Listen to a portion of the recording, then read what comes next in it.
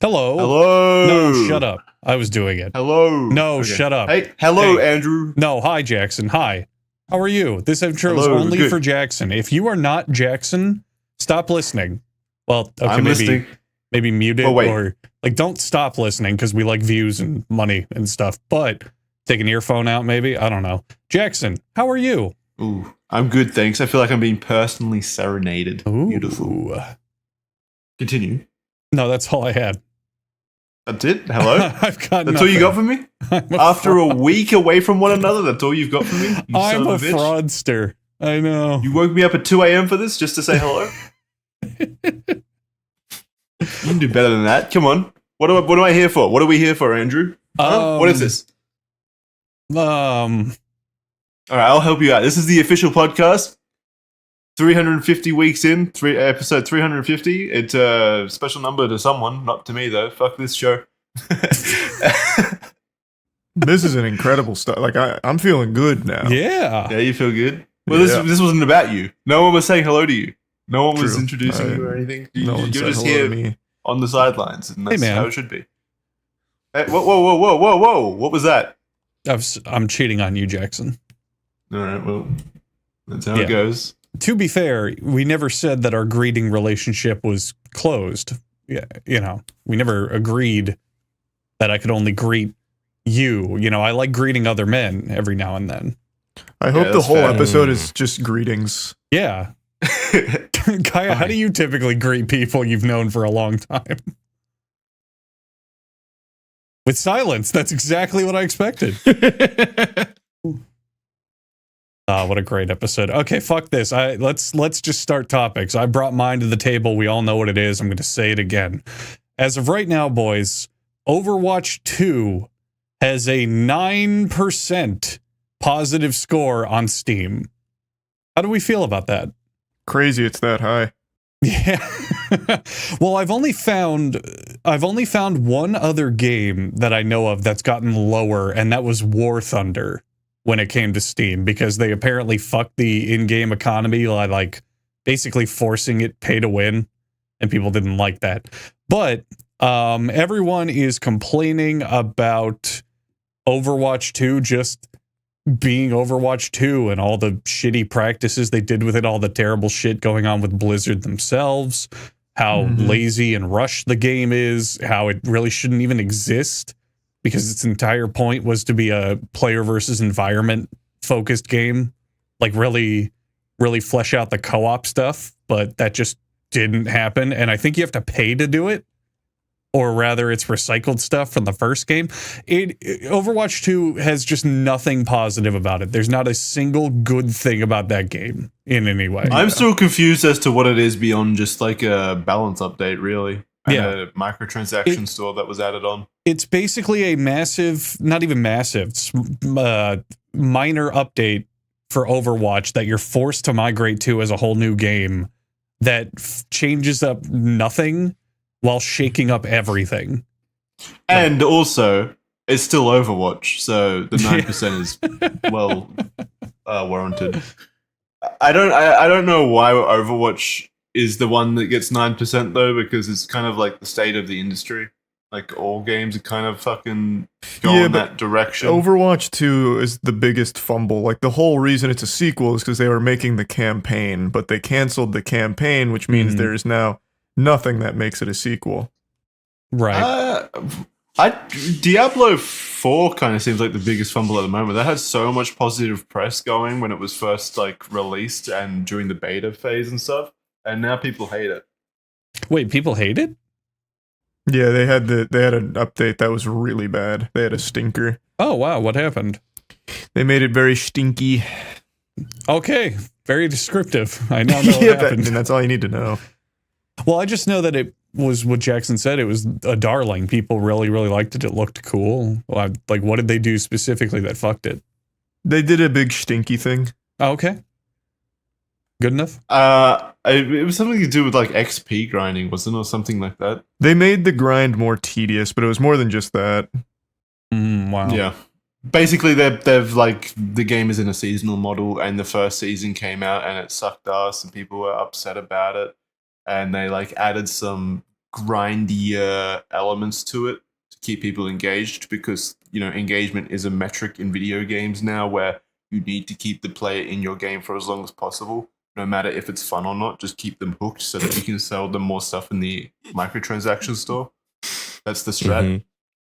So I don't know. It's not conducive to good game design, and I think that's what people's problem with Diablo 4 is at the moment. Well, again, it's not just that. They legitimately made a horrible series of decisions with like the game and its fun levels. I liked the game for the first, The game, I thought the game was very good. I enjoyed it. Yeah. But I haven't reached endgame yet though, so maybe that's where it all falls apart. Apparently the endgame's lackluster, and they just released like devs playing it, and they're using that as evidence for why it's lackluster, which is crazy, like how bad devs are at their own game. I know. Well, to some degree, like if it's like an artist or someone who doesn't typically play games or whatever, I understand. Like you can be a dev without having video game experience. Like the artist doesn't need to play the game. But I think one of them was like a legitimate game designer. Someone making. Well, they designed the dungeons. Yeah, one of them was like the actual dungeon designer. Yeah, and at that point, like, that's not a great look. That's not a great look if you can't play the game. They were like dying on tier 1 world normal difficulty, not even using their abilities. It was tragic how bad they were. Yeah. And then it's like a failing on multiple levels though, because then marketing also thought it was a good idea and released the video. Like that's your job to understand how the audience is going to react. You just threw them under the bus by publicly releasing the video. Like it's a failure on multiple levels. It was interesting. Interesting choice. Yeah. Yep. Pretty interesting. Beyond that, what doesn't suck, Andrew? Baldur's Gate 3. Yes. My God. That is the big game. The big internet darling, big baby face sweetheart going around right now. Yep, because it's very good. To the point Well where, deserved. and I bet Kaya had this topic in his back pocket. Seems like a Kaya thing. Other game devs are complaining that the standard is now too high and they can never live up to this ideal. Yeah. Was I right, Kaya? Yeah. Were you going to bring that? It's literally the only thing I have this week. Nothing that interests me happened nailed it. at all this week. For some reason, I've just been wandering through Home Depot like a zombie. But yeah, I saw that too. We touched on it last week a little bit. But yes, Western game developers are very salty about this again. I think IGN released the video. Great video. Like an actually great video. Yeah. Yeah. The guy makes very good points, and I forget who it is. Destin Is it this guy? Destin? Legary? Yeah, something like that. Yeah, that guy. Destin Legary of IGN, I guess, or maybe he's a YouTuber in his own right. He's I don't know. IGN. But anyway, he made the points. The reason people like Baldur's Gate 3 is because it came out and it just works and it's enjoyable and it's fun and it doesn't break. It doesn't crash on you every other second. It doesn't look like ass. Like half of the fucking releases recently, like Cyberpunk or, the mess that Diablo is now, like you guys touched on, and a few other releases that he named as examples of why people are just sick of AAA games not working as they're supposed to, as they pay $70 up to $100 for these games. And game developers, of course, they saw this video and they didn't appreciate it compared to Baldur's Gate and Larian Studios, because their excuse is, well, Larian has a lot of employees and a lot of funding and they had a lot of time to develop this game, like every AAA game. But for some reason, Larian somehow did the impossible. Yep. Video game dev hard. Can you imagine if Avengers Endgame comes out and it's got all these actors, these A-list actors, and all these special effects, and all this time and effort put into making it really huge and epic and incredible looking, and it caused other movie studios to say, oh, that movie was too good. Our movies will never be that good. We can't make a movie like that. So we're just going to give up. We can't ever surpass that. It's such a whiny, horrible look for you. It's so fucking dumb. Yeah. For you, for your studio, for your product, for everybody. It's not even we're going to give up. It's not even we're going to give up. We're going to keep going and we're gonna keep being shitty, but we're gonna keep moviegoer has shit. to enjoy it. Yeah, give us better ratings than Rotten Tomatoes, you spoiled brats. Yeah, it's like we're gonna keep giving you shit, and you're entitled for thinking we should do anything better. Like, you piece of shit. Just accept our mediocre. You also don't have to do anything like better on a subjective standpoint. You just have to do things well. You don't have to make a game that's better than Baldur's Gate 3. You just have to meet the quality standard that it sets. You have to make sure you make a product that people want and gives them their money's worth.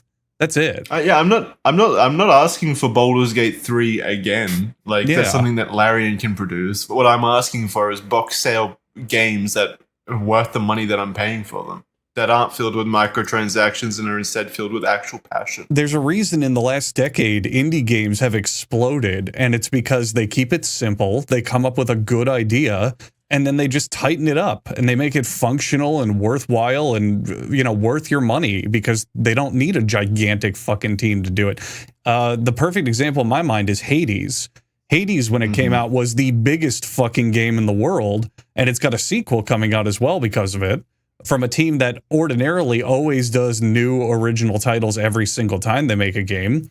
And it's because they knew what they wanted to do. They wanted to make a visual novel combined with a roguelike, and they just focused on making the gameplay fun and the story deep. And that's it. That's all they needed. They didn't need the giant, fucking huge, massive, sprawling game. So, but also, I saw some people make the excuse that Baldur's Gate 3 is only as big and successful as it is because it took the Dungeons and Dragons, which is bullshit. The 100% bullshit, which is insane. There's probably a very large chunk of people playing that game right now where you say, you know, that's based on Dungeons and Dragons, and they go, it is? What? That's most people. Most people, for sure. That's the overwhelming majority of people. That's even people who know about Dungeons and Dragons and what it is. Like, most people don't sit down and like look at the die rolls. If you want evidence of that, just look at the sales numbers of the Dungeons and Dragons movie. That's not an IP that really pushes numbers. Right. 800,000 people aren't simultaneously playing this game because they're really into tabletop RPGs and they're just nerding out. It's like, no, this game obviously broke through the intended audience quite a bit. It's like this. Exactly. I wasn't going to play it. I had no interest in playing it until people started talking about how fucking great it was. And then I started playing it, and it is fucking great.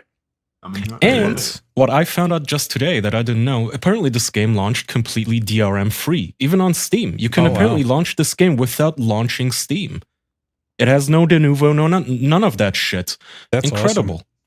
Incredible. And they're crushing it. Turns out you don't need aggressive, super rapey DRM in your games to sell the game.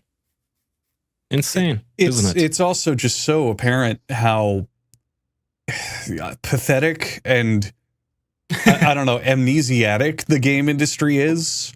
There was a time, I'm getting out my old walker and my crutches right now, and I'm hobbling my way to my comfy chair because I'm so old. All right, Grandpa. But there was a time, believe it or not, there was a time where you bought a big AAA game and it, for the most part, worked.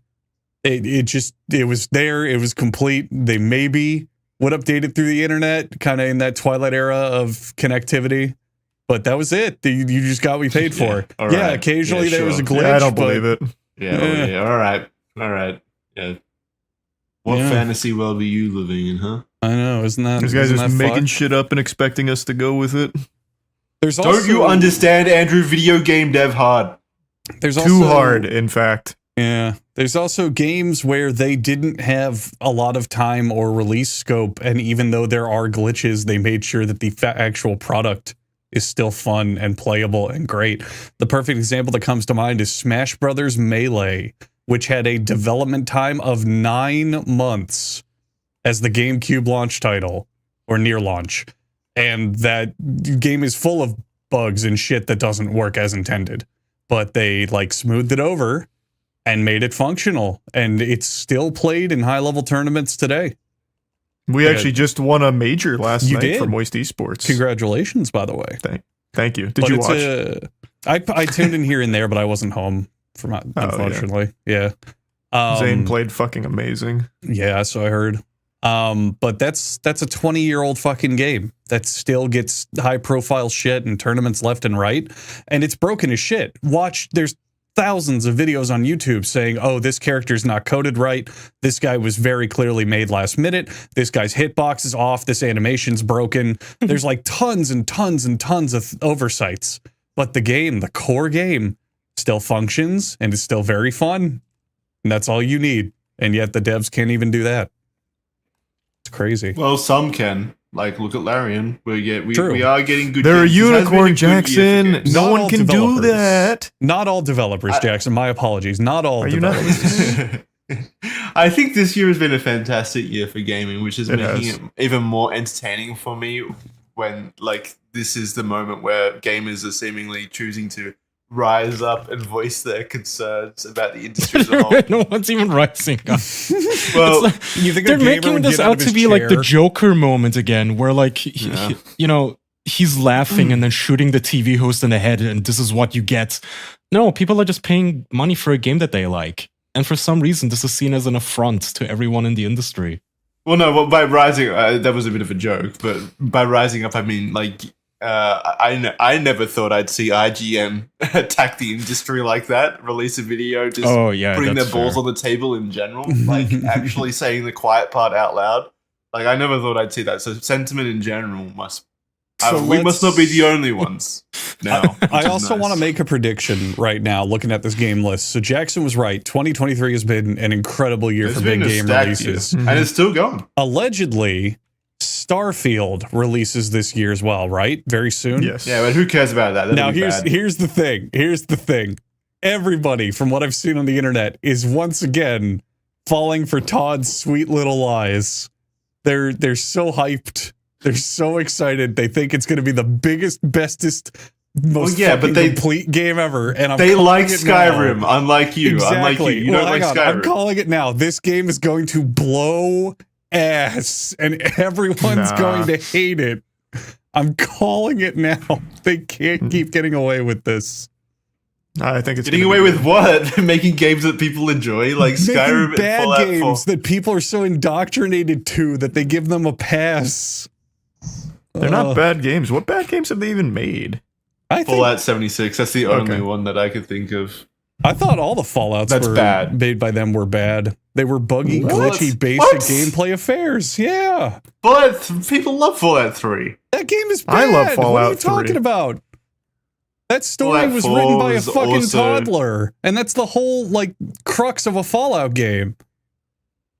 Do you remember the end of Fallout 3 where the main villain just shows up out of nowhere like a fucking cartoon clown and goes, I got you now. And he's just standing there in a trench coat with a revolver and you can just one-shot him no matter what you're doing. And then you can have a companion who's a super mutant and there's a giant vat that's irradiated to shit and super mutants are healed by radiation. Yeah, and if you that go, was hey just a man, go huge in there and plot hole. go save everyone. He goes, no, you need to do it because that's it. And they Todd told me retroactively, to. they changed the entire ending just to sell the DLC. They were like, oh, we fixed it. Buy the DLC. Terrible game. There were It's some not cool, a terrible game. There were neat moments, but the game as a whole was terrible. The engine and the gameplay can be worked well. Like New Vegas, from what I played, yeah, I got the appeal. It was better. It was way better. But 3, 4 story was dog shit too. It was like the 4 most was just kind of bad. Yeah, it was the most predictable I- shit. 4 was bad. 76. Everyone knows how bad 76 was. I feel like the story in 4 and 3 are just kind of the jumping off point to then go and explore this giant world full of different stories. No, because Different Fallout 1 and elements. 2 had incredible stories with Yeah, really but great Fallout 1 and characters 2 and were- nuance. Fallout 1 and 2 were like top-down, Yeah, actual, pretty in-depth games. right. But I it's the same property. It's the same world. It's the same. Fallout, a big thing about Fallout was that you could negotiate your problems. You could talk about it. You don't have to resort to violence. You can, but like it's either 1 or 2. I don't remember who it is, but the giant amalgamation, like machine monster boss who's like trying to assimilate the world. I think it's 2. I don't remember. You can talk him to death and just go, hey, your plan sucks. Stop it. And he's like, yeah, you're right. Sorry. That's interesting. Whereas in Fallout 3, he shows up with a fucking trench coat and goes, ah, I got you now. And you have to shoot him in the face. It's garbage. No one's arguing with you that the story's perfect or anything. It's just the game is still good, even in spite of that. No, it's not. The gameplay's the most basic shit cookie cutter combat ever made. There's nothing special there's to nothing it like whatsoever. it. What do you mean? There's There's so much variety to it. Like what? What do you mean, like what? The whole VAT system adds a whole different element. There's a whole lot of different ways of approaching The combat. VAT system was a band-aid solution to them. Yeah, but it was still cigarette fun. Shooting. The VATS system was like, hey, well, look, we're a turn-based combat thing, because when you actually play the regular combat, it's a fucking janky, unresponsive mess. And when you do the VATS, there's never any reason to do anything other than click head, unless the accuracy's lower, in which case click torso. Click torso. That's it. That's what you do. That's the whole gameplay. But the world is cool, and the little side stories are fun. And Yeah, it's the just world's fun fine. to explore. But that's why I appreciate New Vegas more, because they took a lot more time fleshing out characters and factions and this and motivations and everything. It was I don't. That's not like a. and that was like where an I was going with it. unpopular New take. Vegas isn't even made by Bethesda. It's just their engine. And that's the worst part of New Vegas. Everyone who loves New Vegas loves the story and the characters and the factions and all that. They don't talk extensively about the gameplay. It's just there. Yeah. Yeah. They're bad games. They can be good worlds. They can be good and engrossing players, but the actual gameplay, the function as a game, is bad. It's just Answer me this, just though. is. How can it be bad if it's so popular? Ah, good point. Yeah, riddle me this, Batman. Game popular, game good. That's true. That's very true. You know, that's also why Big Bang Theory is the funniest TV show of all time. You're right. Well, to a lot of people it is. So I'm going we with have the to be majority. tolerant of those people. Yeah. Hey, I personally like Fallout 3 and I like Fallout 4. I don't like Fallout 76 and I like Skyrim and Oblivion and Morrowind. And that's fine. So this is all they're batting opinions. 100 for me. This is all opinion, Well, you know. 90. You can't Yeah, objectively say, I can't say that you shouldn't like it. That's Did you fine. say just opinion? So I meant fact. Oh yeah, I forgot. Criticizing just games, I have to Stop downplaying the importance of an opinion. It's not just an opinion. An opinion means everything. That's true. That's God very, damn it. very What true. do you have without an opinion? What's a man without an opinion? He's not a man at all. He's a brick. It's what separates us from the inanimate objects, Andrew. It's what separates us from the animals, damn it. Yeah. Well, wait, animals can have opinions, right? No, they can't. Yeah. They can have Yeah, they can have tastes. an I don't know if that's opinion. the same thing as opinions. Well, wait, they can have a what? Tastes, like your cats like different kinds of food and kibble, I assume. Yeah, I mean, I've never asked them, but that sounds about right. Yeah, exactly. That's what I mean. They can have tastes, but it's not really an opinion. No, that is an opinion. That is an opinion. They've just It's a preference. they've made an That's a opinion. preference. It's definitely not. I don't know. I wouldn't call Well, it. wait. an If I have opinion, it's more a of no, if I have a preference of something, that is my opinion. I have an opinion that this is better than that. It is my opinion that I I prefer guess. tuna kibble over. An opinion sounds like a more higher level concept, like something you've actually thought about, whereas a Yeah. preference or taste is just something you instinctively like. Well, there's no there's an instinct, but then you use your brain to create an opinion around it, right? And I'm sure cats kind of do the same. I don't know. Do you think your cat does have a brain process like, I think I'm gonna try this kibble again today? Wait, you Just think it's all to give it a just fair impulse? shake. Yeah. Yeah. No. Yes, I think they're just dumb. No. Mine is. God, how do we test if cats have opinions? We need to come to a conclusion on this. I don't know. I can't even decide Well, if most people have that. We'll leave it up to the eggheads in Washington. They can solve it. Well, I'm actually reading the scientific criteria for what forms opinions. And apparently most scientists think animals do have opinions. Yes! I can't believe it. Cute. We can't give the animals these rights. I've got to take a shit. Can we wrap? We are 20 minutes in, so. I'll be right back. I really have to shit so bad. Give me 2 All seconds. right, we can wait. Okay, let's talk about sex. Everyone loves to have it. I'm sure we can all agree. Sex is great. We love it. But sometimes sex is just hard to find. And so that's where friend of the show, Adam and Eve, comes in with their wonderful assortment of pleasure devices, pleasure toys, and pleasure giving apparatuses. You can head on over to adamandeve.com and check out a massive selection of items designed to bring you as close to God as possible. It's seriously just a fantastic cornucopia of incredible concoctions and creations that everyone should experience for themselves. So that's adamandeve.com. You can use code DEFENSE, DEFENSE, at checkout for 50% off one item and free shipping in the US and Canada. Some exclusions apply. So if you're in the market for some pleasure, you can head on over to adamandeve.com and use code DEFENSE for 50% off one item and free shipping in the US and Canada. Some exclusions apply. Highly recommend it. And just to touch on what I said at the beginning, it's not just for people who don't have sex or finding sex difficult to obtain. It is also for those having sex. It's good for couples as well. So maybe you and your partner can head on over to adamandeve.com together and explore, and you could find it a very enjoyable time. A bonding experience, if you will.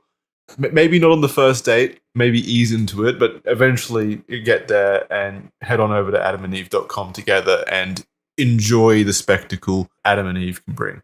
So now you've visited Adam and Eve and you've got your tools of the trade ready to go, but you need somewhere to utilize this newfangled technology. So let me introduce you to our next partner, Helix Sleep, the best provider of sleeping mattresses. Those are mattresses that you sleep on.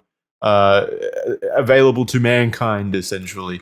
It's an incredible sleep. I've slept on Helix mattresses myself, especially when visiting Andrew. He's got a Helix mattress, a couple of them in his house, and I was able to partake in the sacred act of sleeping on a Helix mattress. And let me tell you, that sleep was sound. I was snug as a bug on that mattress. I wouldn't have had it any other way. It was honestly quite possibly the best sleep I had while I was in America at that time. It was a fantastic sleep, and it was brought to me by Helix Sleep. You can head on over to Helix Sleep and do a personalized quiz. It's basically a quiz that analyzes what your sleeping profile is like, and then it matches you with the perfect bed for your profile. It's basically like Tinder, but for mattresses. Like it will put the best mattress for your body in front of you, and then you can just click a button and it'll show up in a box at your door, and then you can bring it in and lay on that bad boy just like your Tinder date. It is fantastic. I highly recommend going over. Just go, even if you don't want to buy something, just go over to Helix Sleep, do the quiz to find out more about yourself, really. Discover more about yourself using the Helix Sleep quiz. It's an illuminating experience. So Helix is making it easier for me to recommend Helix to you by offering 20% off all mattress orders and 2 free pillows for our listeners. Just go to helixsleep.com/official. This is their best offer yet, and it won't last long. With Helix, better sleep starts now. Again, fully recommend Helix Sleep and fully recommend heading on over to their website to do their sleep quiz. That's helixsleep.com/official for 20% off all mattress orders and 2 free pillows for our listeners. So yeah, head on over, check it out, and have a pleasant sleep. I guess opinions make sense, especially if you're talking about like chimpanzees and stuff, or like the gorillas. Oh, so now suddenly, because Andrew said that he read it on the internet, now you're like, yeah, okay, animals can have opinions. Make up your mind. I guess it depends on the animal. I don't know. I still don't know if jellyfish are fucking animals, but they obviously don't have opinions. No way. No, they are genuinely just jellyfish don't have brains. They're just they are just a massive nerves. I don't even know if they have nerves. Like they're just mass. I assume a gorilla would have opinions. Yeah, gorillas. I don't know if they would be cool opinions if they could talk. Maybe they're like super racist or something, but nonetheless. I think we are giving a bit too much weight to the idea of opinion. I mean, your dog has opinions. There's probably people that your dog just doesn't like, you know? Mm-hmm. Yeah, exactly. Yeah, and that's not stimuli. That's not like a jellyfish. Exactly. So reading an article or two, they say that the main thing on belief systems and opinions in animals is it can't be reflexive. So like if you startle an animal and it like jumps up or jumps away, that's reflexive. That's not an opinion or a belief it has. That's just naturally what it's going to do.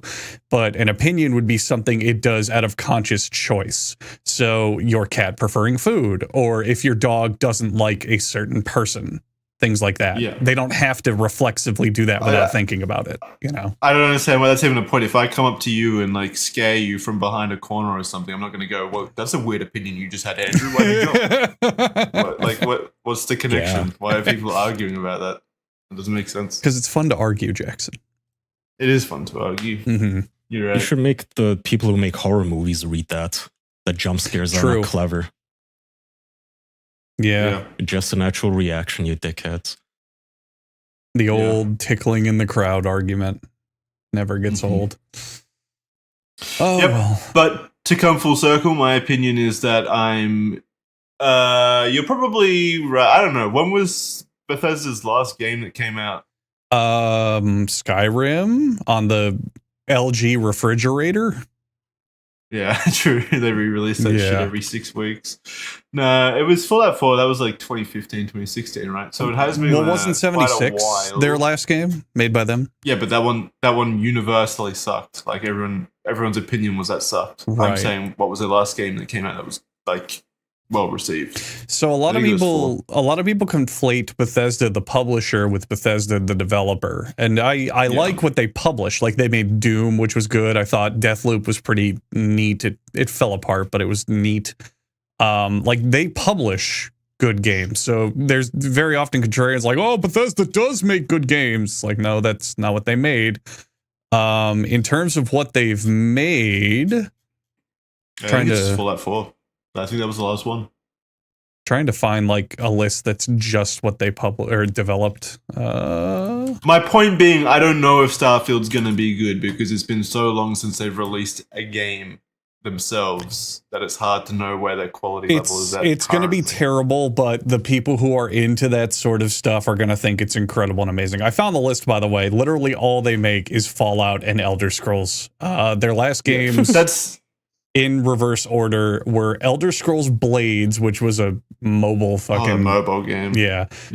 Fallout 76, Fallout 4 VR, Skyrim VR, Skyrim Special Edition, Fallout 4, Fallout Shelter. Oh boy, people playing that one. Skyrim, Fallout 3. That's all they make. They used to make drag racing games, and then they pivoted to purely Skyrim and Fallout. Oh, those stupid idiots. They should have stuck with drag racing games. That would have made them into millions. Big Drag fucking racing. true. Yeah, imagine that fucking boardroom meeting where they're trying to decide whether to fucking greenlight Skyrim or Drag Racing 2 Deluxe Edition. Why did they do that? Works for Need for Speed. Yeah, but then they had not to the level of Skyrim. But then they had the board meeting in Skyrim where they said, hey, do we make combat you press the right trigger or the left trigger? And you just do that over and over in front of enemies. But you can choose. You can choose to be a mage. That's you right. can choose to be an archer. You could choose to... It doesn't really change. It changes nothing. The combat plays exactly the same every single time. You mash buttons until everything is dead. But you know that Todd made it. True. Very, very, Todd very had a true. hand in it. Very, very true. I think what you're saying is just convenient, though. It gives you an out because you can still just claim that you're right, even though everyone else agrees that the game is good if it releases and it's good. And that's fine. That's totally fine. Is there a future possibility where Starfield does release and you're like, yeah, this is good?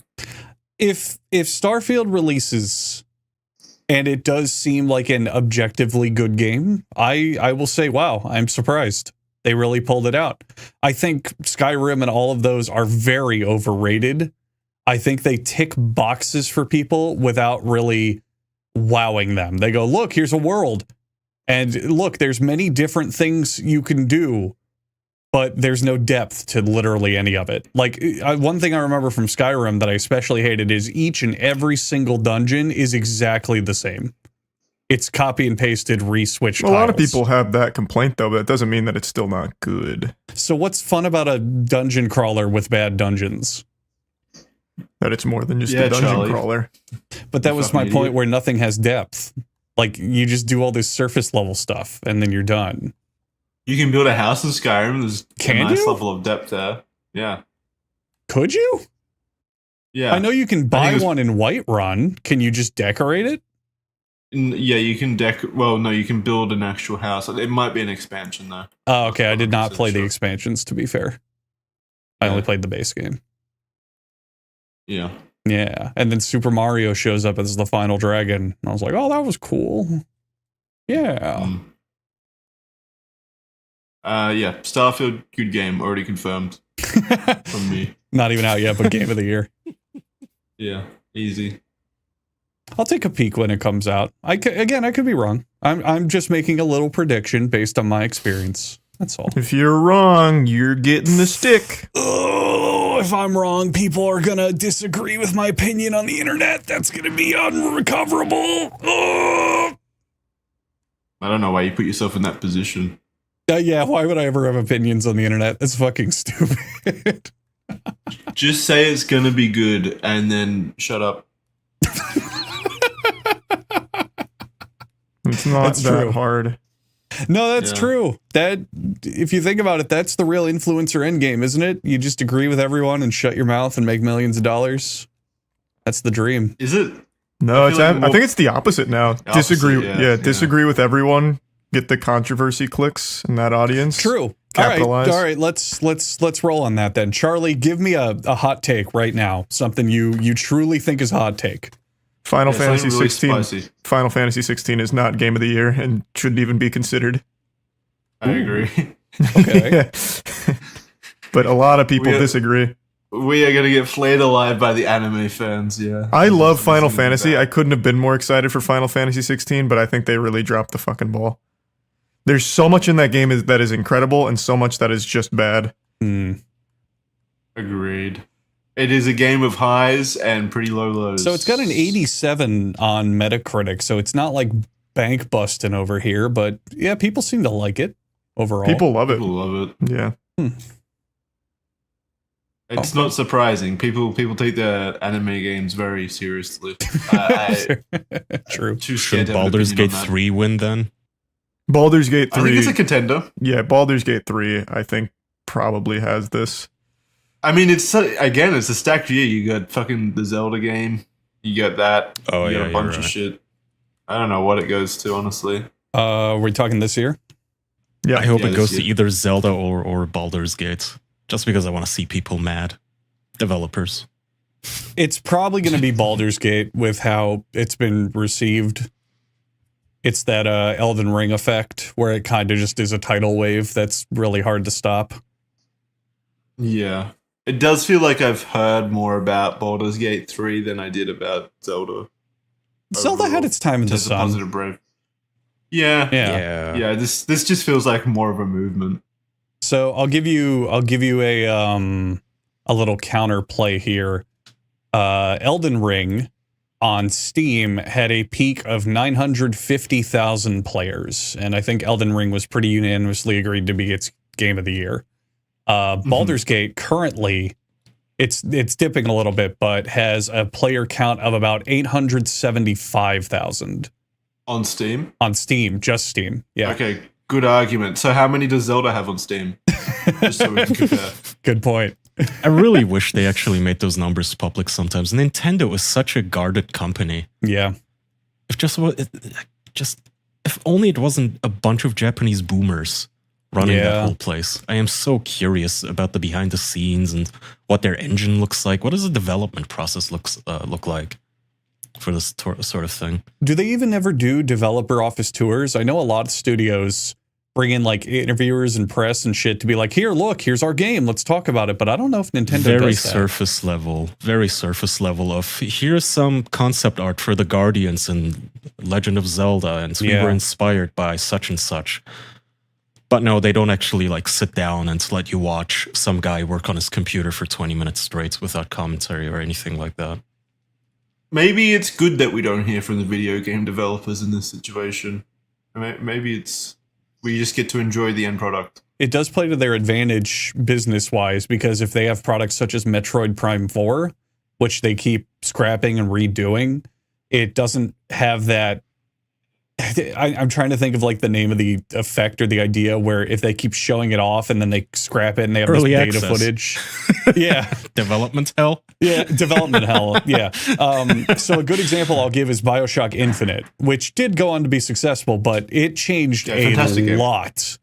It changed a lot from its initial release stuff. Like, they scrapped a ton of fucking features. And there's a lot of people, including myself, who are just like, yeah, the game that came out was fine, but I really wanted that. I wish they could do that. You know, I wish it lived up to that, but it didn't. So they get to avoid that. You should go make it. I will. Video game dev is so easy to you, Andrew. That's it. I'm making all of BioShock Infinite from scratch myself. Finally, it'll have a good story. Yeah. No, the story in that game was really bad, too. Can you redo Skyrim and so it's actually good? Yeah, use RPG Maker. Yeah, there we go. I'll use, what is it, RenP, the visual novel maker? Yeah, the visual novel. Yeah, that's going to be game of the year. Make What Game is of it, Moans, but WinP? Skyrim. It's either RenP or RenPy. I don't know how to say it. I say RenP. Yeah, it's a visual. It's like RPG Maker, but it makes visual novels. Most predominantly used in the porn game industry. Oh, is that what you used for whatever it was you were doing? Yeah. Classic. Yeah. Classic engine. Then BioShock Infinite will have a good story as well, finally. What else we got? Have you guys ever seen a dead body? I've gone 26 years without ever seeing one. In real life? Not that I remember. Yeah, well, I've seen dead bodies on the screen. Yeah. I've seen a bunch in documentaries. Oh, yeah, no, I have.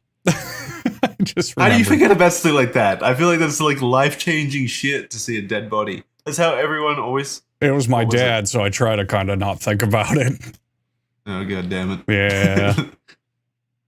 Yeah, well, that's fair. That had like sentimental aspect of it. What I meant was a purely like just random dead body. Like I always hear of people have these like extreme stories of just coming across like dead bodies, and I don't know how that happens. I don't know how people just stumble across dead bodies. Did this happen to you?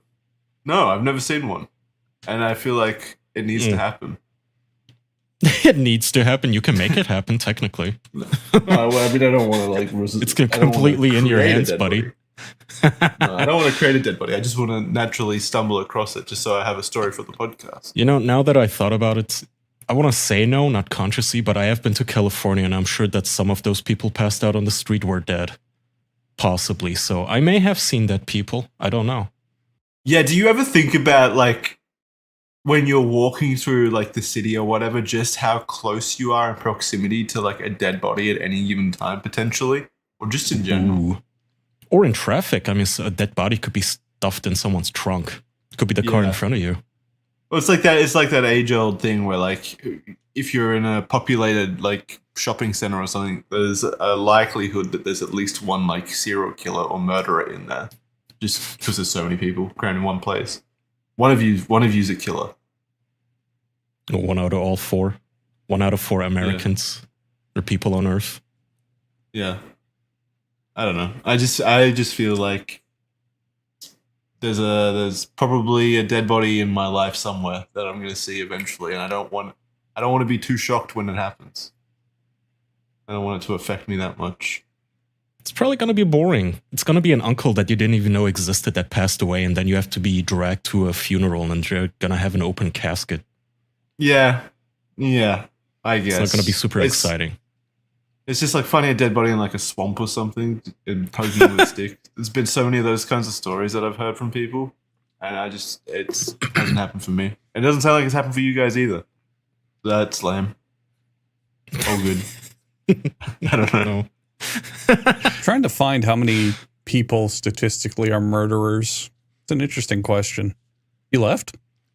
Oh, I just had to step away for just 2 seconds. Oh, gotcha. Are we still did you talking need to about murderers and second dead poopy? bodies? No. Just a quick call.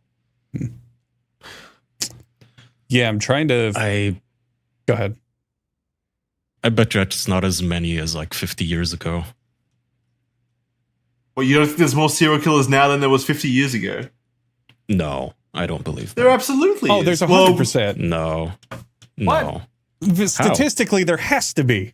There's millions and millions and millions There's significantly more people. Yeah. There's significantly more surveillance. Mass surveillance was not a thing 50 years ago, which is why every dope with a 70 IQ was able to kill dozens of people and get away with it for decades. We didn't even have DNA evidence, cameras, or anything of the sort. You could literally walk up to someone's yard and just hit them over the head with a hammer and run away, and no one would ever know. Now you have mass facial recognition everywhere you go. It is impossible to be not surveilled. With my little anecdote, then, it does lead credence to Kaya's point, because people seem to be stumbling across dead bodies less often now as well. Just based on, like, we've never seen a dead body, but, like, older people have generally seen dead bodies. So maybe there were more dead bodies in the past than now, which means more serial killers in the past than now.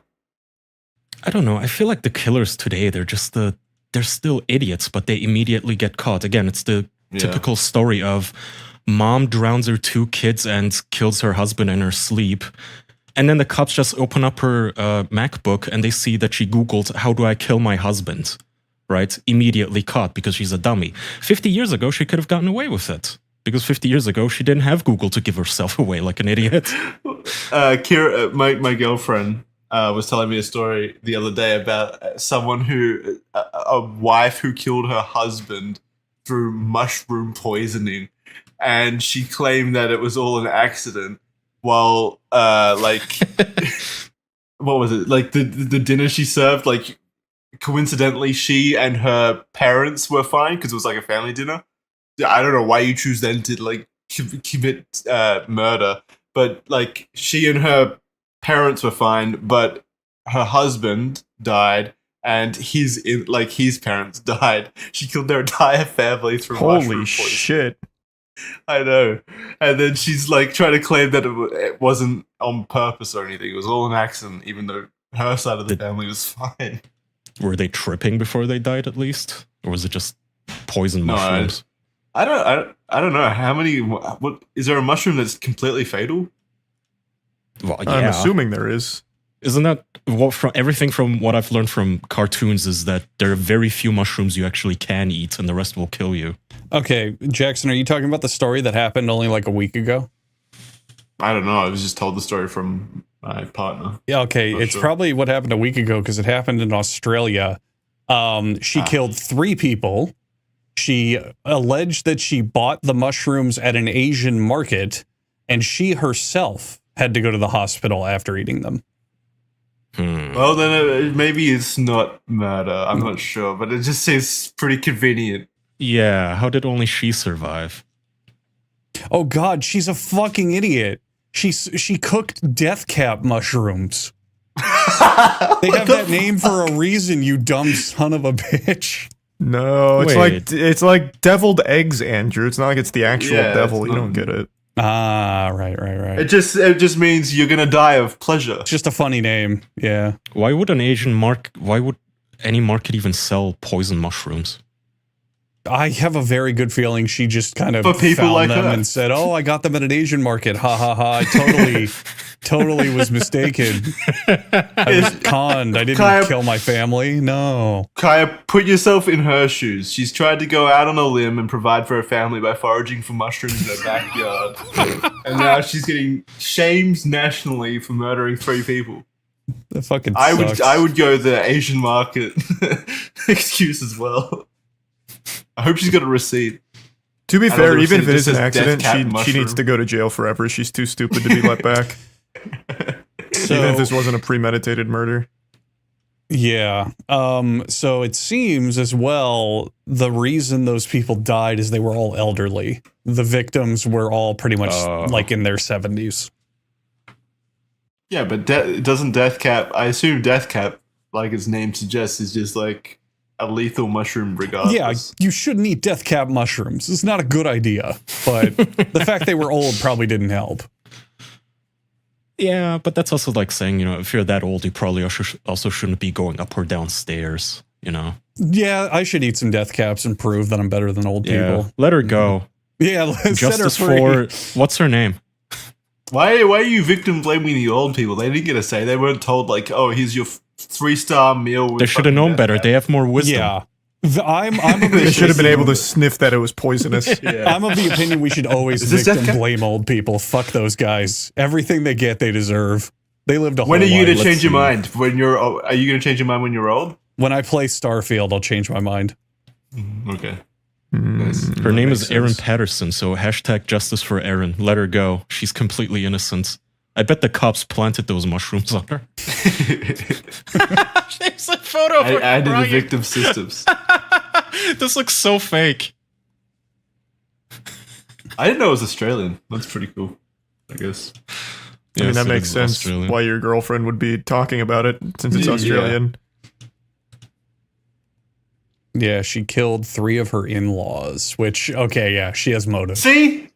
Yes. Oh, look, Well, okay, we don't listen know to about this. motive. I'm just saying it's super convenient that the only people that were affected were her in-laws and her husband.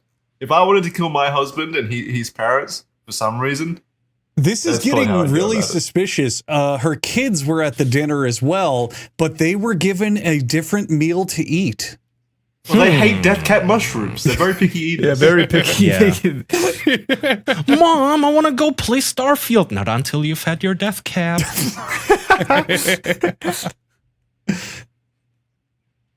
Also, apparently, death cap mushrooms, according to this article, are responsible for the majority of mushroom-related deaths worldwide. So these are like the sounds about pit bulls par of for the course. mushrooms. Wait, she went so out of the way. No, I thought it was just a dinner with her in-laws and husband.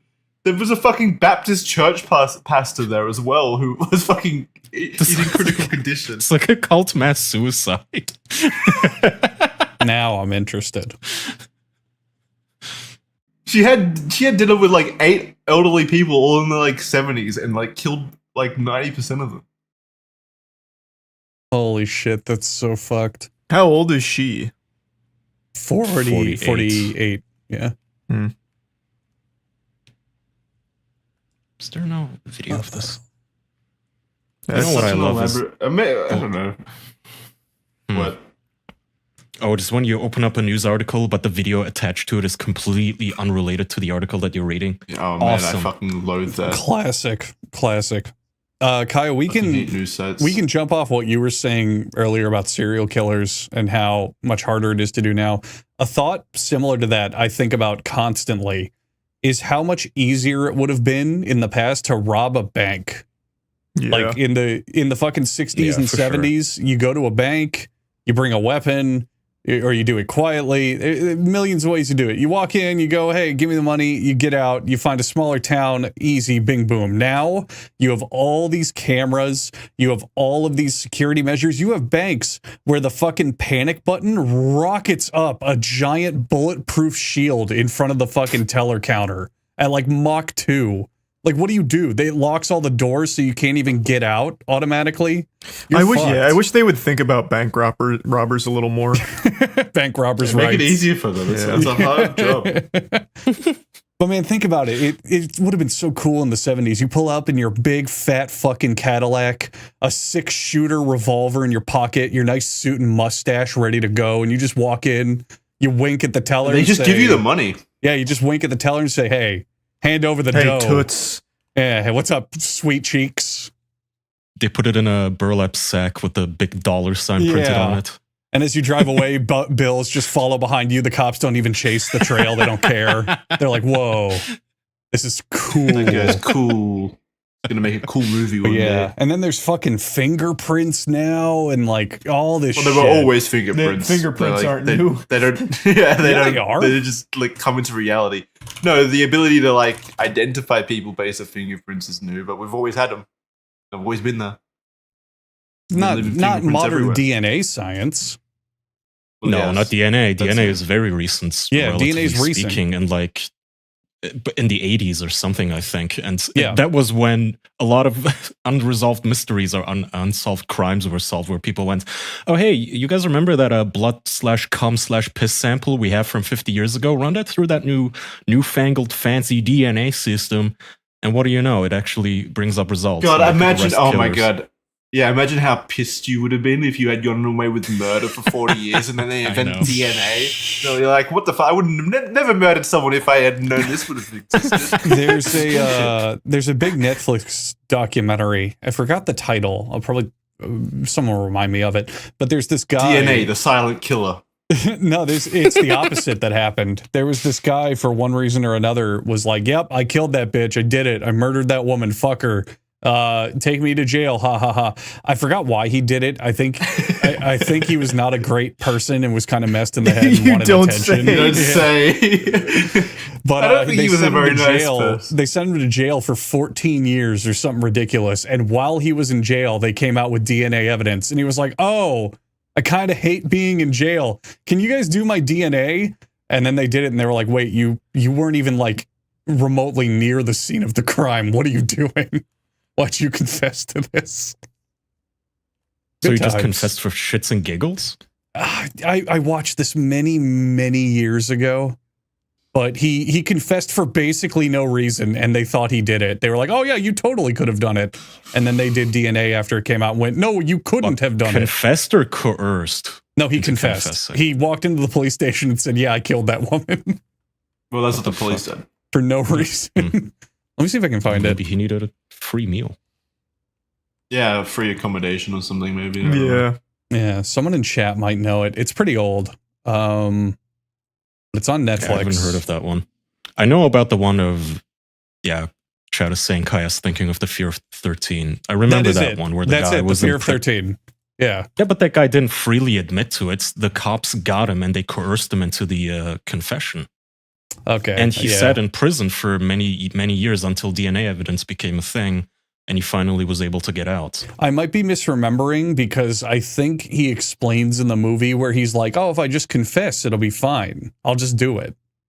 Yeah. So there maybe. might have been coercion. I watched this. This came out in 2015. I think I watched it when it came out. So If you're going to be Yeah. put in jail for 15 years for murder, I think you get a free murder pass once you leave. You can kill someone and not go to jail. that's the At plot that of point. Double You've Jeopardy. done your time. Jackson. I think that's very fair. You know, they say if you can't do the time, don't do the crime. Wait, if I have done the time, I Yeah. think it's only fair I get to do the crime. you boys Yeah, haven't seen the keep movie your Double money. Jeopardy? Keep your money. Yeah, but that's completely different, right? No, that's the exact plot. She gets thrown in jail for allegedly murdering her husband, and then they find out that it was all faked by her husband as a con. Yeah. So they let her out, and she goes, "Well, now I'm just going to actually murder my husband. They can't send me to jail for it." Yeah. But that's that's specifically her husband. If she tried to kill anyone else, it would be a new murder. Yeah, exactly. Well, in this case, I'm saying you can murder anyone. So you guys want to like go to jail preemptively just so you can get a free murder Well, no, card? I don't think they're saying they want to go to No. jail. They're just saying, yeah, like if you did happen to go to jail for a crime you didn't commit, you get a free pass. Even if I did and then came out and I got my free murder pass, I would donate it to someone more in need, I guess. Who needs it Someone more in than need, you I would do? wanna- Yeah. Yeah, I don't think I would want to murder Like a someone. kid with cancer. Or like a Yeah. Make-A-Wish murder pass. Someone who really wants to murder someone, but just isn't within their means currently. Do you I guess. do you think they'd give that to a child? Let's say you have a kid, he's like 9 years old and he's got terminal cancer. It's really not looking good. And he says, "I want to kill someone for my Make-A-Wish." No. No they shot. wouldn't. Let him flip the switch in an execution? Well, you don't think they'd find like a 95-year-old grandpa who's like, "Okay, Billy, let's get this over with."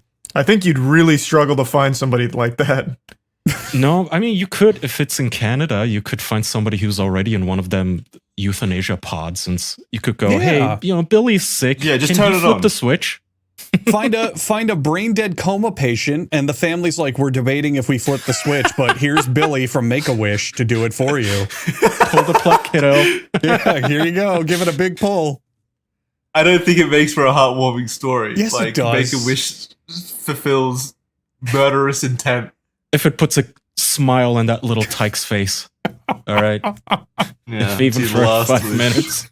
He wants to take someone out with him. Well, what if one of the kids wants to pull the plug on one of the other kids? Like, Oh, both shit. are dying. Well, obviously that's not allowed. That's not allowed. Yeah. Oh, okay. That's a gridlock. Yeah. Because then the other one's wish is not to be killed. They So should what- have what battle happens? royales of the children's ward, and the one who wins gets anything he wants from Make-A-Wish because he's the strongest child. Except the Well, they cure. all get whatever they want from Make-A-Wish, right? Is it Within do reason. They, well, obviously, yeah, within reason. But like, if it is, like, what do they say no to? Like, how much money does Make-A-Wish have? What can they Not fulfill? as much as you'd think. It's mostly celebrity meet and greets and like fantasy fulfillment. Like, oh, you get to be Batman for a day or that kind of shit. They put him on the streets of Chicago to fight crime. Good luck. Get out there, Billy. Here's your batarang. Good luck. Oh man, I know the most common one they do is meeting celebrities, like wrestlers. celebrities, is very common. Action stars, movie stars, superhero stars like Spider-Man and shit. It's very, very common. Yeah, but how much can that actually happen? Like, if Billy asks to meet, like, I don't know, like Ryan Reynolds or something, but Ryan Reynolds says, "Sorry, I can't do it." Like, do they go back to Billy and say, "Sorry, Ryan doesn't want to meet you"? Ryan said Like- you sound uncool. Yeah, does that ever happen? Surely it does. Yeah. Well, I mean, It's I not like imagine guaranteed. there's probably plenty of celebrities that don't really do that, but I don't think they like relay that information to the kids. Oh, yeah, for sure. They just leave the email in their red inbox. And make Or maybe it's like a thing where like I don't know, the actors or whatever, the celebrities sign up with Make-A-Wish to say that they're open to that kind of stuff. And then like they take that list to the kids and say, "You see anyone here you want to meet?" There was that South Park episode that made fun of that concept where I think Kenny was dying in the hospital when they actually made the joke. Oh, it's actually for real. It's serious. And the Make-A-Wish people come in and they're like, we can make anyone, anything you want, kid. How would you like to meet Madonna? And Kenny's like, I don't want to fucking meet Madonna. Hey, I want my friends here. And they're like, but you get to meet Madonna. And it's like very clearly the only person they have to call. Yeah. I feel like it'd be something like that. Oh, like you just get given a celebrity and then you have to act excited about it. Whoever's you're on being filmed, call. like, Yeah. Oh my god. Like, If so I'm the dying, Make-A-Wish I'm not video. acting excited about any celebrity. Yeah. Get out of my room. Fuck that. Hang on a minute. I bet if you were sick and dying and Keanu Reeves came in there to have a chat with you, you'd perk Well, that's up. different. No, I'm saying any celebrity that they just randomly bring that I didn't ask Oh. for. No, yeah, I get that. That's fair. Then again, you're also a 30-something-year-old man, so Wait, do we get Make-A-Wishes? That's true. Yeah, what? Am I dying too late? Why is that fair? When did I age out of Make-A-Wish? I still want my wish. Aren't we all owed one? I want to meet a random question. employee dressed as Batman and pretend it's him. Hey, Come on. hey, that's kind of fucked up. It's true, it was him. Gosh, it's fucking itchy. Oh, younger than Yeah. 18 years, it says. So I guess if Oh, you're a legal fuck. adult, fuck you. You don't get to believe in dreams. What if you just turned like 18 yesterday and the doctors gave you 2 more days to live? Is Make-A-Wish really gonna That hang up on you? sucks. Yeah, they are. They've got quotas to meet. Yeah, you're not precocious and cute enough for Make-A-Wish by It that doesn't point. sell well. Yeah. They also have a minimum age of 2.5 years, so if you're a baby, fuck you too. What? Well, yeah, they wouldn't even understand what's happening. Hey, it's a wasted wish. my 1-year-old's dream is totally to talk with Keanu Reeves about his philosophy on acting. Come on. the babies in the corner, fucking just like in the crib while the parents are chatting with Keanu Reeves. Yeah, my baby's telling me, Keanu, I'm listening really closely. How did you feel working on the set of Speed? They really want to know that. The parents are talking to him while the baby is crying. Keanu goes, "What is that?" Oh, nothing. Put a pillow over that little bastard. Trying to talk to Keanu. I think the most evil plot you could ever hatch is you have a child just to get it sick to get your own Make-A-Wish. It's kind of ingenious. Oh, yeah. But would Yeah. the cost of like, if you, let's say you go through the whole plot and you get their autograph to sell on eBay, would that make up for the cost of having the kid? Good point. Could you turn Shit. this into a business is the question. How can I don't- exploit children as efficiently as possible? There's got to be some point where the Make-A-Wish people stop coming back because they're getting a bit weirded out by how many sick kids you're having, right? Wear one of those glasses with the big nose and the trench coat or something. The Groucho Marx glasses. Is that what those are called with the mustache and nose? Groucho glasses, yeah. No. Or are you in the market for one and you couldn't figure out how to define it? No, I was just curious. I've never actually heard what they're called. Yeah, they're based on Yeah, Groucho me Marx. neither. Oh, What do you know? Former Make-A-Wish Iowa CEO pleads guilty to theft of funds. what? A charity that steals? How much did he Incredible. embezzle? It looks like a she, and it just says tens of thousands of dollars. Imagine stealing tens of thousands of dollars from sick babies that want to meet Keanu Reeves. Yeah. It's That is pretty fucked up. That is ridiculous. Ugh. I know who I'm using my murder wish on. What would you guys ever steal? Like realistically? Anything? What do you mean? Money? Like how far would you go? I mean, Movies Oh. and music. Yeah. If we're talking Just kidding. low grade piracy, then how much time do you have? I mean, holy shit. okay. I mean, like an actual like real crime, not just like piracy. I mean, it is a real crime. I know, but that's such a low level one. That's not what I mean. Yeah, it's not a cool crime. How Well, what is desperate am my I? budgets? Or like, I mean, do I like, have a right now. team? Am I like Oh. Orsan's 11? What are we doing? Am I on my own? Oh my god! Just right now, you as Kaya Orson, what would you Yes. be comfortable stealing? I'm Like- just like the- asking what equipment I have. Like, do I get a mask? Do I get a crowbar to break into places? or- you get whatever you plan. What the fuck do you mean? Okay, all right, fine. I'm not planning the crime for you. I'm just like, would you go to Sam Ash and steal a guitar? Like, how far would you go just for something you want? I mean, like a real fucking crime. Are we going to get caught? Yes, you might get caught if your planning's bad. I don't know, Jackson. Holy shit. You guys are really overthinking Well, this. there's nothing. Nothing. I'm not stealing shit. Okay, so there's Oh, nothing yeah. you would realistically steal. No. Coward. Not unless I'm starving. No. All right, well, you. I don't need anything. I don't need or want anything bad enough that I would break into someone's house. No, to, like, even if I was steal it. starving, I'd Charlie, rather why die. don't you than kick us steal. off? It sounds like they're really overinflating these details. Pokemon cards. I would have stolen Pokemon cards easily. If someone had. Even now. Oh, no, maybe not now. But I have stolen What the before. fuck? That's your entire fucking point. You're going on about this now. Oh, I just mean like I know I could. And like I could do it. Oh yeah, no shit. You could. I can steal Pokemon cards. Doesn't mean I Yeah. want to right now. I'd rather just pay Let's for it. expand that.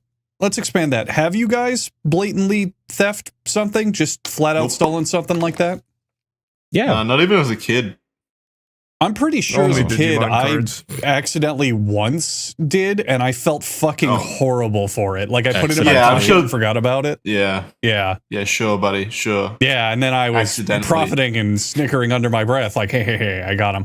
No, I'm pretty sure. How do you sleep with yourself? Pretty sure as a kid, it was either like a small toy or a pack. It might have been a pack of Pokemon cards, but I put it in my like jacket pocket back when it was cold for the 1 month out of the year it is. And I walked out of the store, and then I got home, and I was like, I stole, and I felt fucking horrendous about it. That store probably had to fire all of its employees and close down because of you. You destroyed that neighborhood. They're still and their feeling the access to effects Pokemon of it to cards. this day. That store's gone Yeah. because of me. The fucking spreadsheet came in at the end of the month, and they were off by like $3. And it was Well, just, you know it what was we too said, much. gang. If we don't make exactly 100,000 in profits, it seems we're short $1.50. So, bye-bye store. You're all fired. We're demolishing it as we speak. Yeah. Yeah. You guys haven't ever done anything like that? Taken something without realizing it? Well, definitely not on purpose, but like you, I'm sure there was a point where like something came out in my pocket or I've done something both. that I didn't I've never realize. even had that happen, actually. Hmm. Kyle, you've just Once in stolen a while. stuff? Yeah, as a kid, yeah, for sure. I mean, my best friend was a big shoplifter. We'd just go into a grocery store, and by the time he walked out, he would have just entire sausage links and bread up his sleeve so we could have lunch. I thought you were saying up his But, ass. Yeah, Yeah, I thought that was going to go a different direction. Yeah. No. No, it would literally just be up his sleeves. I even wouldn't see him steal, and I would be standing right next to him. But it was convenience. We were kids. Well, convenient for you, yeah. Yeah, convenient you for didn't me. even have to. You didn't even have to steal. You just got free food. That's true. Technically, I didn't steal. I guess not on that. Did he just bring occasion, at you least. along as like a what are they called, patsy? Like someone to throw under the bus if the store manager came around? No, he had a lot of honor. He would a lot of times take the fall. Oh yeah, a lot of that I honor. would do. But I'm not gonna be There's no ashamed of honor among fucking thieves. shoplifting sausages and bread jacks. And fuck you. Look at California. People raiding entire stores with like cameras filming them as they're collecting hundreds of dollars worth of designer clothing. Or do you really think you can shame me for stealing food when I was 13? It's more understandable to steal Gucci than food. Yeah, with You that weren't you can starving. look cool when you finally get something to eat. That's true. Were you starving? Did you need the food? I need my Louboutins rather than food. Well, hang I on. know. I mean, there's that, and then How bright Louboutins. outside was it? Did you need What? the Gucci glasses? wait, what did you say, Charlie? Louboutins is just so cute. Isn't it? Why? Louis Vuitton. Louis. No, you are wrong because me and my What? friends were watching 90 Day Fiancé. Louis Vuitton and Louboutin are two different brands, apparently. I also did not know this. Louboutins are shoes. Louis Vuitton is that L&V brands that like trashy women like to show Well, that's off. what we thought you were talking Yeah, about. I'd never even heard of the shoes. My Who the mind fuck was talks about blown. Louboutins? What the fuck? You just came up with an obscure shoe brand? I know it's Louboutin. just this. I cannot explain like 90 Day Fiance lore to you guys, but there was one of the contestants just yelled at his fiance at the time because she threw his Louboutins at him with a B, and he was very, very angry about this. I've never heard of these shoes before. That's the first time I've ever heard. No, that. yeah, Isn't he's that crazy? right. Christian Louboutin. Louboutin.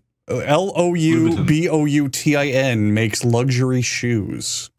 He was the only son of Roger, a cabinet maker. I've never heard of this either, Kaya. I always just thought it was Louis Vuitton, and then there's Well, this no, that's- whole that's other different. brand. Dude, It's just different, like you different. guys, because the guy was Dutch, and I assumed, oh, that's cute how he's pronouncing Louis Vuitton. And then I actually Googled it, and I was like, what the fuck? This is one of those Berenstein situations. Like, am I in a parallel universe? Wow, fucking high fashion's such a scam. This brand, this Louboutins, wants $745 for some leather sandals. Yeah, Oh, they are I mean, so ugly too, yeah. high fashion is legitimately a scam. Oh yeah, holy shit. Jesus Yep, just like Christ. modern art. Oh And it well, works on people. you look cool wearing them. Like, why would I pay fucking $1,000 or whatever for this bag that's just a normal bag with just Louboutin? Because on it, like the the point word is Louboutin. you show that you wear it. Like high fashion's not about the quality or the function. It's about showing, look, I wear Louboutins. Look at me. Yeah, again, it's the same discussion we had last week about gold flakes in your food. Yeah. It's Yeah, more yeah. about the fact that Yeah. you are so rich you can be this frivolous. Oh, look at Yeezys. Look at Yeezy slides. It's a hunk of plastic and people pay for that shit. And the fucking irony is that actual billionaires and wealthy people don't usually dress like that. They just wear regular normal shit. I don't know about that. I don't think so. I think there is a large group of celebrities that only wears like designer clothes, like But then- exclusively. True, but then when you go beyond them to a higher tier of wealth, it's all dorks wearing whatever's comfortable. Look at fucking Mark Zuckerberg and Bill Gates. They just wear whatever shit's in their closet. Or Yeah, like, that's fair. well, Which is yeah, because at usually that tier, Louboutins. Yeah. usually Look at when Elon people Musk. have dozens Look of at billions, Bezos. they're legitimate businessmen, yeah. Yeah, because they have Yeah, actual I actually think money. it's the difference centric. between celebrities and businessmen at the end Yeah. of the day. Yeah. Yeah. Yeah. Celebrities are a bit more eccentric. If you're wealthy and have if you're wealthy and have funds, then yeah, people are like, oh, I wear Louis Vuitton and I have this and this brand and this fragrance. But if you go beyond that to even wealthier, most of the time it's just people going, yeah, I got this 6-pack of t-shirts at Calvin Klein. They're comfortable because they don't care Yeah. because they're making actual And- money. They don't have to show it off. They exclusively eat soup for dinner. Well, Mark, Stuff like I that. bring up Mark Zuckerberg because he had a whole fucking like story written about him on how he wears the same T-shirt everywhere he goes. to the point where he like got it recreated by a designer to be exactly what he wanted, but it's just that same gray t-shirt. And that's it. Okay, then he took it in a rich direction then. Oh, he did. But it started out as he just bought the same fucking shirt from like, I think it was a 6-pack from Calvin Klein or something. Like a nothing. Just shirts. And then eventually it became a rich people thing. But if you look at most photos with him, he's just always wearing just a gray fucking t-shirt. Not like, oh, here's me in my brand new fucking Versiolago shirt. You know what I mean? Robots don't have much need for clothing. Speaking of Zuckerberg, why the fuck is that man agreeing to fight Elon Musk now? Well, that's been postured for a long time. Zuckerberg would actually fuck him up so hard, though. There's no way Musk he would. Oh yeah, not even that's close. not my point. For Elon Musk, this is nothing but an upside because he gets even more clicks and views on X or Twitter, or whatever you want to call it now, if he live streams it. What does Zuckerberg get out of it? Publicity. Meta's name in there, I guess. Yeah, why is to kill a man in the ring? Why not take over X? You know, he got his murder pass. I mean, no offense, but everything Zuckerberg touches just kind of fizzles out. He tried the whole meta thing, the metaverse thing. Nobody gives a shit anymore. He tried what was this Twitter clone? Threads. Oh yeah. God, yeah. Yeah. People migrated to that for like a week. All the celebrities did. And then everybody got so bored. Even Zuckerberg stopped posting on it 2 days later. Not true. He's the only one that still posts on it. Once in a while, yeah. But no, that's where he posts all his fight updates where he's like, yeah, Musk is he's a coward. So yeah, I'm reading some updates on it. Apparently Zuckerberg wants to do it, but Elon is just completely dismissive and is he just keeps ducking. Yeah, it just isn't interesting. No, apparently Elon sent him a private message and said, hey, do you want to spar in your backyard next week or something? And Zuckerberg replied with, if you're serious about this, go train with someone else. This isn't how professional fights work. He's until right. Then, leave me alone. Yeah, I mean, he's right. Correct. But again, I see why Musk is doing this. He's a publicity man. This is nothing but a publicity stunt for him. They're both I guess it's cute men. that Zuckerberg... He'd get more publicity though if he actually got in the ring though. That'd be a massive event. Yeah, but he That knows would be he'd way get more fucked publicity. up. He doesn't want to get hurt. Yeah, neither of them actually wants to fight. Like, actually fighting does Zuckerberg nothing for would. them. But the publicity of it... Zuckerberg like does. actively trains all the time. I think he would Zuckerberg actually do does it. fight. I feel like Zuckerberg probably got all these pain receptors removed surgically as well. I think you're probably I don't right. think it would affect him. Yeah, okay, but Elon has Neuralink on his side, so maybe he has something. Ooh, he's got like VATS. He's got VATS. No, wait. We're thinking so fucking small. These guys are multi-billionaires. They need to have mech suit fights. They send in their slaves to fight for them, basically. Ooh, like John Wick 4, they each pick a champion. Yeah. God. Elon should pick Donnie Yen. Okay, yeah, we should have billionaires fighting. They need to just throw money into shit and have like make some warships and fly them around the air at each other. Something cool. I like it. I like how we've come full circle as like human society. Like old kings back in the day used to fight each other for land and stuff, and now old rich people are fighting each other for entertainment. To be fair, I mean, to our billionaires' credits, a couple of weeks ago we talked about Jack Ma. Was that the Alibaba guy who made a movie about himself just kung fu fighting sumo wrestlers? And we said that's kind of cool. Well, to be fair, I'm actually more interested in this actual fight if it does happen in real life. It won't happen. I want to see Zuckerberg wedgie Elon. Yeah. That's something I would tune in for. If I could be a big dumb history nerd, I did a video on a guy. He was king of France. I'm looking it up now, or of King Spain. But it was in the 1500s, and they had a jousting tournament. And he was like, "Yeah, I'll fucking joust. I'm the king. I'm fucking cool. Come watch me joust." And he got a splinter in his eye, and it got infected and died, and it killed the entire sport of jousting, and that's why we don't do it anymore. What? What do you mean killed it? People were like, "Oh shit, this is dangerous. The fucking king died. Let's stop jousting." Fucking libtards and their regulations. Yeah, ridiculous.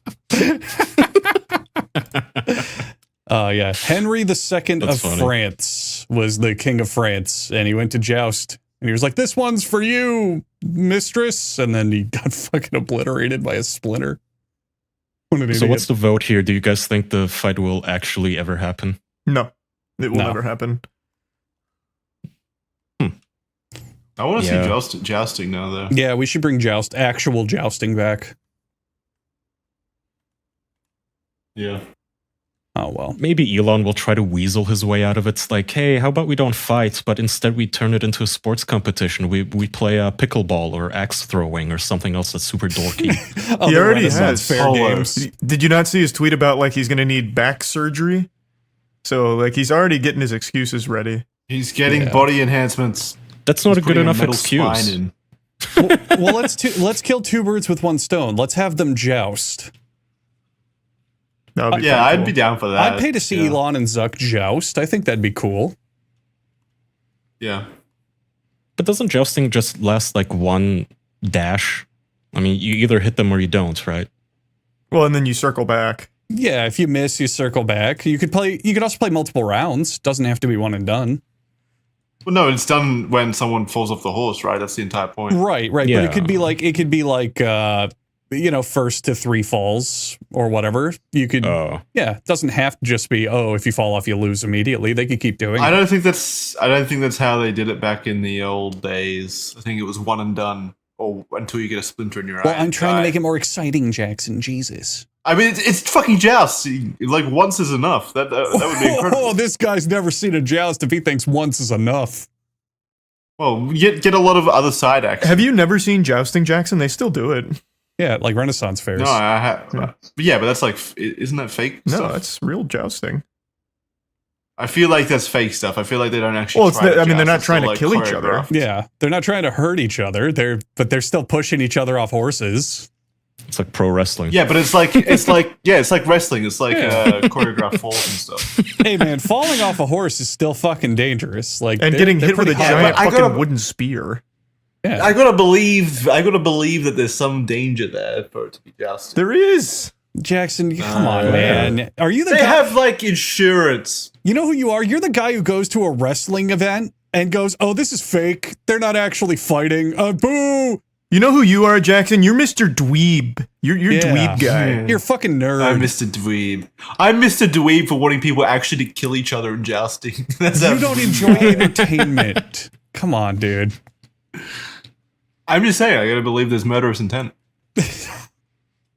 Now, it would be cool I if gotta they see actually blood. did fight to the death and the winner gets ownership of all of the assets of the other billionaire. Ooh, I do That'd like be that. crazy, yeah. I'm just thinking they're billionaires, man. We got to go bigger. They should have like a private helicopter duel or something that regular people can't. Ooh. Yeah, helicopter jousting. That'd Yeah. be fucking awesome. They should both buy Apache helicopters decommissioned from the Soviet Union and just start lighting each other up. Like something the common man can't do, you know? Give me a real Yeah. spectacle for their money. Well, like a game of Battleship. But Yeah, but with real life-sized. battleships from World War II. Yeah. Yeah. Oh my god, that'd be so fucking incredible. Fuck yeah. Yes. Do something, you know? Put your money to good use. Charlie used to bring up something, I think it was Charlie, or maybe, no, I think it was Kaya, where it was, if I was a billionaire, I would just make a full movie of my design from start to finish. Was Oh, it yeah. Kaya? Yeah, was- I said that I yeah. would regularly fund just my passion project. I would just literally go and give them enough money to make another Mad Max or Yeah. Baldur's Gate game. Do That sort that. of stuff. Do that. Like these guys, boxing, yeah, boxing's neat, but have them do something that only they can do. Really just up the fucking ante. Recreate a giant Connect 4, like the size of a country, and play that. Like something. To be fair, Jack Ma did try and he got disappeared for it, right? He made that karate video and then he disappeared. Well, that's that not was- why they disappeared him, but yeah. Yeah. We don't know. You that. don't know. Well, we don't know. I mean, yeah, maybe he really made a stinker and they hated him for it. Maybe Xi Jinping was just like, why was I not in your little movie, Jack? He was kidnapped by Jet Li and Jackie Chan for looking bad. When Xi Jinping thought it was like an actual documentary or something, and Jack Ma was an actual threat. They threw him in an took him actual death match because they were like, "Oh, you're the strongest fighter in all of China." We're gonna need you to yourself. fight the Russians. Well, wait, that's something I do. That's something I do agree with. Can we extend this billionaires fighting each other to the death thing to like if political leaders have beef that they should then squash it personally themselves? I don't mind that idea. I've always thought it'd be very cool if we still settled our differences in the old ways with like fisticuffs with the leaders. I think that'd be great. We need to bring back dueling. Yeah. Like dueling 10 paces, fucking pistols or your weapon of choice, whatever it may be. Yeah, because politicians would really agree to that.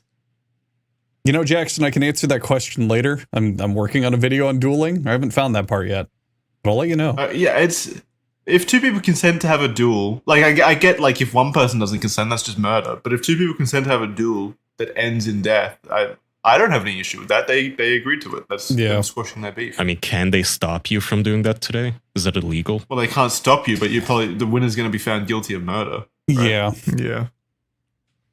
That's fucking stupid. Yeah, I agree. Oh, well. That's actually really fucking dumb. I mean, not really. I mean, think about the Cannibal Corpse guy. That guy agreed to get eaten.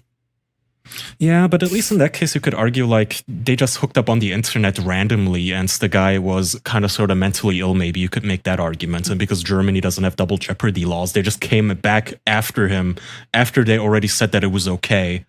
They came back to the case and said, actually, we changed our minds. It's not okay. You go to prison now, to a mental asylum.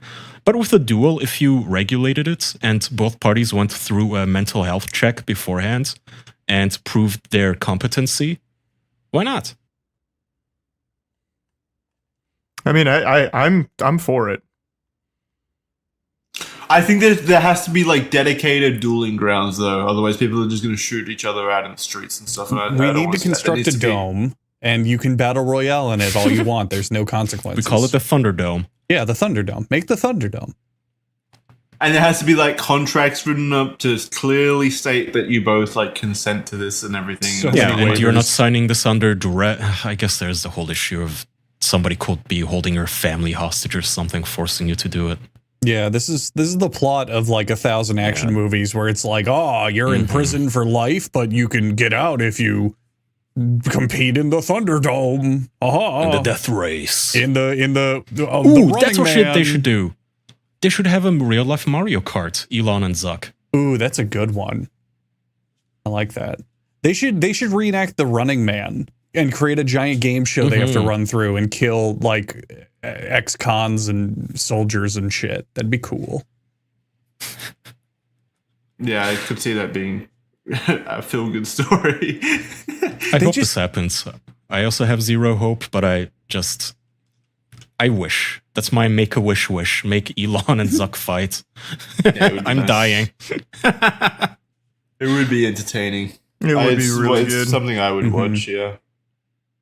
Man, what? Imagine if Elon somehow just whipped out a Joker out of his sleeve and bodies Zuck.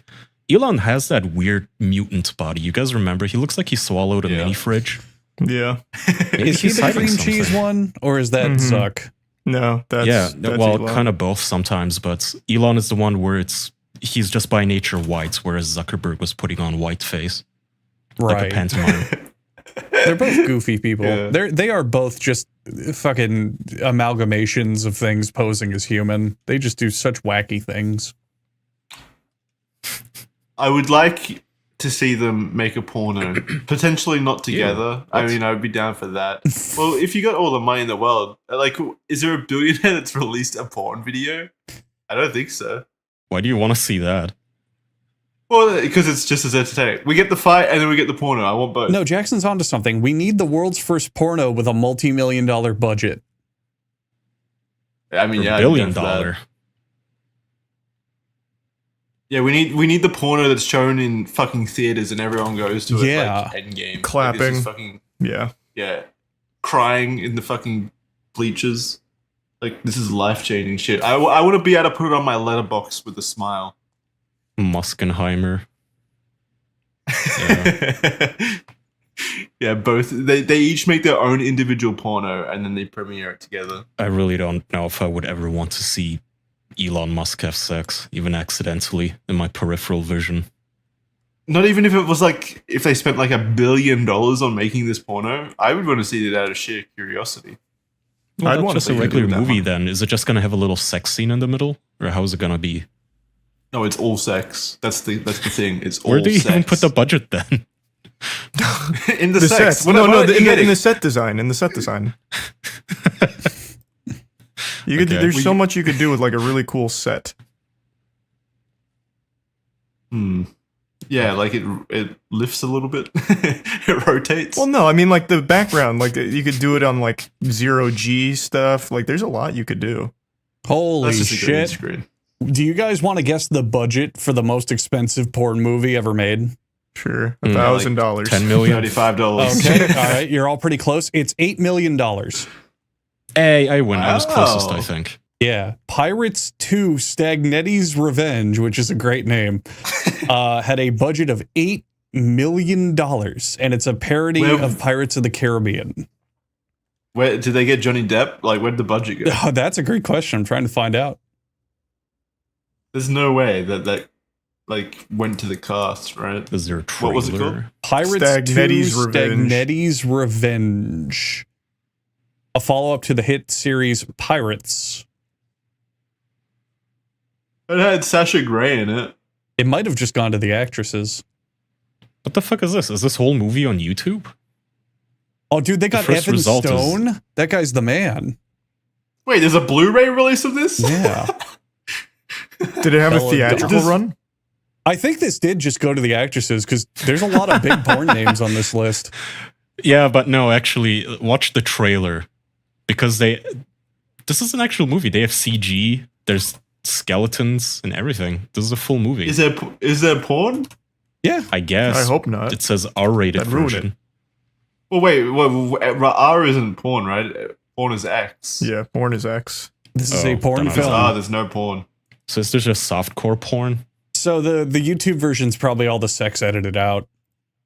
Yeah, Oh, that's that's what I'm fine. guessing. Yeah. Because these are also porn actors. Like, unless a bunch of porn actors one day just decided to make an actual Pirates movie, which is pretty cool, I guess. That'd be very cool if that's the story. Why Pirates? Was Pirates that big of Yes. a like? yes, Yes.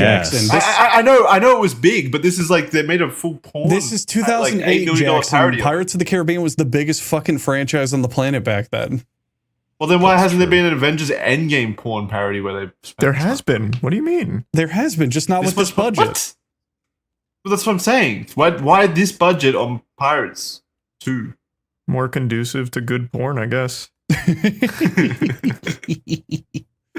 Oh, okay, an edited R-rated version of this film is also Yeah, the one on YouTube probably has all the sex cut out of it. yeah. Which is the worst part of it anyway. Yeah. Yeah, I'm there for the story. Yeah. All right, yeah, I'll watch this. I'll add it to my list. I just did. I'm actually interested. I bet it's Yeah, pretty should be cool. good. Yeah. Yeah. All right, Alrighty, we let's want to wrap. Yep. Thank you guys for hanging out. Patreon.com/theofficialpodcast. Head over there. Just check it out. Just do it. Patreon.com/theofficialpodcast. Go hang out with all of your fellow official podcast fans. We got content over there, bonus episodes. Podophiles, which is a new series Kai and myself are doing where we review episodes of To Catch a Predator. It's great. People love it. People are foaming at their mouth for more podophiles. People actually do love it. People People love absolutely love it. pedophiles. Close. So go check it out. We're 5 episodes in. It's also on Spotify as well, the earlier episodes, but you get exclusive access to new episodes at the Patreon. Patreon.com/theofficialpodcast. Other than that, we'll see you next week. Bye, everyone. Bye. Hola, mi nombre es Carlos y he estado practicando español. Yep, that's about where that stops. I've recently been practicing Spanish again. I previously studied Spanish for like 8 years, 8 años, when I was in school, escuela. And I haven't dusted off that knowledge in well over a decade, and I've recently just had the urge to go back and study it, so that way I can hopefully become fluent in Spanish at some point. Ever since Chinese Charles kind of took over on Billy, I've really liked the idea of being able to speak more than one language again.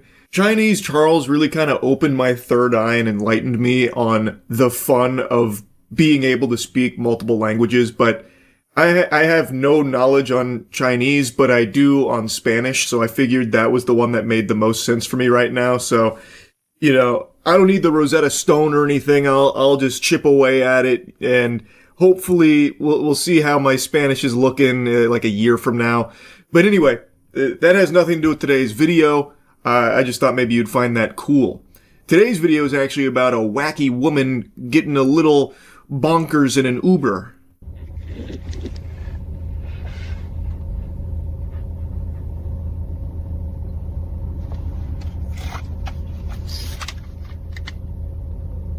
He's videoing me now. Yeah, for my safety. If you feel endangered, I would refer you to call the police. Now, I don't know who she has on the phone there. Maybe it's fucking Miss Frizzle about to scoot in with the magic school bus. I couldn't tell you.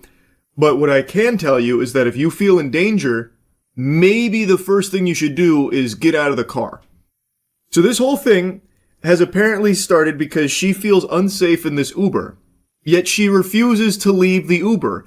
And now she's making calls in the back seat there like it's fucking Deal or No Deal. Just get out of the car. Why would you not remove yourself from the situation you feel unsafe in? You are just keeping yourself planted there. And this guy wants her to get out of the vehicle. He has now started filming for his own safety, which I think is a very smart call from him, because if she starts to try and spin some fib that he was like, you know, scary, mean, angry, you know, threatening her or something, he now has this very clear evidence that he was just sitting there and doing nothing threatening, and that he was actually the one that felt unsafe around her with her fucking lunacy. So what do you provide as a safety line?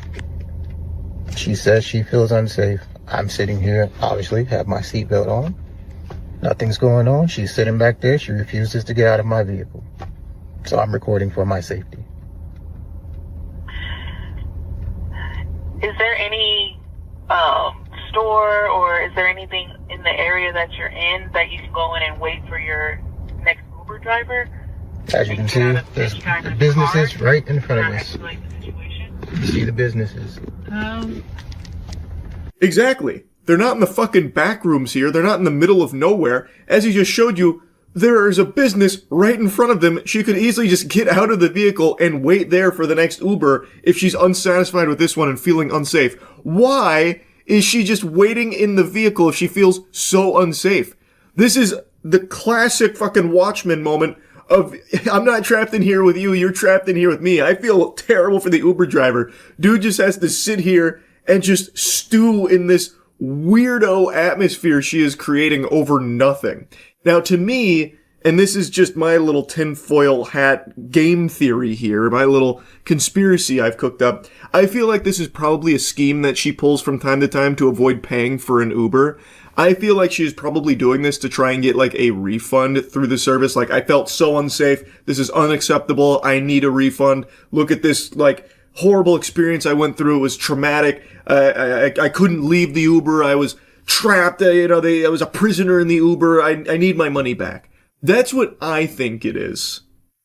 She says she don't feel safe, but she refuses to get out. She can go right to the business over there. There's chairs. She can sit there with her things and wait for her next Uber. She's gonna drive off with my packages. I mean, this is like, I've never had this before. I'm pretty surprised that you're not able to provide more assistance other than call the police. So her concern is that when she gets out of the vehicle, he's going to drive off with her packages. Why would he do that? Like, I don't even know why that would be a thought that would cross his mind, that he would drive off with your packages. He just wants you the fuck out of there.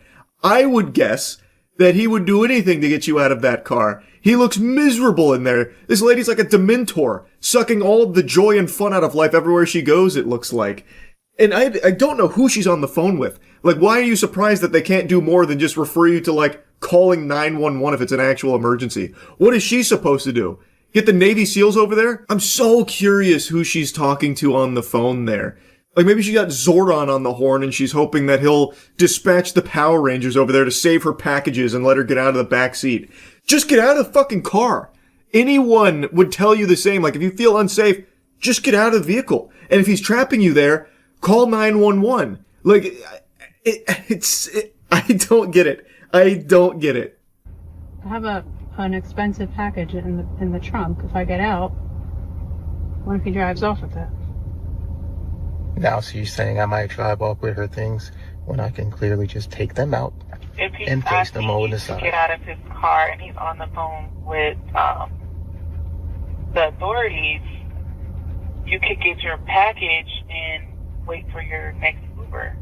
But how do I get the package? You get out of the car, bozo. That's how you get your package. Oh my god, what an infuriating person. He is even saying he can just take her packages and put them over there, take Bikini Bottom and move it over there. He is telling you he will do that. Just say, okay, let's do it. I need him to open the trunk. Open the trunk. Okay. You can ask him to open the trunk. Well, I'll do that right now. Whatever gets you out of here, I don't care. I'll open it, you get your package, whatever you need to do.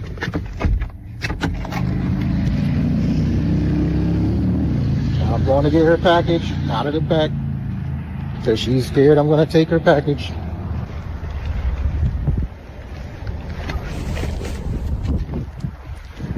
Her package is out. Her package is right there. I'm right here. I'm getting back into my vehicle. Once he heard a possible solution to get her the fuck out of that car, he sprung into action. He recognized this was a stalemate on the chessboard, but then heard her talk about this package and was like, okay, I'm just gonna do it myself because she's not leaving, so I'll get the package. He gets it, he sets it on the ground, then the ball is in her court. The rest is in God's hands there. He set the package down, and it's like placing a nut like in the grass or something to like lure a squirrel out to go somewhere. So he's hoping that that'll be enough to get her to finally open that car door and just leave.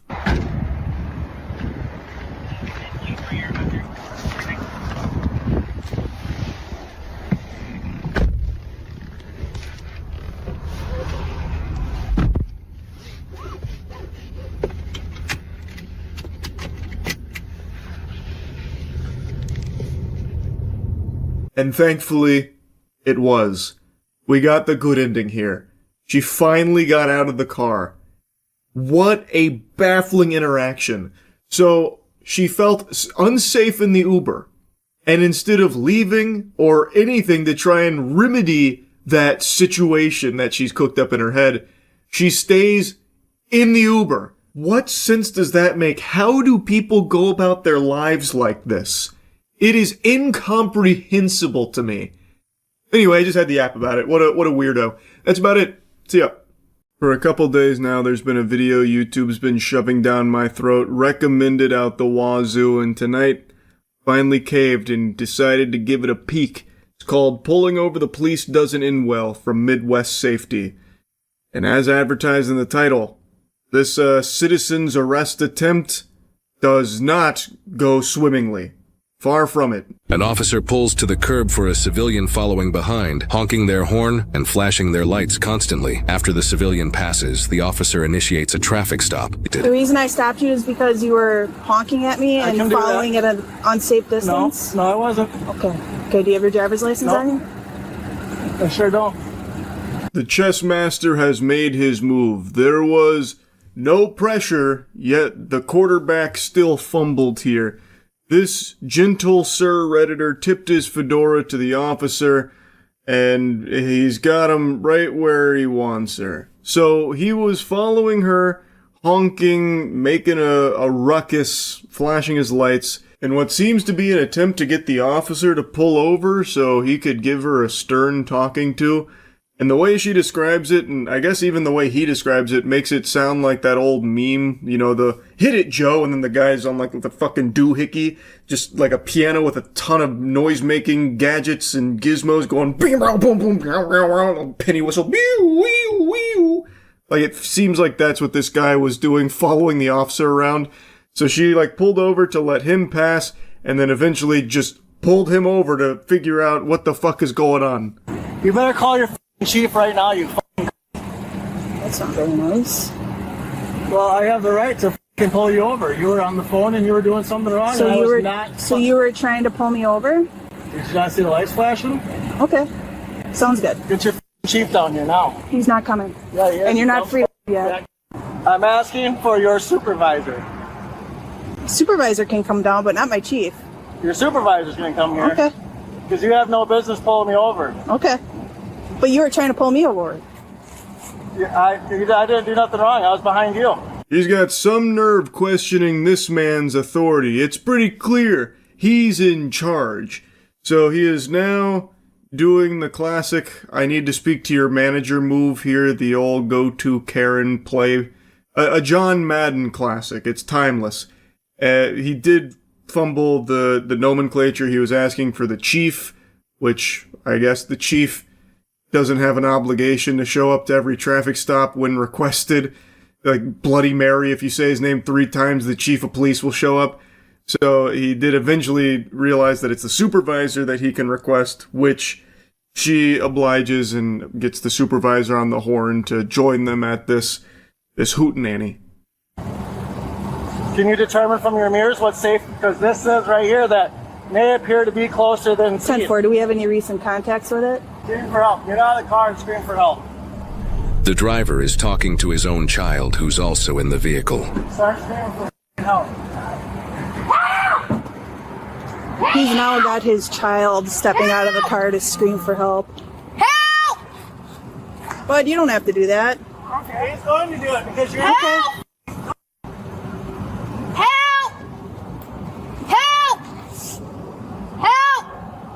He's actually requesting a supervisor now, if one is available. What an incredible father. He's really raising his son right, barking orders, demanding that he get out of the car and fucking scream for help.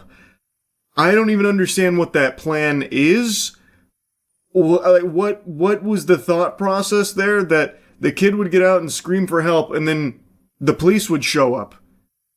But the police are already there? Like, I don't really know who he was expecting to show up, fucking Batman or something? Like, I don't really get it. This is just insanity. Like, this is just actual lunacy. And he's setting the worst possible example for his son. I'm going to spoil the big reveal here because I think it's pertinent to what's going on. This guy's no angel. I know it's going to be hard to believe. Imagine my shock when I found out that he actually has an extensive criminal history with a litany of charges, like an absolute laundry list of charges, and he should not, under any circumstances, even have visitation rights to his child. This guy is a fucking menace, and he's using his kid here as some kind of, like, accomplice to his nefarious scheme. It's so fucked up. It's so weird. Because you were doing something illegal. I wasn't. I was behind you. Okay. Honking my horn at you is not illegal. I'm allowed to honk my horn all I want. Okay. Sounds Help! Help! Help! Help! Help! What a circus he has created here. Entirely avoidable, by the way. This guy went out of his way in order to find shit to get himself into. He literally tried to find ways to steam his own ham by following the officer around apparently super closely, blasting his horn and flashing his lights and shit like it was some kind of like kaiju attack, and he was trying to warn everyone about the impending danger. Is it gonna be funny when I tell the judge that I was following behind you honking the horn because you were doing something wrong? And I just had a conversation with the day officer yesterday that says that I have the right to do something if I see you guys doing something wrong. Oh, I know who you are. Yeah, you dumb f***ing. Okay, perfect. I cut out a lot here because it's mainly just him headbutting the horn nonstop. It's such an annoying pest. And now he kind of lets it slip, the cat's out of the bag, that he's already had talks with officers, even as recent as yesterday, and then it dawns on her who this guy is. Other officers arrive at the scene. They also know who this guy is because he is a frequent nuisance. This fat yesterday was on the phone with me yesterday, and that's why she's here now. Hey, Joe. What's up, man? I'm the supervisor. You want to talk to somebody? Yes. Can I get out for a second? Just stay put. I can talk to you right here. Okay. I was coming off of Ellis Street. This dumb came off of Main Street, had no blinker on when she made the turn. She was as well on her phone. I followed her down the road because I talked to somebody yesterday that made it very clear that if I had a problem with one of the officers, that I can most definitely make a complaint about it. Okay. So I was following her down the road to figure out who she was, and I was flashing my light and honking my horn. Were you behind her or in front of her? I was behind her. Okay. What a story, Joe. A riveting tale indeed. So he wanted to follow her, find out who she was so he could make a complaint about her not using a turn signal and apparently being on her phone. That was the plan. And things went tits up real quick. So he's now talking about like a ticket that she's trying to give him for all of the hoopla that's being caused here, which has only set Joe off even further. He is now fully deranged and has gone feral because of that, and no matter what the supervisor says, it's already too far gone. He is a powder keg that is in the process of blowing, and he can't stop blowing. And now she thinks she has the right to give me a ticket for honking my horn? I got every right to honk my f***ing horn. How close were you to her? I was a car lengths behind her. Okay. She swerved and hit the f***ing curb like a dumb bitch with her car over here. Yeah, so he could go around me. And I was nowhere close to being by her. Did I drive any closer to anybody else than I do any other day in the world? No. So, once again, this guy uses his kid as some kind of criminal sidekick, like a lackey here, to try and help him out of this pickle that he himself has put himself in. So now he's having his kid vouch that he wasn't following any closer to the officer than he does for any car on the road, which is scary, because this guy is probably up every single car's ass if he perceives that there is something out there that they may have done that he didn't like. And also, this guy looks like he is just actually on some very heavy drugs. This guy looks like he is off his gourd right now. Look at these eyes. That is a soulless stare of the devil. This guy looks crazy. She for said flashing your lights or what? She said I was honking my horn at her because I was trying to get her to stop. I was not following too closely. Okay. Can you guys prove it? What is the law when it follows too closely? What does the mirror say when you read them? What does that say? If you guys are so smart. Objects in mirror appear closer than they are. It has nothing to do with what says in the mirror. Yeah, it does. It is a lawful statement on there. Why do you always have to be so confrontational when you deal with us? I'm gonna be honest, I really like that line of thinking that Joe cooks up there. Read what the car mirror says. Objects in mirror may be closer than they appear. He can't quite read that. He's fuming too much. He's seeing red, so he's gone full illiterate. But he's trying his best. He knows that there's words on there that say something to that effect, but he can't quite get them out. But the idea that he's trying to get across is that he wasn't following too close. She has been deceived by the mirrors, which clearly state that they may seem closer than they appear. Thus, reality is distorted. You've fallen for his trap. Joe wins. That's the idea here. The mirrors prove he's right. Because you guys, listen, this is about transparency. I have been being harassed by my neighbors time after time again, and you guys allow it to happen. This called me yesterday harassing me, and then now she's pulling me over because she's breaking the law. And you guys want to write me a ticket because you don't want to sit in front of a judge in front of one of your... Talking on her cell phone? Is it against the law to be using electronic devices while operating a vehicle? Is it against the law in the state of Wisconsin? Not to talk on your cell phone like this. No, it is not. Since when is it not to... The officer then goes on to explain the law about being on your phone in the state of Wisconsin, which actually somehow gets through to Joe, at least temporarily. It breaches his defenses where he's like, oh, okay. But of course, that's not, you can't put the toothpaste back in the tube. He's already upset. So, even though that does dawn on him that maybe there wasn't a law being broken there and that this is a whole bunch of nothing, making a mountain out of a molehill, he's still mad, and thus he needs to take out his wrath. We can take it to court, and we can make this a thing with Madison. That's your right to take it to court, Joel. Just like you took that disorderly conduct ticket to court when we dealt with you down at school. This dumb bitch literally said in front of my kids it ain't gonna do you any good argument. I don't give a dude. What are you gonna do? Not a thing. Because obviously you're letting this fat do what the she wants anyways. She's just doing her job. No, she's not. If you don't agree with it, you can argue in How court. is she doing her We're job? not going to argue What out is the here. law when it comes? Joe continues to try and alt. The officer sounds extremely tired of it. No one here besides Joe even seems mad. Like, this guy is spitting and shitting, throwing this temper tantrum, saying all of these nasty, mean things, and nobody even really cares. They just want to go back to their day. They're not even looking to, like, make a big deal out of this, it seems. Like, they just want to give him the ticket and just wash their hands of it. But Joe insists on taking it to the highest possible extreme. Did I break the law? Okay. So stay put. Don't make this any worse than it has to be, Joel. What are you gonna do about it? Stop. I dare any one of you dumb to try to put your hands on me. Just stop. We don't want to have to. No, you started this. You're allowing your I didn't officer. start anything. No, I was behind your fat officer. If you be quiet and give us a minute, we'll be done here. No, there's no minute, you dumb. Well, whatever, Joel. Obviously, we're not going to come to any sort of agreement here. I do love that line there from Joe as well. You started this. As Joe was literally the one that, like, peeled off in order to try and get this officer to pull over for this whole song and dance that he had brainstormed. It's a very interesting strategy. I can't say I quite understand fully the Joe gambit, but all power to him, I suppose. Disorderly conduct, a ticket? Was going to be a ticket, but now it's not. Joel, you make this stuff worse, dude, by the way You guys did this. This fat called me yesterday. Just stop. Joel, knock it off. She got me by the throat. She's got me by the throat. Stop. She's got me by the throat. Come on. She's got me by the throat. Joel. She's got me by the throat. She's got me by the throat. Stop. She's got me by the throat. Okay. Dude, you're on a camera. She's got me by the throat. Joe, nobody's got you by the throat. She's got me by the throat.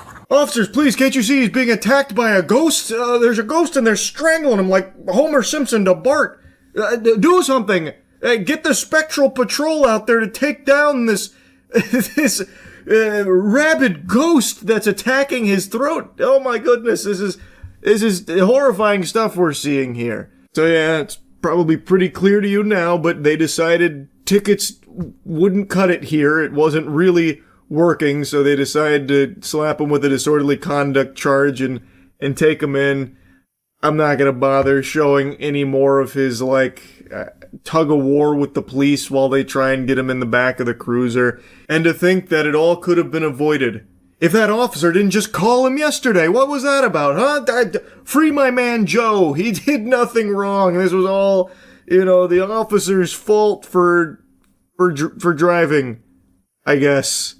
With Joe on the road. Driving while Joe on the road, that's a punishable offense. Joe owns those streets. You will drive the way Joe instructs you to. You are NPCs in Joe's world, and if you are a little out of line, you best be saying your prayers, because Lord help us, Joe's gonna be trying to pull that ass over, I guess. I don't even understand what all of this was about. I have no idea what he's talking about with her calling him yesterday. I haven't the slightest fucking clue what that's about, but it seems like Joe is a daily problem in the area, so it seems like he basically has some kind of confrontation with police every day. So maybe she had responded to something yesterday that involved him. I really don't know. It's just so fucking outrageous. As the name of the video led me to believe, him pulling over the officer did not go well for him. An officer remained with Joe's child until his grandmother arrived to pick him and the vehicle up. Joe was charged with resisting obstructing an officer, disorderly conduct, and battery to a law enforcement officer. While the suspect never sued over this matter as promised, court records indicate the suspect has been repeatedly sued in court for injunctions against abusive conduct, failing to pay rent, repeated issues of failing to pay child support, disputes over child paternity, failing to pay rent, and civil evictions. In both 2023 and 2024, the suspect was prohibited against engaging in conduct or contact with certain victims he had previously targeted. The suspect also has an extensive criminal history, listing dozens of suspected misdemeanor and felony charges. Sure, it might seem like most of Joe's life is dedicated to just being a piece of shit, But I think this one that we just watched in the body cam is probably the one where he finally has his come to Jesus moment and realizes that he's got a problem and needs help. And this is probably the one that sets him on the right path, I bet. He probably learned his lesson this time around. I think I can't remember, I'm going off memory, but I think he got like 12 months probation and was required to write an apology to the officers at this scene, as well as attend anger management courses. Maybe that did the trick. Maybe that was finally the one that got Joe on the straight and narrow. I have no clue. Anyway, though, just wanted to yap about this a bit. That's it. So, yeah. Wow. I just learned about the Switzerland ski resort fire last night, and what a devastating tragedy. At a ski resort bar, a fire broke out that claimed the lives of 40 people, and over 100 have been injured. As of me making this video right now, those are the numbers that are reported. And it is just heartbreaking. And what made me want to talk about it is there's a lot of videos floating around of people that were filming the fire instead of prioritizing escaping it. So there's videos of people that were still actively partying while filming this fire. Like, there's still music playing and everything, and people just not taking it seriously. They're busy filming it for social media. And I can't believe it. Social media has reached the point where it overrides people's basic survival instincts. To see people actively still partying as the entire building is being engulfed in a blazing inferno is unbelievable to me.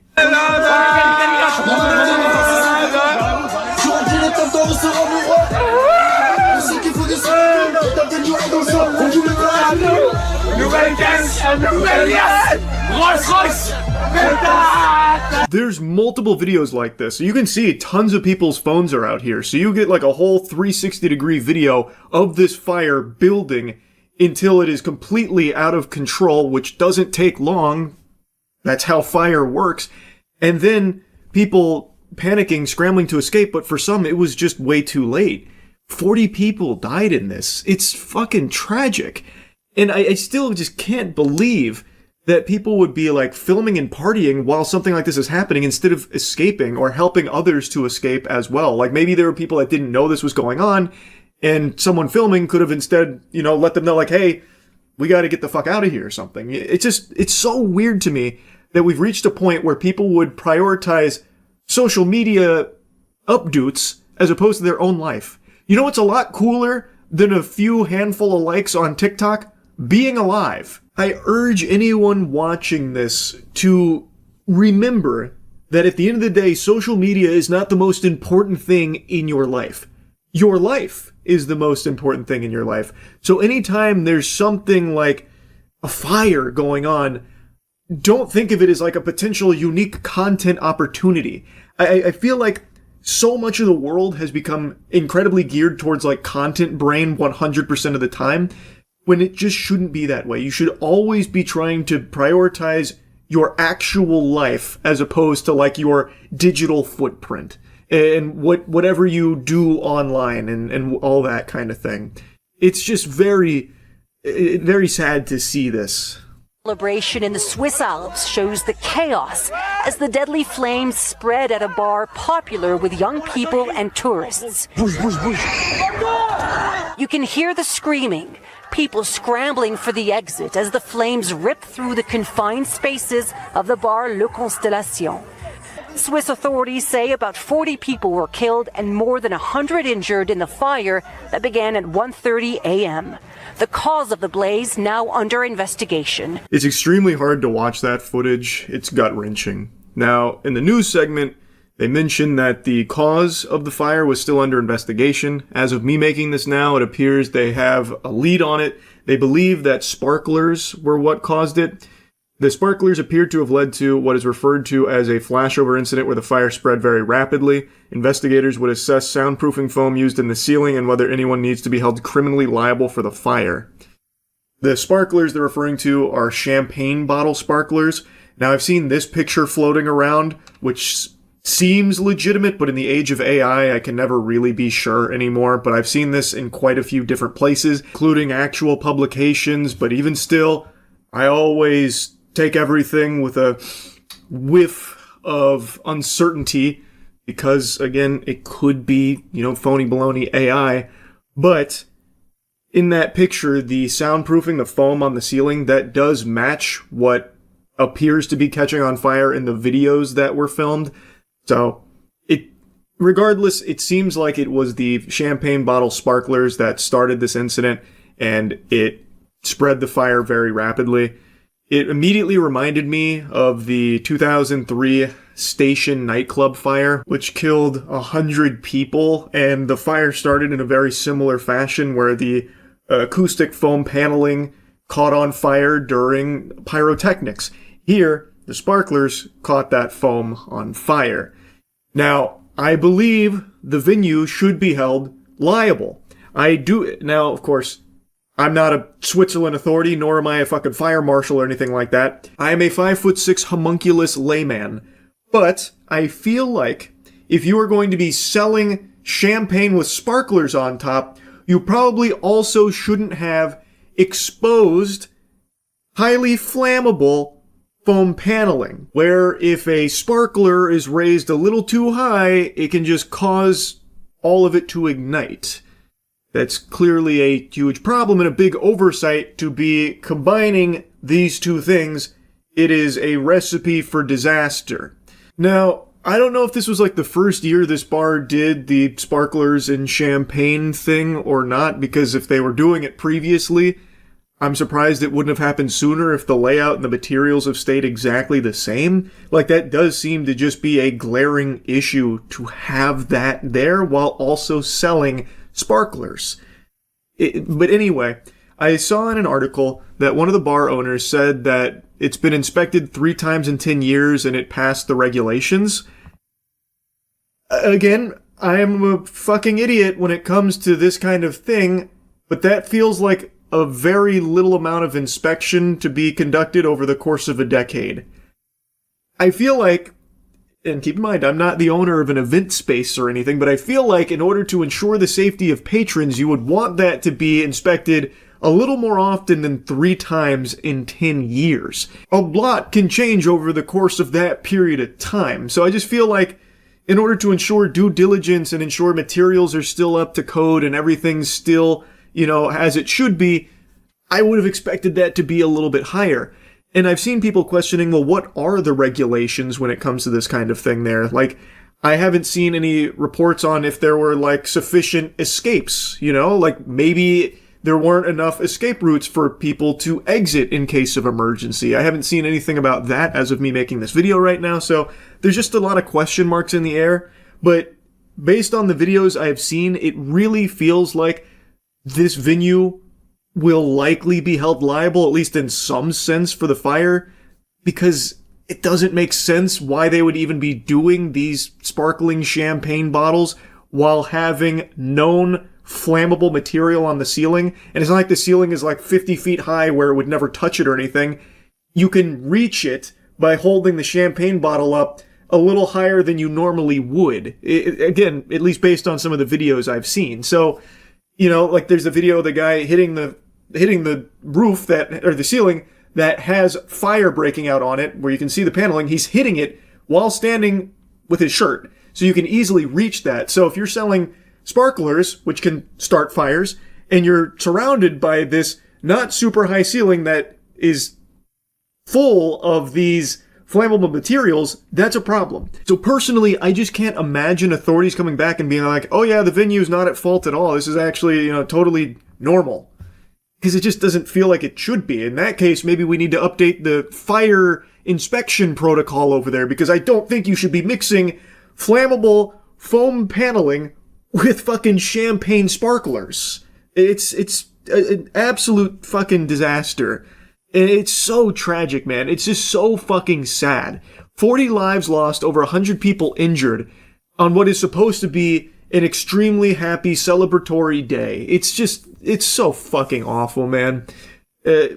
Anyway, wishing the best for everyone affected, all families, everyone that survived it as well. Just terrible stuff. Truly awful stuff. That's really about it. So, yeah. You heard about the Amazing Digital Circus movie getting leaked and some people are blaming the creator? What? For leaking it? The creator said, "Who cares?" and the fan base irked out. Wait, what? So wait, the Amazing Digital Circus movie leaked and the creator was like, oh well. And people are upset about that? I think that's I mean, I'll look at it real quick, but to me that sounds like a good attitude to have about it. What are they supposed to do? Fucking freak out? Fuck all of you! How dare you! Like, I feel like handling it with grace is far better. So the much anticipated finale to the popular YouTube series is already leaked online. The theatrical release, distributed by Fathom Entertainment, with the officially unreleased episode 9, runs for an hour, which is twice as long as the typical entry. Cinematic conclusion, fan favorite, releasing on June 4th. Okay, here we go. Unfortunately, leaked footage of the entire film and its Brazilian dub have emerged online the past few days. The finale to the web series has faced controversy for not having a simultaneous release in theaters and on YouTube and Netflix, though this timed release schedule is crucial for bringing fans who would normally watch the series on the internet into seats at the cinema. Responds to the leaks on Blue Sky, writing, "I haven't seen what the leaks even are, but I'm gonna guess probably not." And since deleted posts where she replies, who cares? The animator later apologized on the platform, stating, "I know people are upset with my response, which is fine, but I kind of just wanted to make a cartoon and it ended up being way more trouble than it's worth." Oh man, not a fan of what the fan base has become, it sounds like. Admits that she can't keep my heart in this thing anymore and it's gotten too much bigger than me and I probably shouldn't be the figurehead of it. That's sad. I feel like shows like this generate such an odd and toxic fan base. It's not just shows. When you reach the level of popularity like the Amazing Digital Circus, it's always going to get weird. It's pretty much everything that reaches that level. I don't hold it against this property in particular. Feel bad for her, though. I mean, I'm sure she's doing well as a result of it, but it seems like she has really been burnt out and just doesn't like what it's become. The entire episode got uploaded on Reddit 3 days ago. Yeah. Everything leaks now. That's just the way it goes, unfortunately. I don't see what's wrong with her response. Who cares? I don't see what's so bad about that. I don't know why people would be upset. Happens. It was out of her control. All she can do now is just be like, alright, there it is. Like, why are people mad? I don't know. This is my first little bit reading about it, so I don't know if it goes deeper than this. I couldn't tell you, but to me this seems like a pretty fine response to all of it. Dolan Darkus made a video on it. Is there more to it than just this? Let me see. Welcome back to... This is a long slop from Dolan. A 3-minute slopperoo? Well, okay, so how does it go so deep? I don't understand. Enlighten me, Dolan.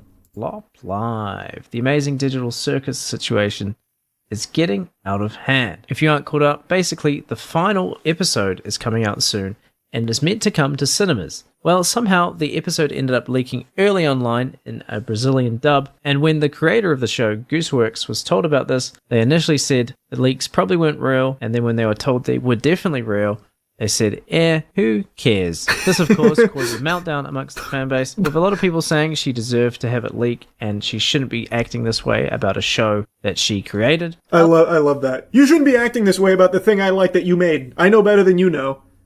Bro, it's her fucking show, man. Again, I see no problem with her just reacting that way. It was out of her control. The shit leaked. I think it's a lot better than, raising up arms like, all right, guys, we gotta go over fucking war. It's scorched earth time. I can't believe it. Fuck everyone. We're coming for scalps now. I think that's much better and much more respectable. To me, that is handling it with grace. Just like, okay, you know what? Is what it is, I guess. I don't see the problem. Other tweets saying things like, Gooseworks is racist, into incest, a bad writer, and overall a corny and insufferable person. I couldn't care less about the show leaking. Now, she did end up deleting her response and made a follow-up response saying, I know people are upset with my response, which is fine, but I kind of just wanted to make a cartoon, and it's ended up being way more trouble than it's worth.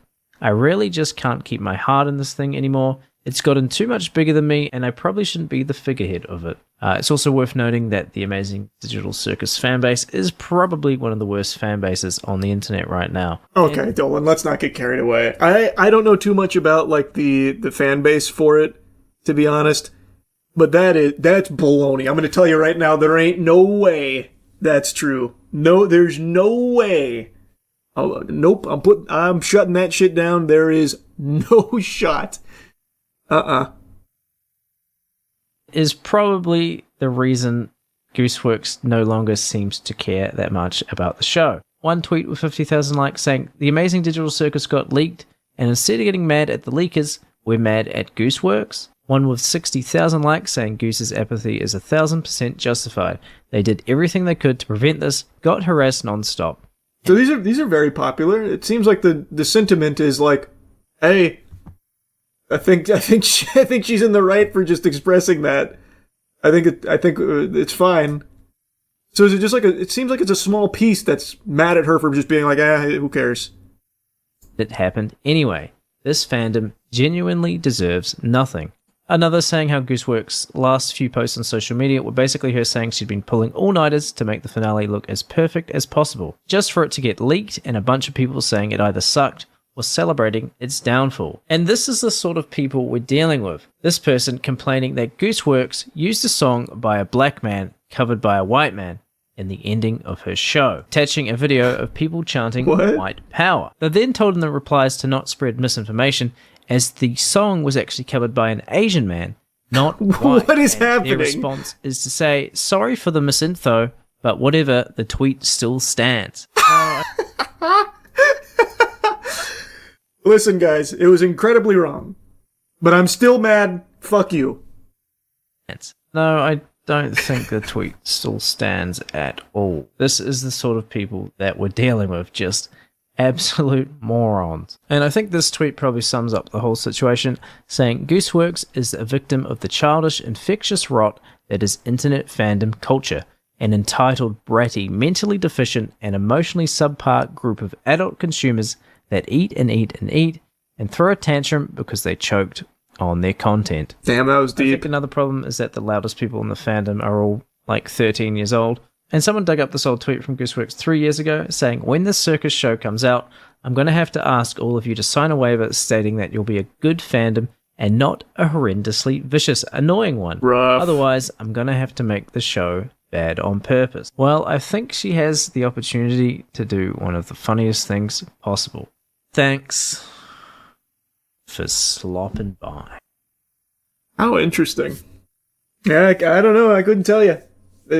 I don't know enough about the fandom. I just don't believe the statement that they're like the worst fandom there is right now. I can't imagine that.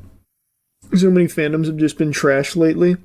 Okay, that's recency bias. It has been this way since like the beginning of the internet. When a ton of people flock to something and it grows to a certain level of success, it's always going to end in rot eventually. It's just a numbers game. There's going to be weirdos that get there. There's going to be freaks that get there. It happens to literally anything that gets to a certain level. It's not exclusive to just the current climate, though I will agree that in the current climate, it's kind of a competition to see who can be like the most rabid, loyal worshiper of property. Like, you want to be the biggest fan ever, like, you dedicate your life to it, they make it like a sport, I get that. But it's not like it's not like the actual fandom around things is new, and the behavior is new. It has been there for so long. Which mainstream fandom do you believe is the most toxic fandom out there? Ooh, that's a really interesting question. Oh, that's a really good question. There's so many good options. Especially when it comes to anime. Or things like Genshin Impact. Like gacha communities. There are so many, like, banger options. What would be, like, the actual worst, though? I don't know. I'd have to really, really, really think about it. Star Wars? No, definitely not Star Wars. Star Wars has been super splintered. That has completely lost its cultural impact, so it doesn't really have that kind of rabid fan base anymore. It's definitely not Star Wars. It actually might be Snyder Cult. It actually genuinely might be the Snyder Cult. They go ballistic. There was also that one Snyder Cult member who literally stalked people at, like, conventions and stuff if they talked shit about, like, the Snyderverse. It might be them. They are super weird. Damn, I don't know. I can't think of anything over that right now. I'm sure if I really racked my brain for a little while, we could think of something better. But for now, probably the Snyder Cult. Archives right, it's My Hero Academia. I always hear about My Hero's community being, like, really toxic and aggressive.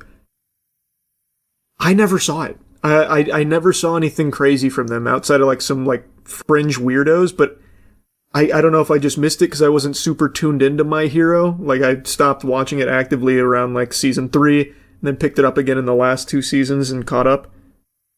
So I might have missed all of it. I don't know. I never saw it. That fandom moved on to Gachi Akata and are now harassing that author. True, Dankin. Wait, that's so true. Well, I don't know about it being the My Hero community that moved to Gachi Akata, but the Gachi Akata fans, they are vicious. To the author, it's like herself. It's crazy. They are just so mean to her. Telling her how she should write it, what her story actually is and should be. It's fucking gross. Yeah, that's a good one, actually. I didn't think of that. In your opinion, why do you think there's a huge influx of ass people rather than boob lovers? I feel like it's the reason Hooters went out of business. Okay, I'm going to tell you right now, it's not the reason Hooters went out of business, but that first part of the question is an interesting scientific inquiry. There has been huge ass influx over the last, like, decade and some change. It has been like a Tookus society we've been in. When it used to be about honkers. I personally think it's because of, like, music, movies, and models going more in, like, prioritizing ass over titties. So they started doing a lot more, like, marketing around ass as opposed to melons. So over time, it subtly planted the seed that ass is better. But I've always been a booby loyalist. From day one, womb to the tomb. I've always been about the milk tanks. Yeah, ass has just been shown off more in public and in media over time. Exactly, I think it's just that simple. It had a bit of a renaissance and then it solidified itself as, like, the go-to over boobies. Ass is an industry plant. It's true. Can you imagine that at the corporate think tank? We have all this ass and it's just we can't sell it as well. We're in a booby economy. What do we do? We gotta do something. And thus, Eureka! Twerking. You're a genius. Big ass doesn't want the truth to spill. You can suck on boobies, can't really suck on ass. Okay, well, alright, listen, buddy. You certainly can. I don't know what you're yapping about. You can suck on anything. Literally anything. But yeah, if it's between ass and boobies, yeah. It's much more enjoyable. Sucking on the upstairs. Why is Christopher Nolan lying about never owning a phone? Is he saying that? Christopher Nolan on not having a smartphone or email. It's getting harder. I feel like that's just not true. Christopher Nolan still doesn't have a smartphone or email address. He was a guest on 60 Minutes. He fessed up about not having used either. You're telling me you've never used email, Christopher Nolan? Nolan told Pelly that he has no interest in sending emails online but receives a lot of printed emails in person. People are like, you've got to take a look at this. Alright, but no, I've just never been particularly interested in that form of communication. In that as a form of communication. He also added that although he's never had a smartphone, it's become harder and harder to live without one. The return of the QR code has been quite tricky. QR code had sort of gone away, but COVID brought it back. Now it's kind of everywhere, and if you don't have a smartphone, you can't do much with a QR code. I bet there is plenty of evidence of him having both used email and having a smartphone. Let me see. Where can I look around? I need to find some older photos. I don't feel like looking super hard though, but yeah, apparently he's been getting dunked on for this. Here on Business Insider, this is literally the thumbnail pic. Directed for Christopher Nolan at the Interstellar premiere in Shanghai 2014. Maybe that's not his phone though. Bro's basically The Rock. I don't know why celebrities insist on doing this quirky shit like The Rock, where he's tried In and Out for the first time 3 times in a row. Like, I feel like it's not the most interesting thing in the world to just be like, oh, I don't use email. No, I don't have a smartphone. Especially when you lie about it. But maybe he truly doesn't have a smartphone and never has. He said he has a flip phone for traveling. He's not bragging about it, he was asked. Was he? What was the question? Do you have a smartphone? You don't do email? I do not. I never have. And why not? Oh, no interest. Do you get letters? I mean, you postal letters with stamps on them? I get a lot of printed emails where people are like, "You got to take a look at this." All right. But no, I have just never been particularly interested in that as a form of communication. No smartphone. No, I've not. Oh, okay, so it was the interviewer bringing it up. I thought it was just one of those quirky things about like The Rock, as I already used as an example. Okay, it makes more sense then. But I still feel like that's just genuinely not true, especially when there's pictures of him holding a smartphone in the past. I'm sure all of you have noticed, but over the last year or so, I've watched a lot of body cam footage. There is something endlessly interesting about seeing a crazy situation unfolding through the eyes of an officer's nipples. And in general, body cam content has really exploded online, especially on YouTube and TikTok in particular. It's gotten so big, in fact, that now there are channels dedicated to faking them for the sake of making like really outrageous or very inflammatory content that is presented as authentic. So that way, people share it, get upset, and they get tons of money off the AdSense from these completely fraudulent body cam videos, and they have been really, really raking in tons of money. A month ago, I made a video covering the YouTube channel known as Bodycam Declassified. This channel has blown up over the past few months, making fake bodycam arrest videos with inflammatory titles and content that they present as real to get millions of views. Scott Schaefer made 2 videos covering this topic, specifically Bodycam Declassified, who seems to be the biggest culprit.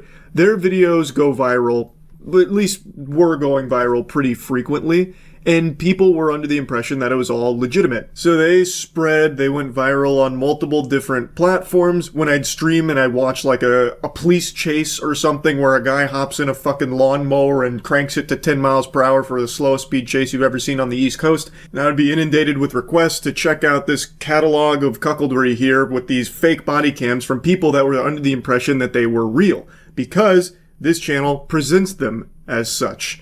Since my initial video on May 29th, Bodycam Declassified has uploaded a total of 10 new bodycam videos, and interestingly enough, 3 of those videos are real bodycam footage videos instead of the normal fake videos they upload. It seems like they are doing this to trick new people into thinking they are a legitimate bodycam channel, but if you spend 15 seconds watching their videos, it's clear by the Darman level acting which ones are actually fake. It really is Darman level acting. Even from the titles, you can see Darman DNA deeply intertwined with this channel's identity here.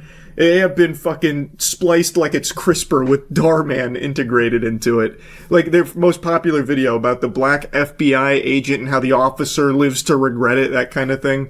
But anyway, Scott Schaefer points out that since him and others were talking about Bodycam Declassified, they tried a new tactic of uploading real body cams that were dropped in the middle of all of their fake ones to hopefully confuse people into thinking that it was real, because if they have these morsels of actual body cams mixed in with their fake ones, people will be more likely to think the fake ones are real by giving them the benefit of the doubt, like, oh, that one was real, so this one is also probably real. My personal favorite new video they uploaded is titled Crazy Karen Vandalizes and Shoots Tesla, which includes some of the worst sound effects and gun recoil acting I've ever seen in a video.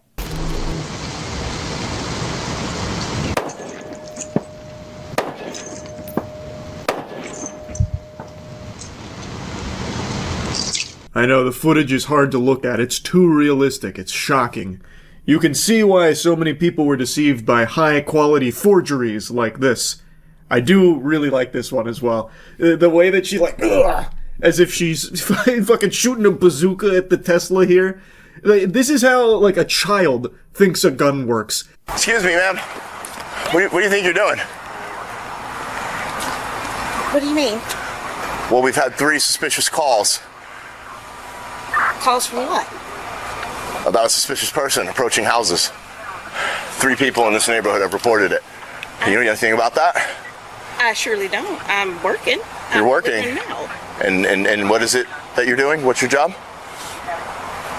I'm the mail carrier. You're a government employee. Would you get that costume at Spirit Halloween store? All right, turn around. You're under arrest. Sir! Bag off. To make matters worse, they even come up with a fake backstory that shows up at the end of the video, claiming the black mail carrier was suspended for 6 months without pay. Now, as Scott mentions, that last video with the crazy Karen going cuckoo and shooting the Tesla is just silly, but most of them are supposed to be really incendiary. So, a lot of them are racially charged ones, like this, about a black mail carrier getting arrested just because the color of her skin. And even though the acting is atrocious, obviously, it was good enough for a lot of people to buy into it and get outraged, which generates a lot of money for Body Cam Declassified. So they've done very similar ones like this multiple times, all for the same purpose of rage bait to make money. A clear example they know they may be doing something wrong is they started to add a disclaimer that says, this content is a dramatized reenactment. Any similarities to actual persons or event are purely coincidental. This disclaimer has been added to their most viral videos, like the one titled, Cop Pulls Over Black Judge and Lives to Regret It. When I covered that video last month, there was no disclaimer in the description this was fake, and you can verify that by using the website Wayback Machine to see it was only added recently. They also aren't adding this disclaimer to any of their new fake videos, and seem to have only done this to the videos that went really viral. Yeah, so the disclaimer was absent when those videos were uploaded and when they were gaining all their steam. It was added after the fact when they had already popped off. Kind of, it seems like as a way of covering their own ass because they got so popular and they made so much money off of it that they probably thought that there was a chance they could get in trouble for it because it is presented as if it's genuine. They go out of their way to try and make these extremely real with no indication that they are reenactments, as they call them. So they probably panicked a little bit thinking that there was some kind of trouble they could find themselves in, some hot water, so they retroactively added that. But as Scott mentions, it's only for those videos when they get to a certain level. Like, their new ones, it's still not there. This video from Scott's about a month old, but their most recent one from a little over a week ago, the HOA Karen, that one also doesn't have a disclaimer in there, despite being a completely fake video, too. Ma'am? Officer, I am so glad you're here for backup. I'm sorry, here for You what? can stand back. I am the president of this HOA and I have this perimeter secured. Okay, can we stand over here in the shade out of the sun so I can find out what is going on here? Yeah, I am the person that's in control here and this is out of control here. So you can check the description. It just says crazy HOA gets arrested on body cam. Hashtag body cam, hashtag police. And it ends with her being thrown in the back of the patrol car, which does use actual cherries, it seems. Like, it does actually have the lights and is seemingly a pretty convincing cop car. The only dead giveaway that it's not a real cop car is the side says Coral Palms. You can see it right there in the logo, Coral Palms Police. But there is no Coral Palms Police in the real world. That's a reference to Brooklyn Nine-Nine, at least from everything I can see. I can't find a Coral Palms Police. So they probably were very careful to choose a fictitious place and make their own logo in order to avoid, like, the police department coming after them for presenting a fake arrest as real while also parading around and impersonating their police department. That would be my guess. But yeah, there are some of these fake videos where they do everything they can to make it seem very real. It really feels like this channel wants everyone to believe that what they're presenting is not reenactments per se, but legitimate events, because that's what spreads and it makes people upset, so they get a lot of money for it. They're trying to shove that cock down your throat about how real and authentic they are. This is their channel description. Our channel presents authentic body cam footage sourced through official FOIA, Freedom of Information Act requests, as well as reenactments using professional actors to clarify key events. All reenacted content is original, scripted, and exclusive intellectual property of Media 360 LLC, protected under copyright law. Unauthorized use, reproduction. You get the gist here. Literally reads like the warnings you'd get at the beginning of a VHS tape back in the 90s about how you're going to be going to jail and fined up to $250K if you fucking copy this movie somewhere else. They're basically bringing that out as well. We'll get you with the fucking strong fist of justice if you try and use our fake body cams for your own somewhere. We'll find you. But you can see in their description, the first line there is about being authentic body cams. It's not until you expand the full thing where they also mention the reenactments, which again, they're not reenactments, they're skits. You are making skits, but they're trying to find nomenclature to spruce it up a little bit, because saying that you make fake body cam skits is a little pathetic. So they're calling them reenactments of key elements.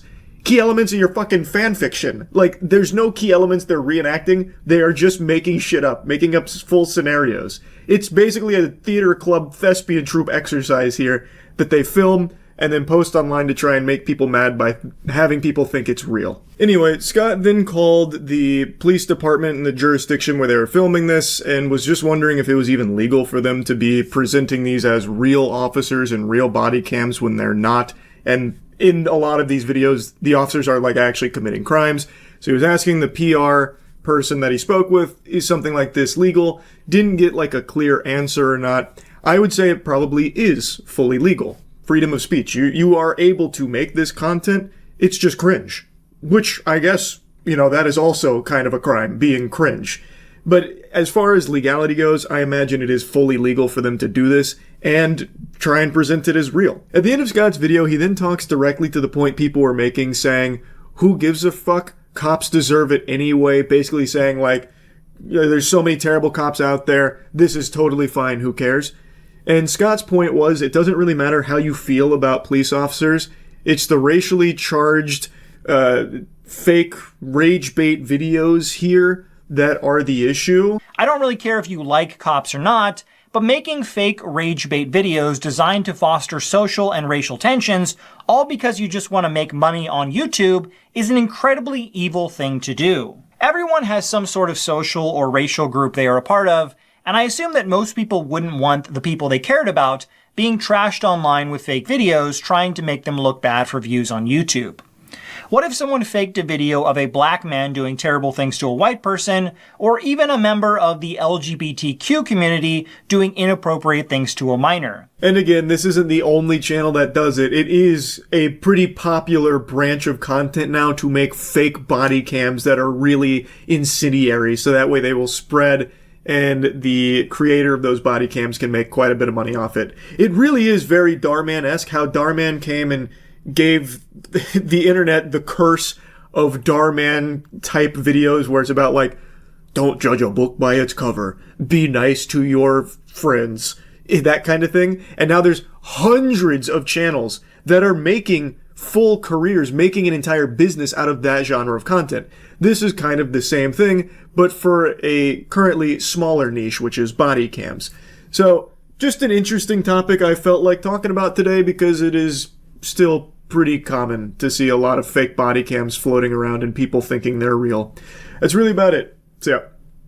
If you've ever gone into a YouTube comment section over the last couple months, the title immediately made sense to you what this video was going to be about. If you've ever wandered into the comment section on any of my videos or plenty of others across the platform, no doubt you have seen this at the very top about Isabella, a 15-year-old from California with cancer, and how the survival rate's really low. They're very scared, and they made a video talking about the struggle, and it'll be the last one they make.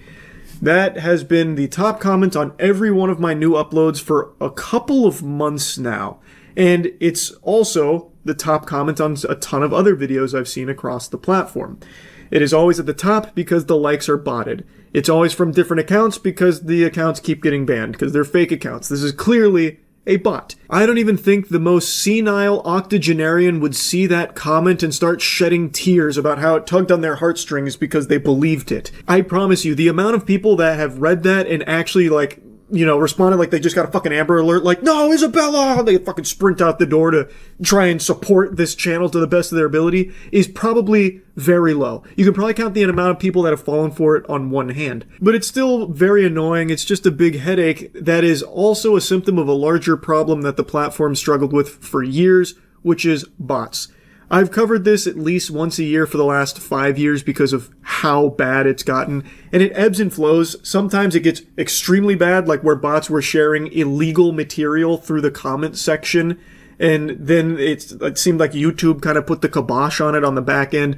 But now those bots are back, and now even more bots seem to have infested the comment section with, like, the Isabella shit, and also the porn bots that'll just copy a real comment and paste it as their own.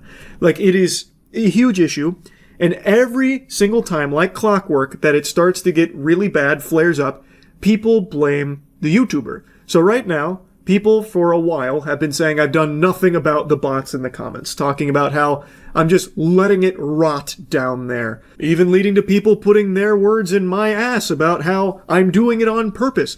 Well, you see, Charles is doing this because it helps boost the amount of comments, which is good for the algorithm. So he's clearly okay with these bots down there because it helps the video.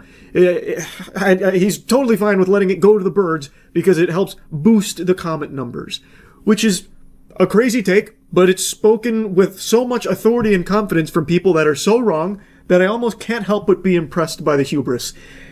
This is something I literally talk about once a year, because there is only so much you can do.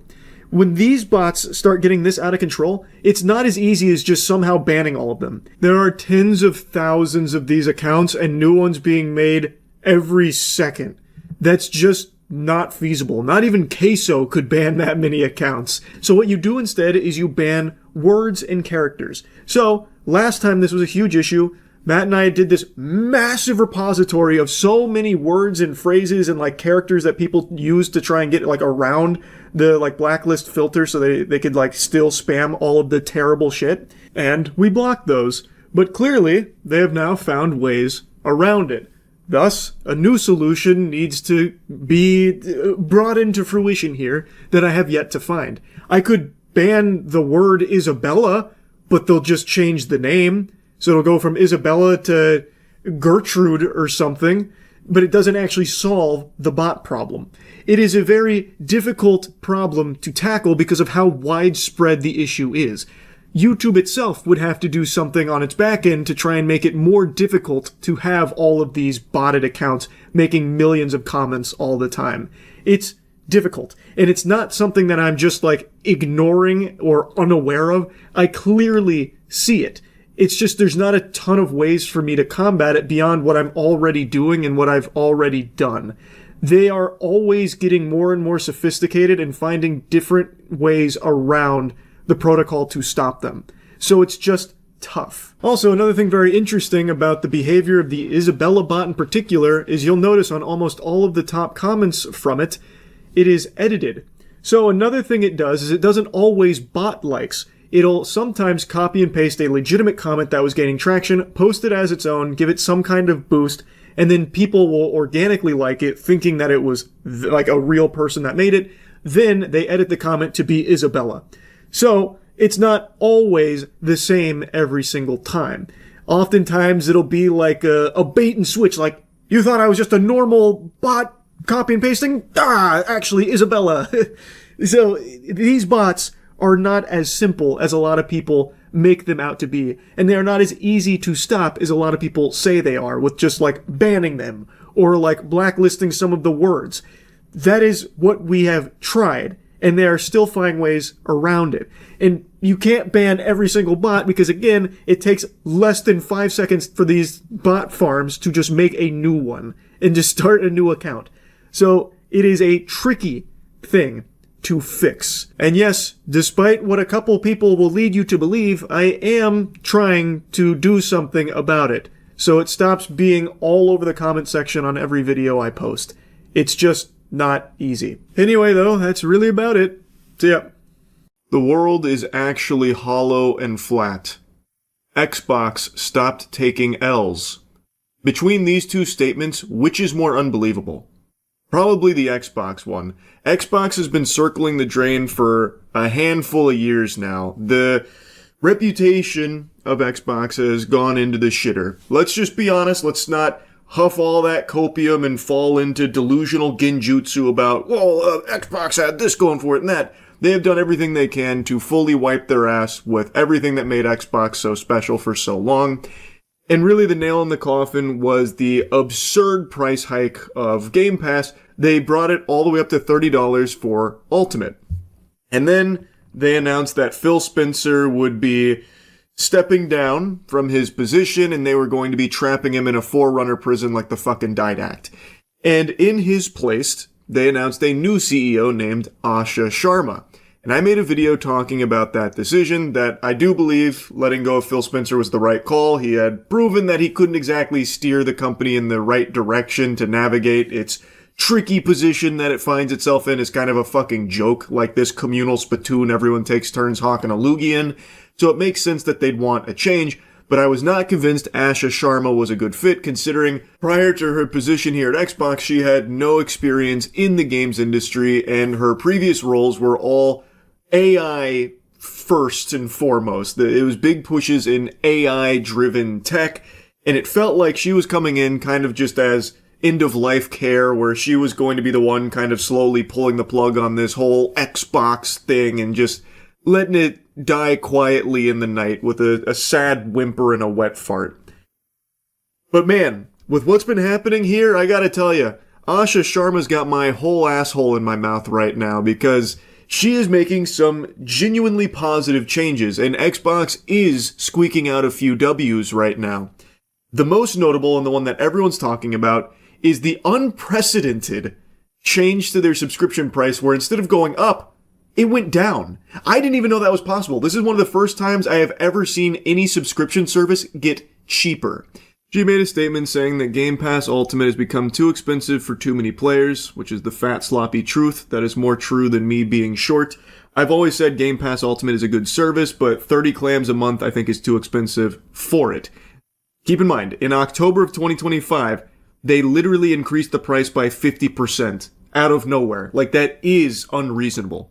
So they announced that starting today, the price will be dropping from $30 a month down to $23 a month, but future Call of Duty titles will no longer be hitting Ultimate on day one, which I don't think is a deal breaker or anything. And it's not just Ultimate that got a price drop. PC Game Pass also received a price drop from $16.49 to $14.99.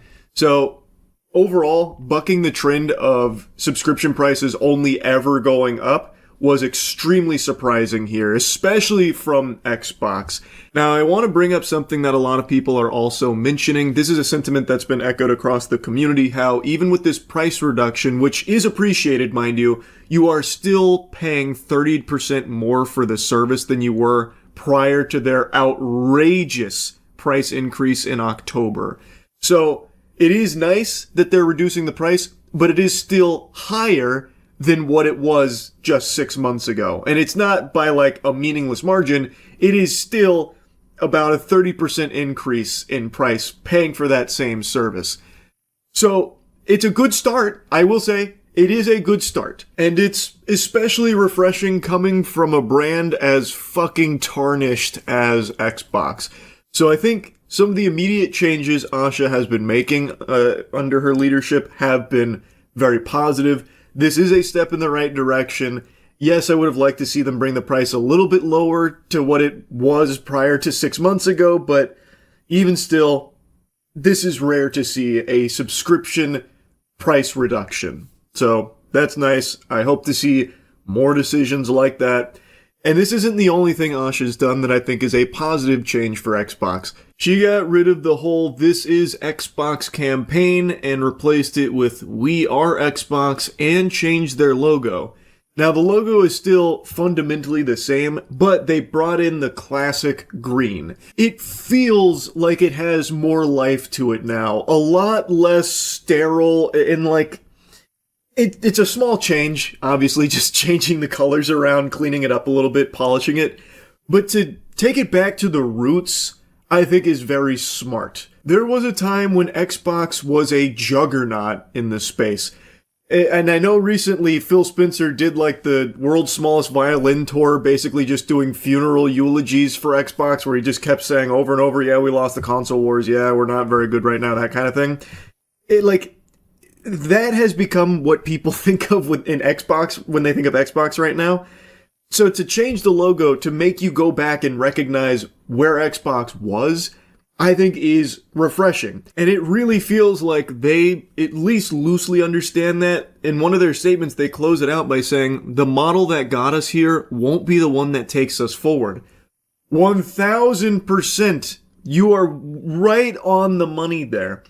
All of the missteps and all of the Xbox One is the entertainment hub. Can't spell entertainment without Xbox.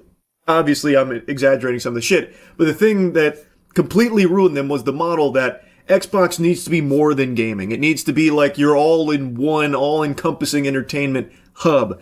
And it just got so scattered and just so bastardized along the way that now no one even knows what the fuck the Xbox's purpose is. It barely competes with games.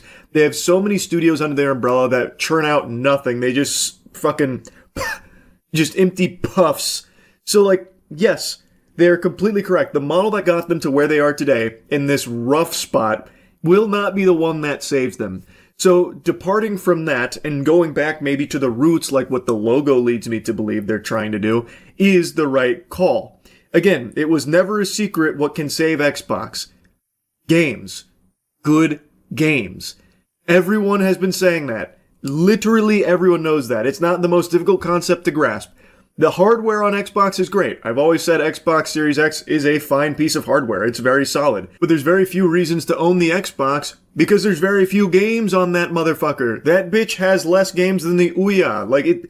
It is in a rough spot when it comes to actual games that Microsoft has been able to produce for their console. The only reason people play anything on Xbox is because their friends might already have the Xbox. That's it. Otherwise, you're probably playing it elsewhere, like on PC or something. So, the Xbox is a good piece of hardware that needs good games on it.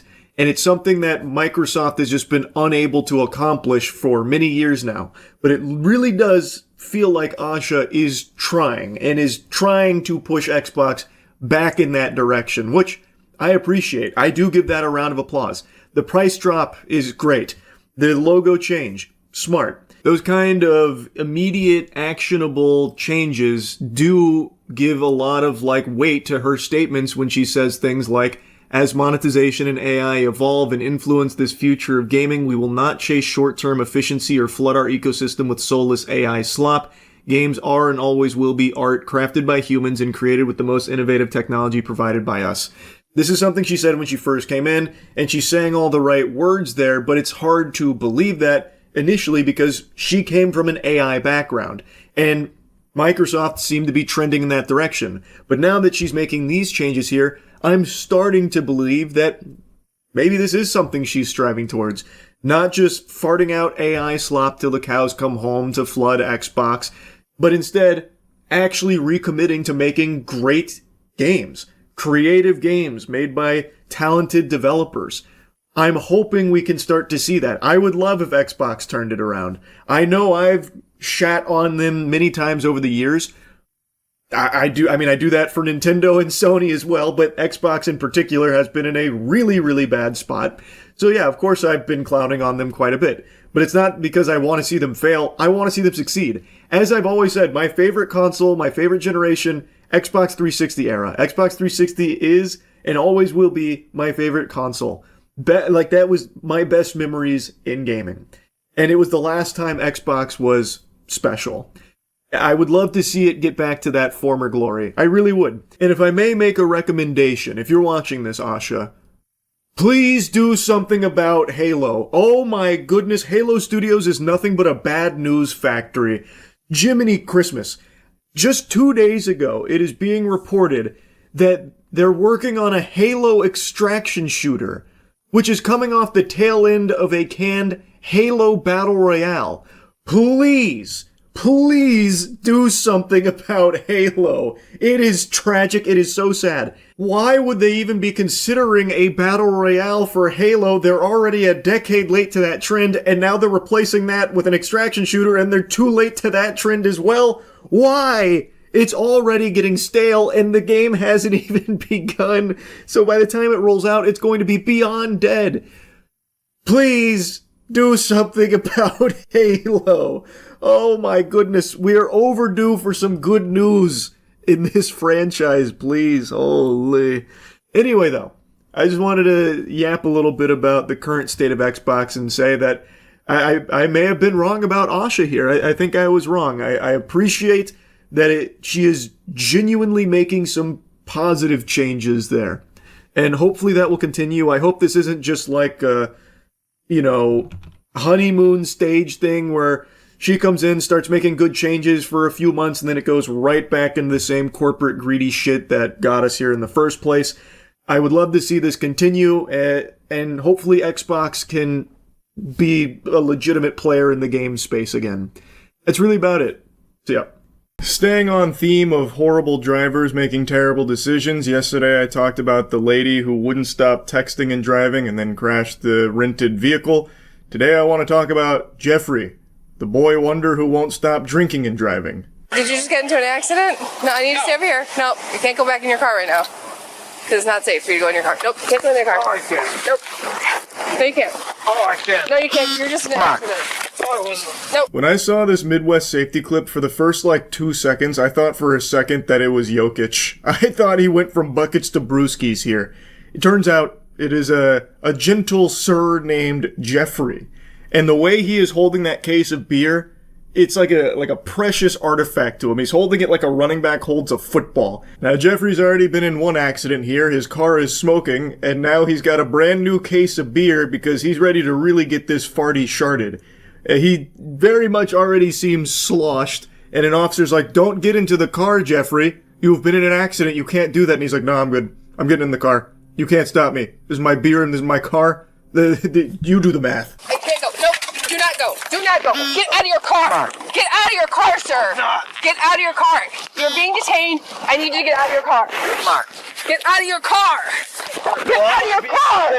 Because you ran into a different car. Stop recording. The suspect is able to turn the officer's body camera off. When the officer is able to reactivate her body camera, the suspect has violently backed up and then takes off, prompting the officer to initiate a pursuit. I don't know if this was a calculated move from Jeffrey here. Maybe he's a high-tech hacker and just went into the mainframe here, scrubbing the body camera footage, getting rid of the evidence, or if he was just fighting back and just started poking at the body camera and happened to turn it off. But regardless, the footage is gone from the archives here, and he was able to punch it in reverse and then just peel out. So then it was time for a moderate speed pursuit. Just 1 minute before this interaction, another officer in the area is interviewing the victim, whose vehicle was hit by the same suspect just minutes earlier.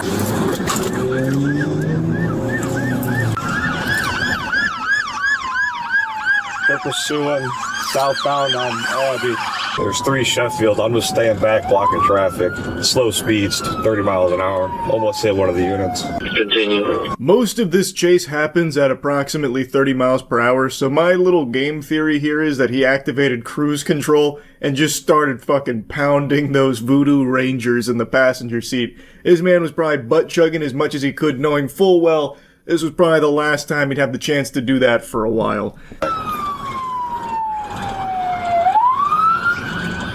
Possibly .19, speeds are 32.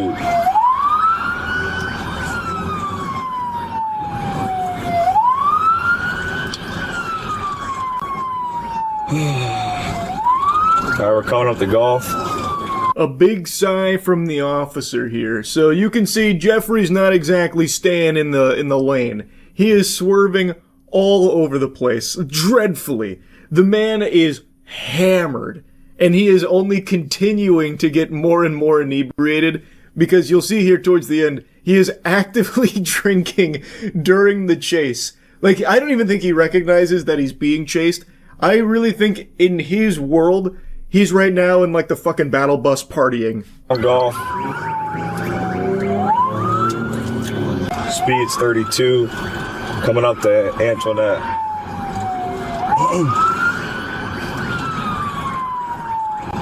He's all over the road, definitely 0.19, I'd say.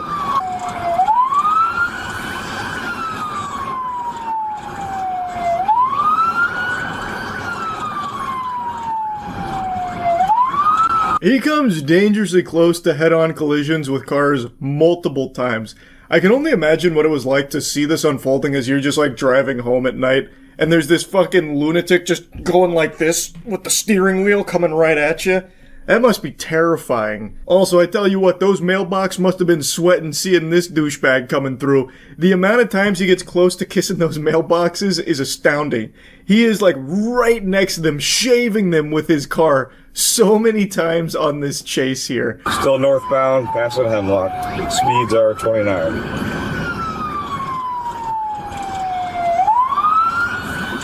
We're passing Hemlock, speeds are 30. Alright, he's getting on, going the wrong way on 90 here. We're going the wrong way.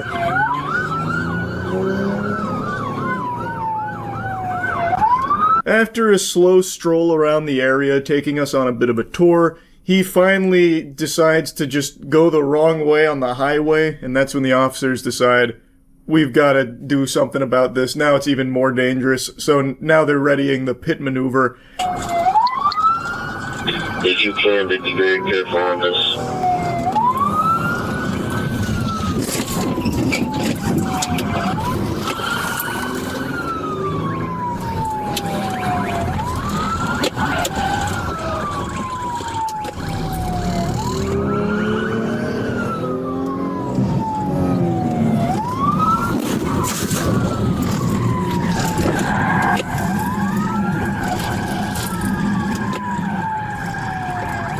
After some bumping and grinding, they do get him to drive into a ditch. I guess it's not really a pit maneuver. They're looking more just to like bump him off the road to get him away from the cars, it seems, and get like a, I don't know, maybe like box him in or something. Because they didn't really go for like the big time pit maneuver where they swing out wide and fucking blast the butt cheeks on the car or anything. It was more so like they were almost kind of like shielding the road from this car, like trying to just like grind him off to the side, which eventually does work. I already at best to the ditch, and I'm gonna need sugar for my car. Get on the ground, no! Put your hands behind your back right now, you're gonna get tased again! Don't move, you understand? I can't stand up. Go. Stand up. I can't! Why not? With your legs. Stand the up. I cannot stand up! Slim Shady goes on about how he can't stand up here after they've tased him, so he crashes his car into the ditch, and then he immediately tries to run through the forest there. He does not get far. I don't think he knows where he is, so this man was probably just like running into like a tree like an NPC stuck on a wall. He actually only made it like maybe a foot or two, despite bailing out of his car pretty early. They caught me. Okay, so they caught you, you're driving, you drove down the ditch? What the f*** up, you motherfuckers? Come on, brother. Nah, bro. Nah. Listen, you guys are nothing. Listen, we've dealt with you each guys other are before, nothing. man. I live in America. I live in America. So do we. Well, so do we, yeah, right? So do we. I live in America, You gotta right? stop drinking, Jeff. No, I live in America just as you do. You gotta stop Just as you do. What if I leave this goddamn forsaken country, bro? Okay. Best of luck to you. Wish you nothing but the best. Now that was hard from Jeffrey right there. I live in America. What if I left this country, huh? I don't know what he was expecting the response to be like. No, wait, Jeff, don't make that threat. Don't leave. America needs you, Jeff. You're a hero. You're a real patriot. But no, Jeff, you can't leave. Don't say things you're gonna regret. We can't lose you, Jeff. Who's gonna drink all our Voodoo Rangers? I recognize Jeffrey is completely gone right now, but I find it fascinating how common this dialogue option is with drunk drivers. I have seen this exact statement from so many other drunk drivers in these body cams and shit, where they all go like, I live in America. I'm an American, goddammit. You're infringing on my rights. Wait, I thought this was a free country. Since when can I not drink beer while driving the wrong way on the highway? What? This country's gone to the birds. This is ridiculous. Hey, sit back, man. Do you want to go to the hospital or do you want to go to jail? Hospital. That's where we're going, but if you act like this, you go to jail. You go to jail. Jeff, stop.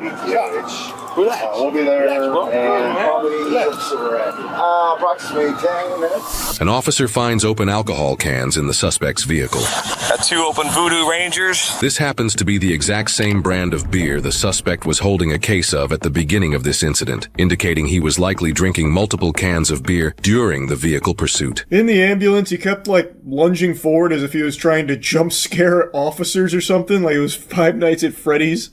And then eventually they concluded with, like, a little high five. He's like, okay, high five. Give me some skin.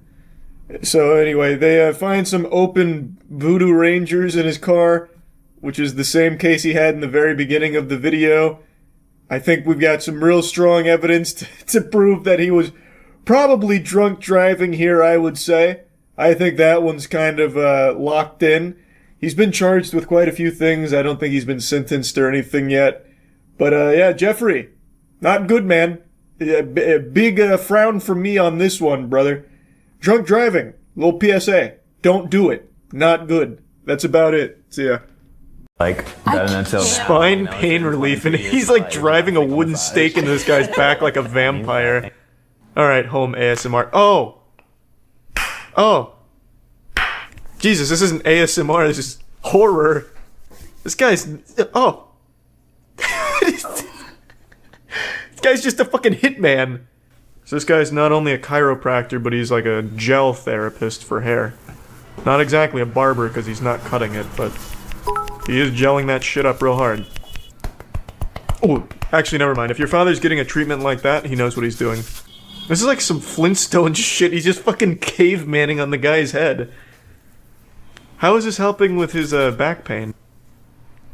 Oh, there it is. I can see the relief. Look at the chakra being realigned. Now that is getting it done. That's how you do it. You see, this is what science can't teach you. I'll be honest, I'm not really one for ASMR, but god damn it, those head whacks, that's getting me off a little bit. It's like this guy's training for a slapping tournament. Like he wants to take on Vasily Kamatsky, so he's training on these guys.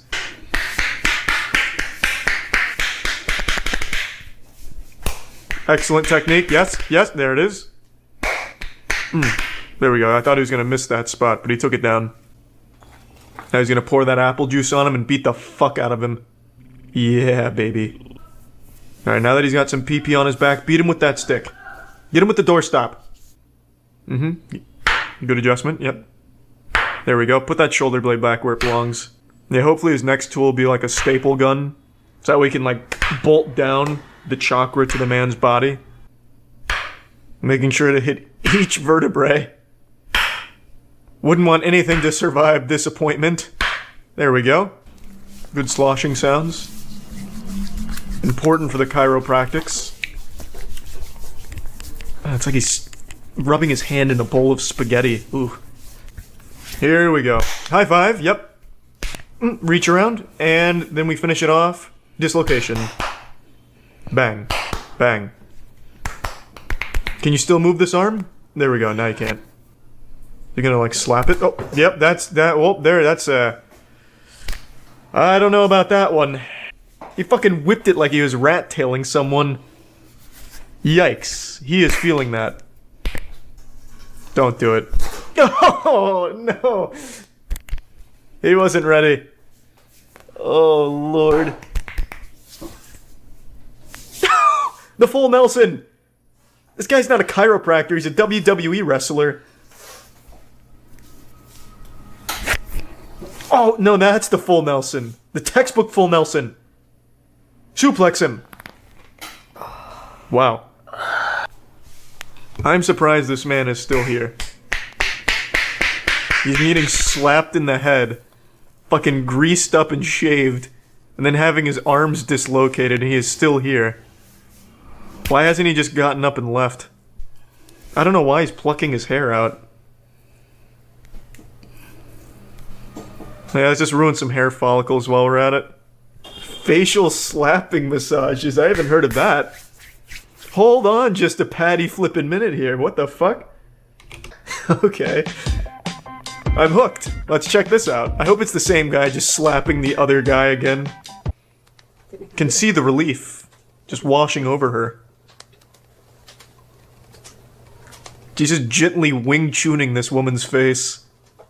What is this supposed to do? The facial slapping montage, or massage, has been said to reduce aging. Literally slapping lifespan back a few years. Or dialing their age back a few years, I mean. Adding more to their lifespan, slapping them back to their younger self. By the end of this facial slapping massage, this girl will be 9 years old. She is not getting her money's worth. If I'm paying for a facial slapping massage, I better be catching some mean hands out there. Like Vasily Kamatsky hands on my face. If I'm fucking paying top dollar for it, I want to get slapped the shit out of me. Alright, Layla, give it to her. Massage that face. There we go. Now we're cooking. Now we're feeling it. A little better, but really crank one up like Popeye on her. Calling this a slapping massage is just, it's a disgrace to actual slap. Well, now we're getting somewhere. I actually cannot believe the podcast that I just watched. Who remembers Ned from the Try Guys, huh? Any Ned enthusiasts? Ned Fulmer, yeah, Fulmer family, Ned Fulmer guys, where we at, huh? Well, I'm sure you recall in 2022, there was the huge scandal that went public about how he'd actually been cheating on his wife for quite a while with their producer at the Try Guys. It was a huge deal. Of course, led to the dissolving of their marriage. It basically kicked Ned off of the public sphere, and he has remained in the back rooms for the last 3 years. He has just crawled his way out of the Shadow Realm and surfaced with a podcast called Rock Bottom with Ned Fulmer. His first guest, his ex-wife, so he could talk directly to her about all of the cheating. It's like podcast therapy or some shit, and it actually makes me think podcasting should straight up be illegal or have like some kind of like rigorous vetting protocol in place where you need like a license to own podcasting equipment. This is fucking agonizing.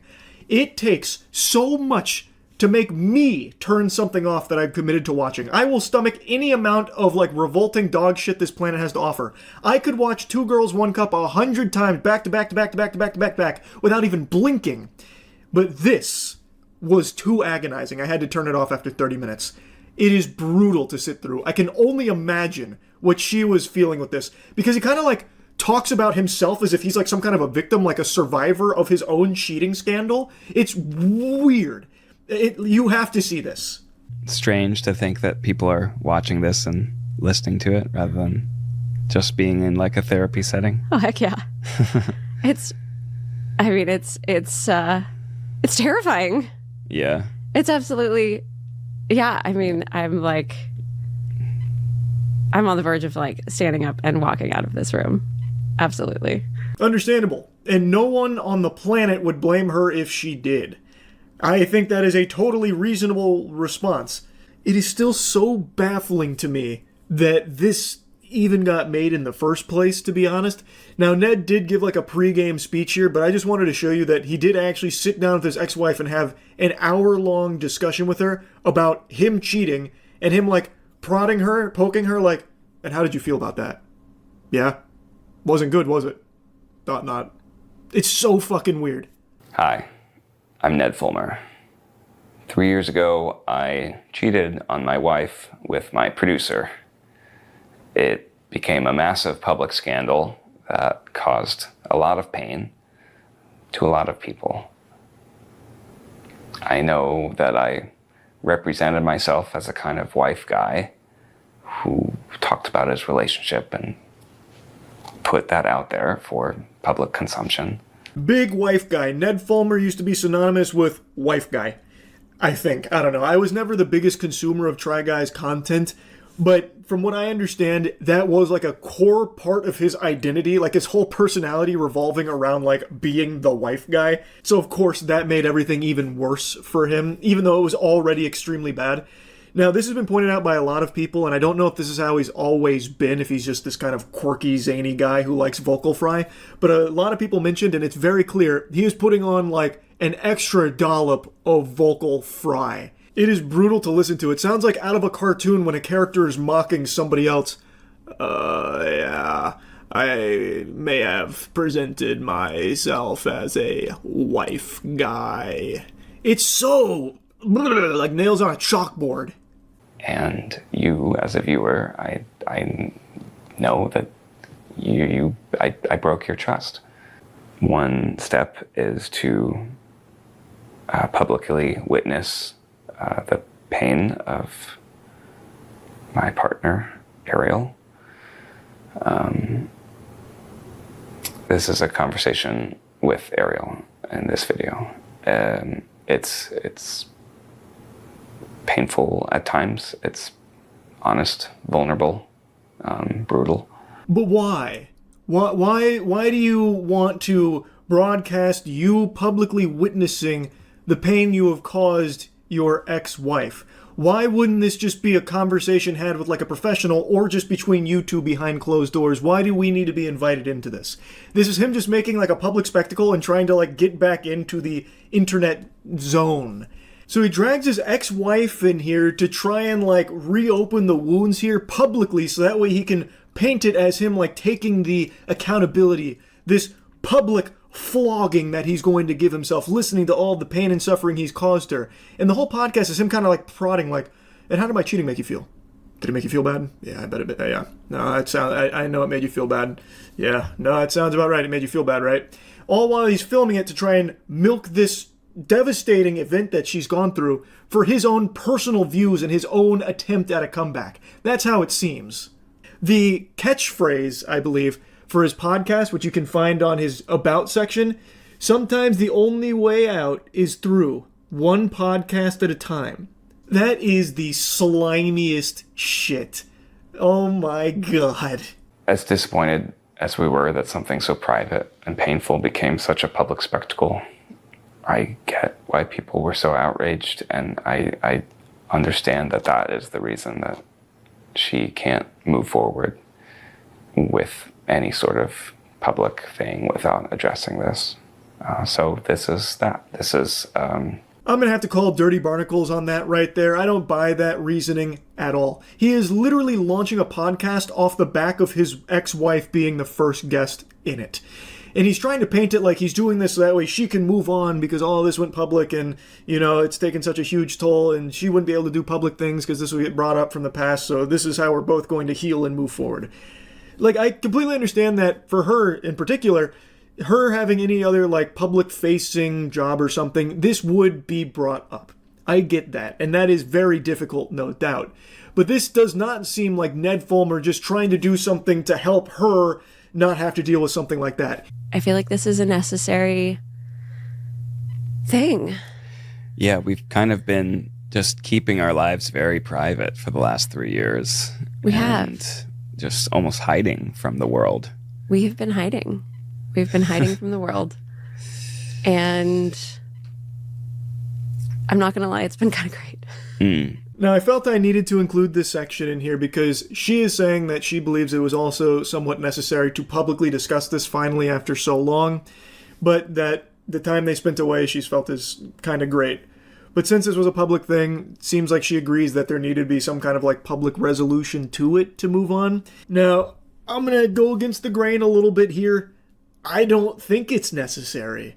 You do not owe strangers online an explanation to how private matters were handled. Yes, this did happen in the public eye with the scandal, you know, blowing up and the cup runneth over on Ned's unfaithfulness.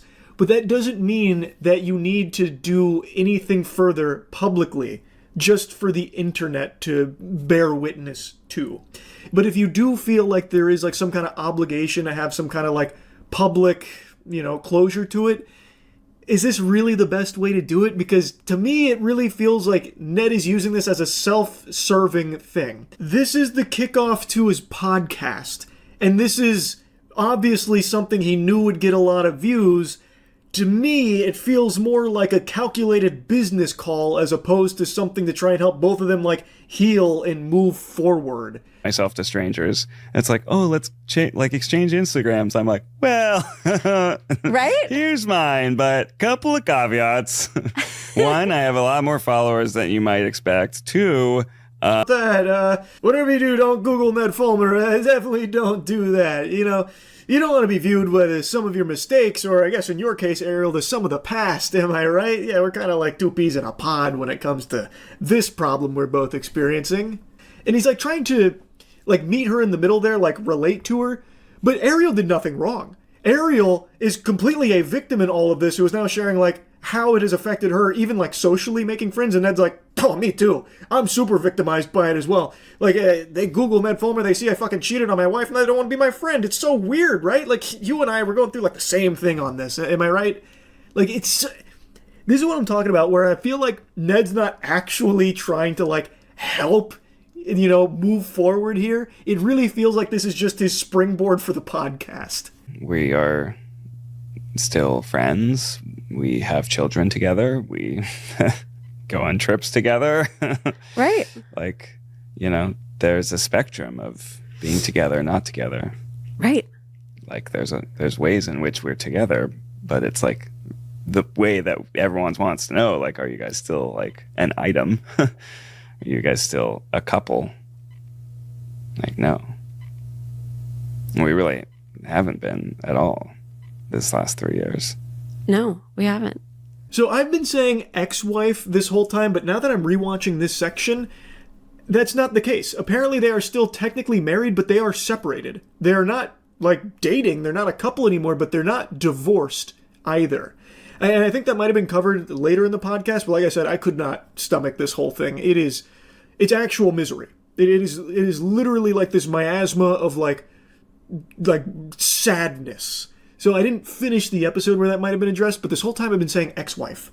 But that, I guess, is not the case. What is for sure, though, is that they are not together, and she has not forgiven Ned for what he's done. People...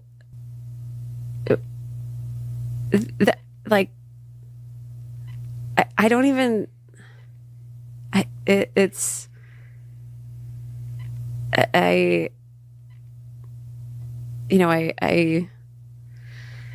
Sorry, I saw red for a minute. It's like, no. The answer is no. Yeah, that checks out. As much progress as we've had, you're still very angry. Yeah, of course I'm angry. You know, we're talking about like... This is where I started getting like a little wiggle worm-esque, where I was like kind of squirming in my seat a little bit, because now it's getting much more into the meat and potatoes of like the cheating itself, which Ned is spearheading the conversation of. So he's like, yeah, it hurts to hear you don't forgive me, but, you know, I get it. We made a lot of progress, but you're still angry. And it's like, yeah, man, of course you're still going to be angry, but why are you using that as a piece of content for your podcast launch? And you can see how difficult this topic is for her. She then goes into detail about how everything unfolded for her, where she got this news from fans and she was being sent pictures, and she starts going through like what that was like for her emotionally, and it's really, really sad. And then immediately following that, this is Ned's question. How did having it become such a public scandal kind of change everything for you? Did it make it worse? Did it make it easier? Did it just sort of make it surreal? It was so many different things. His questions suck shit through a crazy straw. These questions are fucking terrible, man. Brother, what? Did it going public, I was cheating on you for a long time and then everyone found out. They were the ones that told you, by the way, not me. Did that make it, like, easier for you, you think? Just explain that to me a little bit, if you don't mind, about how public how public it was. What was that like, being in the middle of that, if you don't mind? And then his next question, I think, is his worst one. What was that moment like when everything changed for you? What was that moment like, huh? Hey, excuse me, if you don't mind, can you walk me through exactly what it felt like when you found out that your husband, whom you have children with, has actually been cheating on you for a very long time? Can you please describe in detail what you felt when you learned that information about me? I'd love to know, if you don't mind. If that isn't the most brain-dead fucking question I've ever heard, Ned, it probably didn't feel good. What does asking this question even do to help either of you, heal from this? Please, walk me through the trauma when you learn that your husband, have been cheating on you for quite a long time. This is something, again, like I said, that should have been, with a therapist, not a microphone. Microphones do not do that job, in detail with each other and with others about this. Why bring it up for the sake of cameras to capture it for your podcast? That's why I'm saying this feels like it is all truly self-serving for Ned to try and regain some kind of audience online. I think there was a lot of sort of delusions and rationalizations that you, as the person doing that, sort of are telling yourself as to why it's not so bad, or why it's going to be okay, or why actually this talked about it in this way. And then it's I remember that moment, it all just kind of fell down where This one I'm going to take a little pause break for, a little halftime show moment here, because he's about to get into the most painful part, and this is when I turned it off. And what I want to make a mention of here is, for some reason, Ned is the one at the helm here. He's in the driver's seat, and is basically, and this is something I saw August the Duck point out as well, he is mainly talking about moments, as opposed to talking about how much he himself fucked up. He is entirely to blame for this, yet he is the one that gets to steer the conversation and talk kind of broadly about it and focus on this moment. What did you feel in that moment? As opposed to letting her talk about it and letting her kind of dictate where the conversation goes and the questions and that kind of thing. It is so odd, and it does feel unfair that Ned is the one that is spearheading all of it. It doesn't make sense, given that he is the one, the cheater, that did all of this, and yet he gets to be the one in control of this conversation here that supposedly he's doing to try and help her, move forward in a public-facing environment.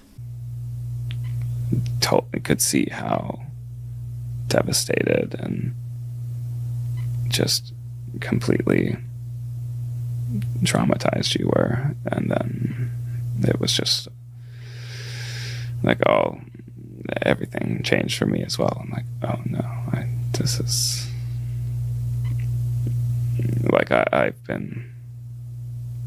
I've been hurting this person that I love this whole time. You didn't realize until then? Well, but then there's other things you tell yourself to kind of sort of compartmentalize, or I guess.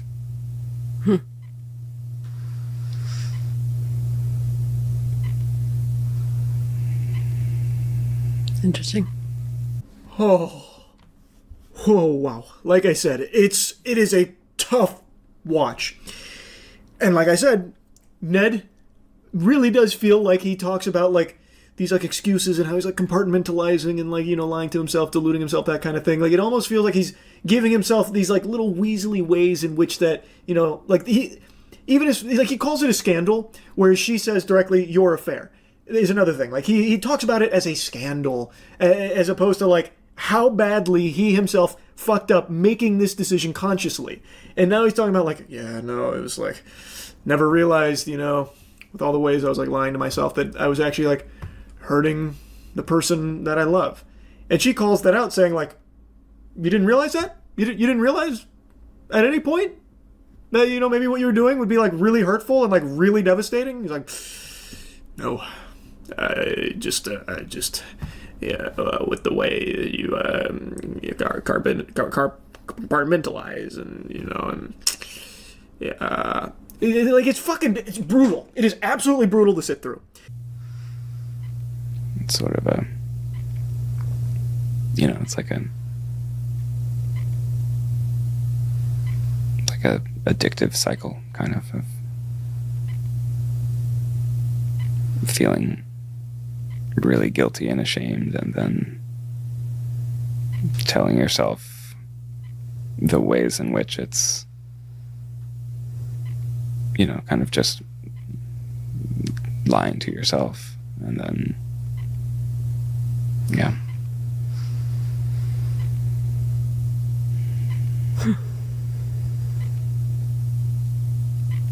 That sigh said 1,000 things without even needing words.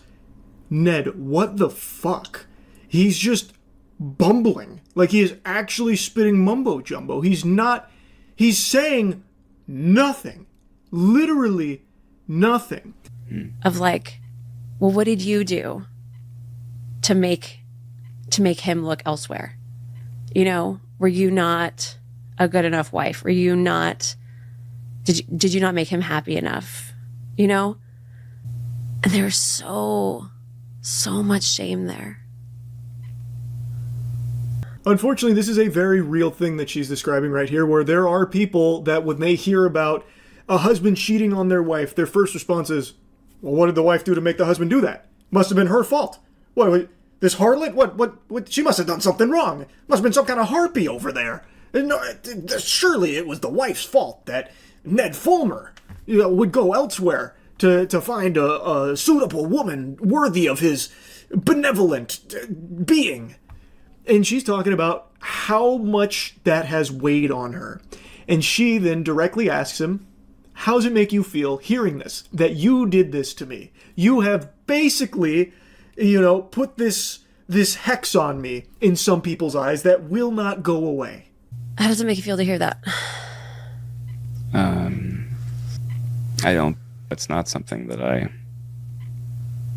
imagined as I was doing that. I think none of it was. If you really let it sink in just how much you're hurting your partner and how devastating it is, how could you do that? It's still very difficult now, even 3 years later, to see you in pain as you're talking about that. Because there's nothing I can do to change the past or to help. This right here sums up the Ned attitude for this. This is a very manipulative answer, in my opinion. She is giving a very real account of something that she now has had put upon her because of Ned. Even outside of the devastation to the marriage, there are people that will look at her a certain way because of what he has done. And she is now saying, how do you feel about that? Is that something you've considered? And Ned, instead of even addressing yes, I did this to you, I recognize I did this to you, he instead says, I feel really bad that unfortunately society does this. Ned, you did this to her. Yes, it is sad that society will do that. But whether or not you want to acknowledge it doesn't change the reality that it does happen, and it is something she has to live with now as a result of your actions. He softly tiptoes around it, instead focusing more on the problem that society has with this perception that they'll put on people. I'm so sorry you're going through that, honey. What a shame. This is what I'm saying. He kind of cushions his cheating. For instance, he mainly refers to it as a scandal. Ariel's not afraid to say your affair and what you did, but when Ned's talking about it, it's oh, I was lying to myself, with this scandal, this scandalous stuff, that kind of thing. He really likes that nomenclature. It just feels like he is very much trying to soften it a bit. So I just don't buy from his side that this was supposed to try and help Ariel in some way. I don't get that feeling from him. And far be it for me to question how Ariel wants to move forward from all of this. If she does feel this is the best way of doing it, then I would then ask, why did Ned take over most of the conversation? Maybe it changes towards the end of the podcast, I'm not really sure. But for the 38-ish minutes or whatever that I watched before just tapping out, it was all Ned that would lead these talks and control it. He would just try and poke a, how did you feel when I cheated? So that way she would talk about how awful it was, and he'd just sit there nodding his head. But it was always him taking the discussion where he wanted it to go. And every step of the way, I really got the feeling that Ned was playing just how awful what he did was. This was an awful thing to sit through. Like, it truly was fucking brutal. And I just had to share a little of this with you. That's really about it. See ya. What a great day to have ears. I just heard something incredible. Typically, I'm pretty quick to spit on Twitter. If there was a leaderboard for Twitter haters, I imagine I'd be towards the top percentile there. I get up extra early to insult that platform. But I've got to give credit where credit is due. They just implemented an amazing system that allows users to see where accounts were created, like where they're based out of. And I genuinely think this is one of the best changes that platform has seen, especially in the current day and age. I'm sure by now all of you are familiar with dead internet theory. I probably don't need to rehash that. I've even made a whole video going over it. This kind of change to that platform, I think, paints the clearest picture for the reality that we live in for the current cyberspace climate. Tons and tons of accounts that are preaching things about like American politics or this and that have now been outed as being foreign-based, not actually American. And of course, that's only one of many things that have spawned as a result of this change, all of which I think are extremely positive to real people that try and engage on the World Wide Web.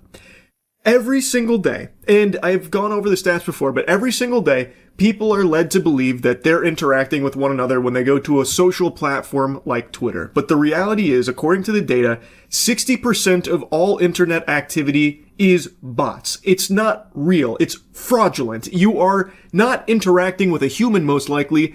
You are more likely to be interacting with just some kind of fucking rage bait algorithm or something that's constantly like poking you, pushing your buttons to keep you engaged because it's making them money somewhere in the pipeline. Now, to clear up some confusion, it's not doxing its users. I've seen a lot of people crying foul, trying to force feed farts down people's throats about like how this is a huge violation of trust. And I think you guys know me by now. I am someone who preaches the value of privacy, which is unfortunately just completely dead in the modern day and age. No matter what you do, privacy has completely vanished at this point, and people have welcomed it with a smile on their face. So even though privacy has become basically just toilet paper for organizations to wipe their ass with, I do still think that there needs to be something users can do to stay, off the grid to some certain extent. But when it comes to this, I actually think Twitter did a pretty good job of ensuring that it's not actually putting their users at risk from this location data. Something that they made a mention of is that in countries where freedom of speech is limited and there could be like punishment for what users are saying in the region, they can instead just show like the broader region there as opposed to like specifically where they're at, where they could face retribution. I think that is a smart decision there, so that way users aren't just immediately on the fucking chopping block in places where freedom of speech is poo-pooed. So like, I don't really think it's doxing users, and I actually think this is a very valuable thing because all these accounts now that are really upset about it are ones that are actively trying to meddle and pretend to be what they are not online to influence or brainwash or what have you, or make money off of this impersonation. And I think this is a good step in a direction where people can finally see what's real and what's fake. I think that is very helpful. As things get muddier and muddier, a little bit of clarity on some of these accounts, especially in the political space, that's been the biggest talking point here, because so many politically charged accounts, especially in American politics, turns out they're not actually even American accounts. Turns out they're not even like Americans in general. They're based overseas across the pond. So being able to see that, I think, is extremely helpful, so people can start to maybe break out of their bubbles and their echo chambers and realize, oh, I'm being misled here. These accounts I've been following that are pretending to be like me and relate to me in my country, well, they're not actually real. This is all phony baloney. Now, what's not phony baloney is good hygiene, and it's something you need to take very seriously, and the best way to improve your hygiene is some high-quality soap, so why not get the best soap ever created? I'm talking about Cheeky. Right now, Cheeky's got our big Black Friday sale going on where you get 20% off all of our soaps using any creator code, so go to usecheeky.com and get yourself some soap. Now, I learned about this whole Twitter change from Dolan Darkest, whom he's been like my go-to recently. He has got his finger on the pulse of fucking everything happening online, and he presented a lot of really interesting ones, so I want to show you a couple of clips from his video here. Pro-Trump, pro-American accounts were based out of Nigeria. One account, simply called American, from Pakistan. Accounts designed to get money for Gaza were based out of Nigeria. Vladimir Putin News was from Pakistan, and there were plenty of scammers pretending to be white women. I feel like it shouldn't be that surprising to people that a lot of these accounts are actually just fucking bot farms somewhere overseas. It seems like a lot of them were based in Pakistan. Like, it really isn't like the most eye-opening news ever that these accounts are fake. There is a business here where they are fanning flames, keeping people fearful, latched onto their titty, suckling their milk because it's making them money. So they meddle in foreign affairs in order to build a following and make money off of it, and constantly feeding you things that'll keep you afraid and keep you coming back to their pages. But it's not real. They are based outside of the area for which they so passionately fight for and pretend to be from. It is impersonating. It is lying to you. One account known as Lisa Artist posting "Nobody wished me on my birthday" and posting this AI slop saying "I am ill and fighting with cancer. Can I get likes?" There were plenty more bot accounts just like this, and they were all based in Pakistan. To be fair, if you were seeing all of those AI trash pictures there and were still like believing that they were the legitimate owner of the account, you need actual help. Like, you need to be fucking institutionalized. Like, even before this changed, it should be blatantly obvious to you that that is a scam. Those are fake. I don't know how much more clear it could be. But here's even more clarity there. So just in case you were fucking delusional, like, you know, Bugs Bunny dropped a piano or like an anvil on your head like it was a cartoon and it made you fucking stupid that you actually thought those were really the women behind those accounts. Well, hopefully this will clear up the confusion around that. Mariah Carey's account was based in Israel for some reason. Philippa Fransson from Sweden tweeting out, "I'm proud to be white." Turns out they are from India. And the list goes on. One anti-Trump Democrat account that claimed to be living in New Jersey was actually from Kenya and deactivated their account after this was exposed. Worth mentioning briefly that there was allegations that when the update first rolled out, the official Department of Homeland Security's Twitter account said that it was based in Israel, though they said that this was fake news, like it was the result of a glitch or something like that, and now it displays that it's based in the United States. Though don't know for sure, and none of the articles have been able to verify if that truly was what was displayed in the beginning. I guess we'll never fully know, but thought it was worth putting in here anyway because it was something that was a big story that arose from this change. It's been pure chaos, pandemonium, as users have the rude awakening that a ton of these accounts they see every day, or maybe even interact with, or maybe really support, well, they're not all that you thought they were. Turns out there's a lot of underhanded tactics and a lot of shadiness going on here, if you can believe that. I actually think that the head of product at Twitter really did kind of sum it up best for why they felt the need to push a change like this forward. This is an important first step to securing the integrity of the global town square. As much as I find that vomit-inducing that they try and call Twitter like the global town square, like it's kind of cringe, that's a really good point.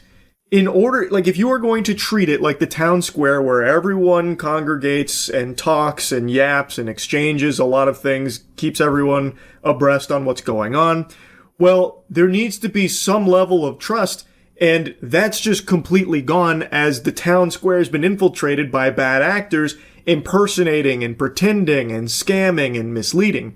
So by having the location data be something accessible to the users, it is an effective first step at being able to deduce who actually is even a real person in this town square anymore, or who's just here to exploit and manipulate and scam and mislead. I think one of the most insane multi-layered scams to come out of this. Last year, a few OnlyFans accounts went viral on Twitter because the models were pretending to be trans in order to get attention when they were actually cis women. Well, as it turns out, these OnlyFans models were actually Indian and African men pretending to be white women who were pretending to be transgender. That one had to be the silliest one that he brought up there. That one is just kind of like a wacky plan. That is quite the scheme there. So, like I said, I actually do think this is a good change to the platform. I really do. So yeah, I just wanted to yap about it a little bit. That's it. So yeah. You all know I'm not a big Nintendo enthusiast. Love their games, hate the company. I have not bought a Nintendo product in a long time now, and I don't have any plans on starting anytime soon. I just do not agree with the company's business practices, full stop. And I am proven time and time again to be on the correct side of history with this personal decision of mine. I cannot stand this company. I'm sure a lot of you are seeing the headlines right now about how Nintendo has successfully filed a patent in the US on summoning a character and letting it fight another. Basically, the media is claiming that this patent is going to stop other games from having summoning that will allow the summon to follow you and fight others for you, which is a very basic gameplay mechanic for tons and tons and tons of games. Summoning has been a staple in gaming since the beginning of time, since the first couple of cavemen banging stones together, thinking of video games in his head. Summoning has just always been there. Obviously, this is laser focused on PAL World because Nintendo is deep on that case. They're pulling out all the stops. I wouldn't be surprised if they tried to recruit God Almighty to come down and smite PAL World HQ for the sin of stepping on Pokemon's creature-catching toes. But tons of people are worried with the way that the patent is currently filed that this will hit things far beyond just creature-catching games. It will hit tons of products that have summoning as a mechanic, which is a very basic gameplay element. So things like Final Fantasy, Shin Megami Tensei, Persona, or even classes in video games that use pets and minions. So like Diablo with Necromancy, World of Warcraft with Hunter, where you'd summon your pets to go attack the bad guys, that kind of thing.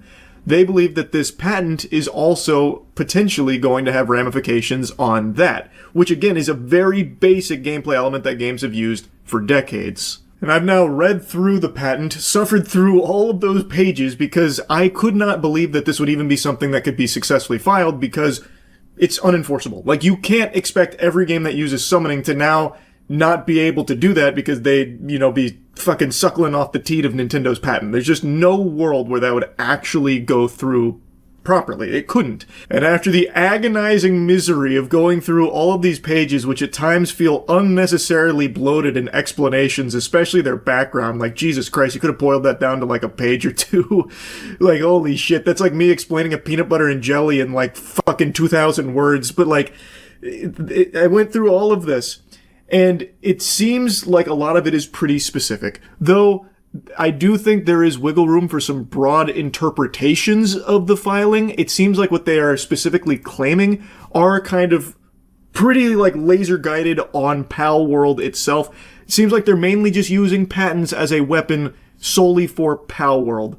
But I do think it opens the door that there could be some problems down the line in other avenues, but I would be very surprised to see this patent actually having an effect on any games currently out there that aren't PAL World, which I still think is just dog shit. And I hate this direction Nintendo takes these days where they patent everything. Everything Nintendo has ever used in a game, Nintendo now wants to patent to stop others from even thinking about exploring creative options with those kind of mechanics.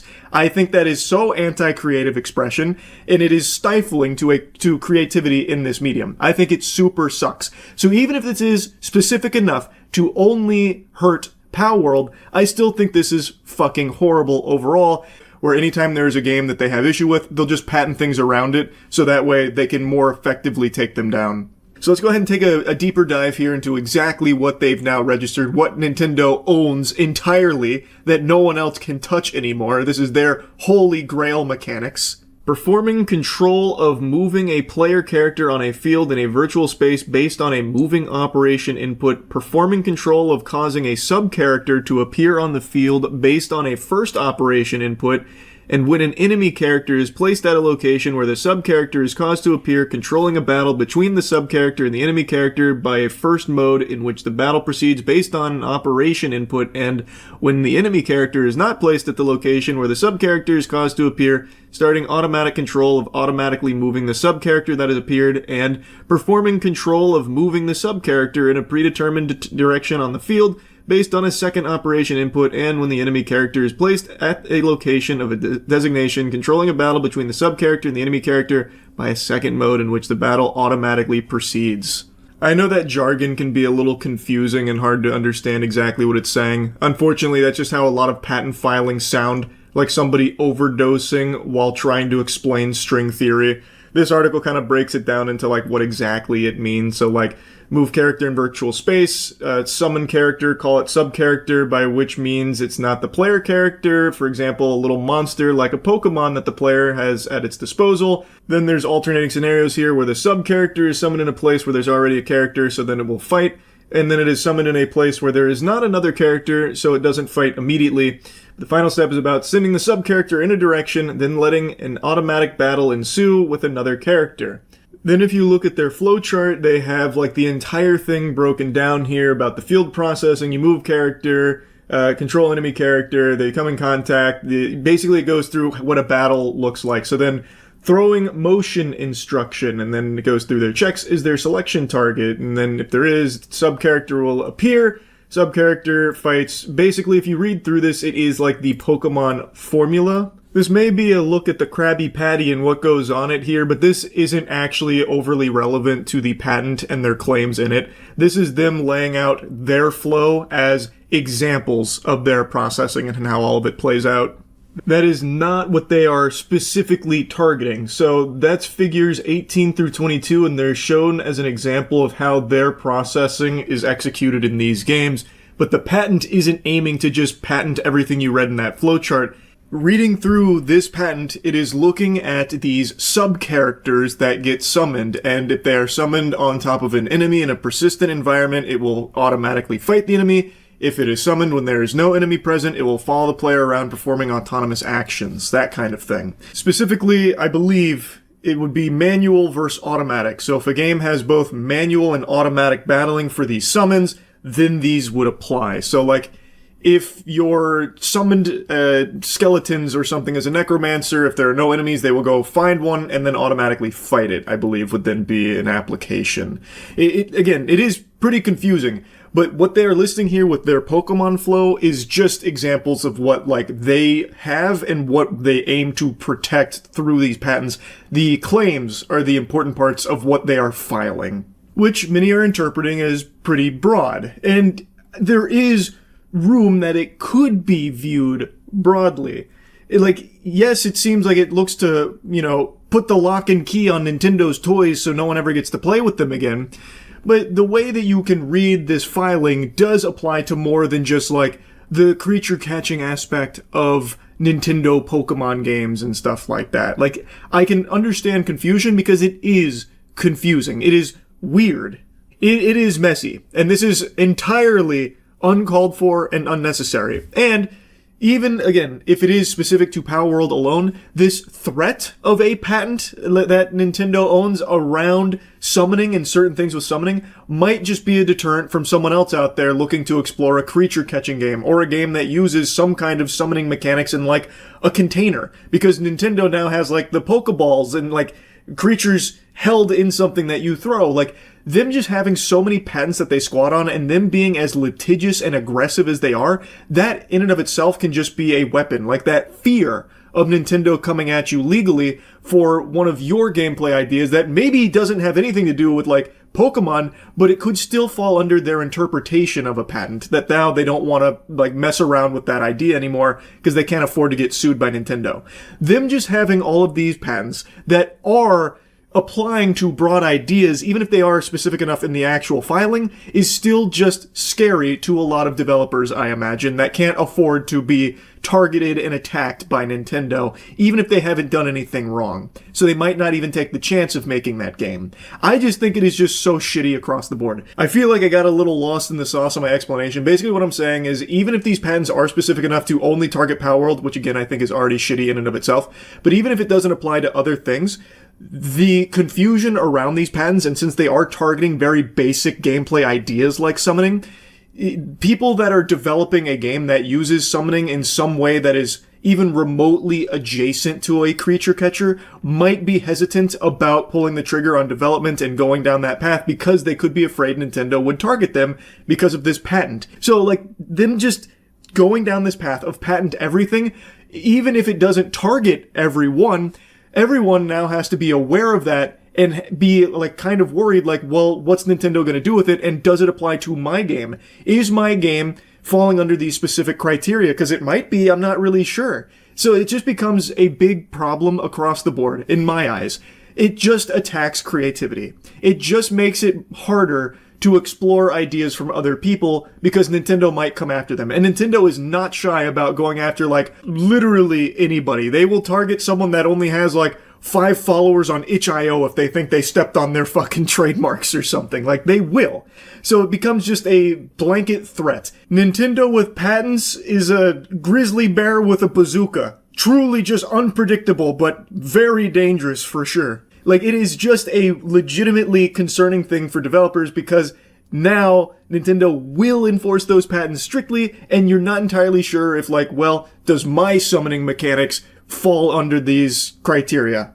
Potentially, I'm not really sure, you know? It just becomes bad. I don't like it. I think it is super shitty, and I'm so fucking tired of Nintendo's antics.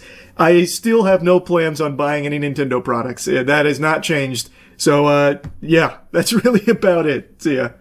What's up, everybody? It's Critical. I'm playing Excalibur 2555 AD for the PlayStation 1. Let's do this shit. It's loading. Ort Underworld. Sounds exciting. Oh, speaking of exciting, more loading. Whoopee. Here we go, alright. Just kinda threw us in here with no information, no story. But we don't need that shit. That is one hairy ass. Goodness gracious, I could use some trimming. Oh, sweet merciful nipples, it's not just the ass that's hairy, that is a very hairy vagina. It's like a Pokemon's attached itself to her vagina. Like Grimer's just hanging out there. She's hairier than a damn wig. She needs to invest in scissors, lawnmowers, weed whackers. Just look at it, look at that shit. She's got her own ecosystem down there. Just look at her face, she looks scared. She looks scared of her vaginal hair. And her ass hair. She's probably worried that the filamentous biomaterial growing from her asshole and her vagina is going to try and take over the rest of her body. Just the thought of that could scare the shit out of fear itself. Please move over, RoboCop. I'd like to go through here. Oh shit. How did I do that? Have you ever wondered what it would feel like to swim in a lake made out of shit? I know I have. Is this an enemy? It is indeed an enemy. Alright, how do I fight? How do I fight, damn it? I'm just getting pounded. I don't know the controls. I'm gonna try and get him stuck on that boiling pot of... Oh, fuck. The pathfinding is revolutionary. Oh, there we go. I must have walked through a door. Alright, a little moment of solace here to learn the controls. That's good enough. That's all I need to know. The overhead swipe. Oh, zooming in on what should be an ass, but on her it's more like a giant toupee. Well, looky here. I found an empty glass. Just the item I needed to throw out of a fucking window. With my one offensive attack, I will take you down, Genghis Khan. Oh, is that block? That looks like a block. Damn it. Damn it! The timing on his hits is remarkable. Oh, there we go. Blocked it. Ooh! Returned with a nice offensive attack. Son of a bitch. Did you order from the hairy herding services? Take this, and some of that. Some more of this. I'm the ultimate gladiator. Oh shit, did I win? I don't think my attack hit him. I think he just got a headache and decided to take a nap. I've found the chicken leg. This may be the most monumental discovery in human history. What's this fuck fondler doing? Is he looking for the chicken leg? Is he Sherlock Holmes? What the fuck is going on here? Oh, damn! It's an angry, camping caveman. Oh, it's not a problem. Oh, damn it! Not a problem. Not a problem. No problem. That text really zipped by. I don't know what it said. Oh, there's something here. I found the meat. It's not just any meat, it's the meat. Now we're cooking. I have no idea where to go. There are so many fucking doors here. The name of this game shouldn't be Excalibur 2555. It should be Doors, 2,555 of them. Good luck finding your way around. Kind of a lengthy title for a game's name, but at least you know what you're in for. Go through the door. Am I inside someone's stomach? Oh shit, what is this? Where did this thing come from? Oh, what the fuck? He's got a laser shooter? A cheating person he is. No, there we go. There's a hit. He's blocking all of my attacks. Damn it, he knows every move I'm gonna make before I make it. There we go, landed a hit. Sir, if you stop blocking, you win $1 million. Nope, you just lost $1 million. Oh, go fuck yourself. Go fuck yourself again. You are not on Santa's nice list this year. I'll give you a moment to catch your breath. Go fuck yourself. Damn it! This is some bullshit. This is just bullshit. Oh, there we go. Oh, there we go. Double, triple combo. This battle is mine now. He let his guard down for a moment, and I struck while the iron was hot. He's getting sliced and diced. Pulverized. Shitterized. How many hits does it take to win? What the fuck is going on? This dude is the immortal lumberjack. I hit him at least 1,000 times with this sword. Unless this sword is made out of foam, that should have killed him. I think he was just showing me that he's invincible. So he just stopped blocking because it just didn't matter because it wouldn't do anything to him anyway except tickle him. This is just terrifying. It looks like the bartender's about to wiggle his ass cheeks on her titties. Dolph, whatever you want, you can't have it. Unless, of course, you found Cecil, my pet rat. As a matter of fuck, I did find your pet rat. Here you go. Cecil, you found him. Anything I have Alright, is yeah, yours. no. Keep whatever you have. I just want to fucking complete this level. This is a very, very poorly designed level. And I know it's an older game, so the level's not going to be as sophisticated as today's levels, but I can still play and appreciate the classic games, but this is not a classic game. This is an ASIC game. I have what you're looking for, Captain America. There you go. Your fucking giant battery. Now please just let me through. That was mighty generous of you. Well, you have perfect posture, but your lateral agility could use some work. Fantastic. More loading. Oh, level complete. There we go. There it is. Yeah. Alright, well, I'm done playing this. Well, that's the end of this video. Remember to rate the video, comment the video, and subscribe if you want to see videos similar to this one. See ya. I'm not Billy with VexCon. That's a good point. Billy and Ricky really do look like NPCs in Borderland or Rage 2. Like, they look like they give you a side quest. My nutsack's really itching up right now. These fucking insects are actually making me itchy. Billy, come exterminate the itch from my ball sack. You know, if Billy was really as big of an exterminator connoisseur as he hypes himself up to be, he would be able to walk into that house and smell the location of the snake. Hey! You gonna eat this, Patricia, or can I have it? Pick the wrong place. That'll be it for today. Okay. As we exited It's on her back. What? Oh, you see him there? What happened? One of the producers let the snake down? The snake was a snake goes today. It's Why is he torturing his mom with this? Why doesn't he just keep it himself? Hey, Mom. I know you hate snakes. I'm just gonna set this up here by your toilet. Initiating moisture.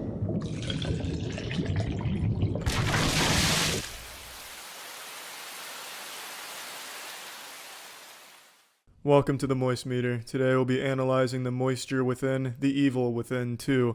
There's not a whole lot of evil within here, and there's not a whole lot of moisture within here either. I don't mean to immediately spoil that off the bat, but I've been reading the reviews for this game, and everyone's giving it like an 8 out of 10, and I wholeheartedly disagree with that, and I really just can't understand what could have warranted that high of a score for this game.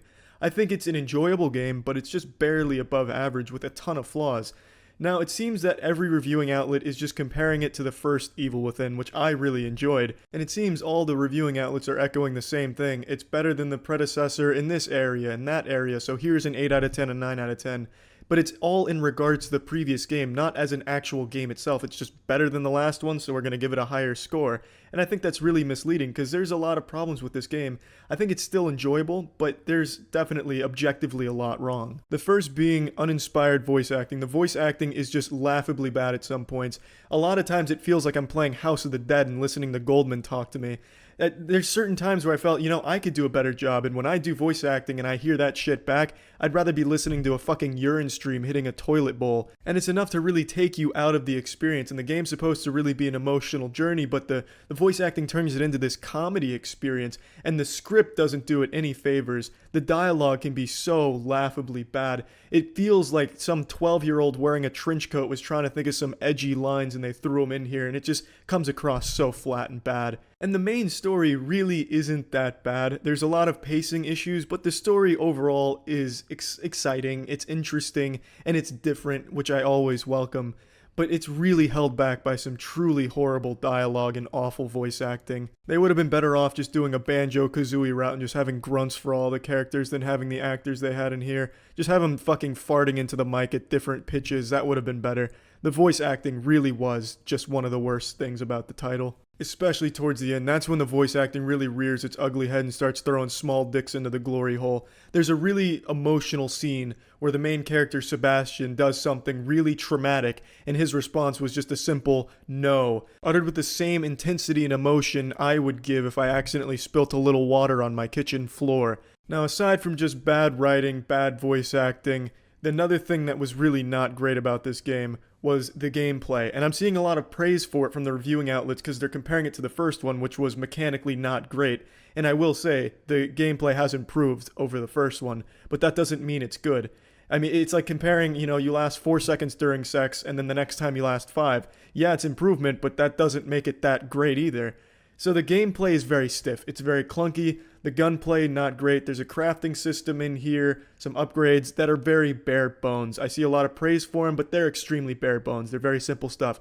Here's a point, you get a little health, here's a point, you get some stamina, here's a point, you sneak around a little better. There's nothing really creative about their upgrades, the weapons are the same, here's a little firepower, here's a little ammo clip. There's nothing really interesting about it. Every time you get into an intense firefight and then you have to reload, you don't have any way of dodging or doing anything special to get out of there, so you have to do like your old man jog out of the way, that's just a little waddle that looks like you shit your pants. 9 times out of 10, you're still going to get hit. Not that that's necessarily a bad thing, it's your fault for getting into that poor position, that poor situation. You should have been a little sneakier, and the game encourages stealth, and the stealth is sound. The stealth is pretty well done, but when you do get into a firefight, it's not great. It's really not. You end up just functioning like Bastion from Overwatch, and you just have to sit there, shoot your clip, and then wait a couple of seconds before your character can respond to do an animation to run away. Another thing I see a lot of praise for on the game is its level design. I think the level design is probably 10 times weaker than the first Evil Within, and that was far more linear.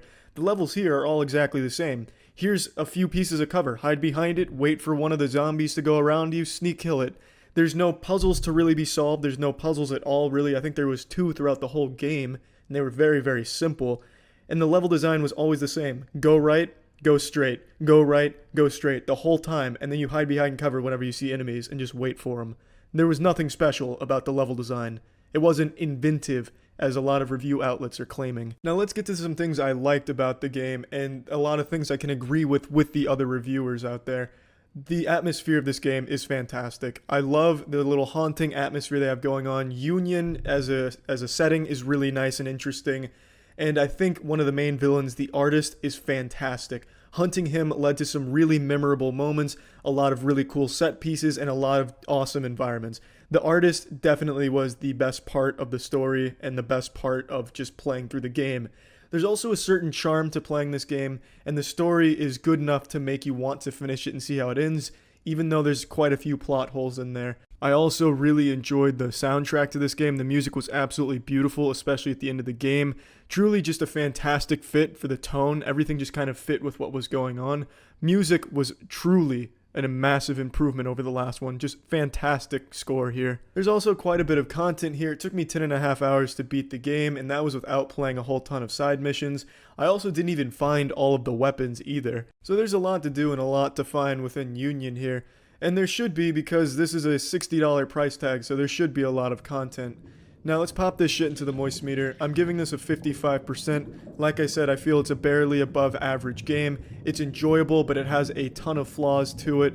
And it's also not really a survival horror type of game. It's more of an action type of game.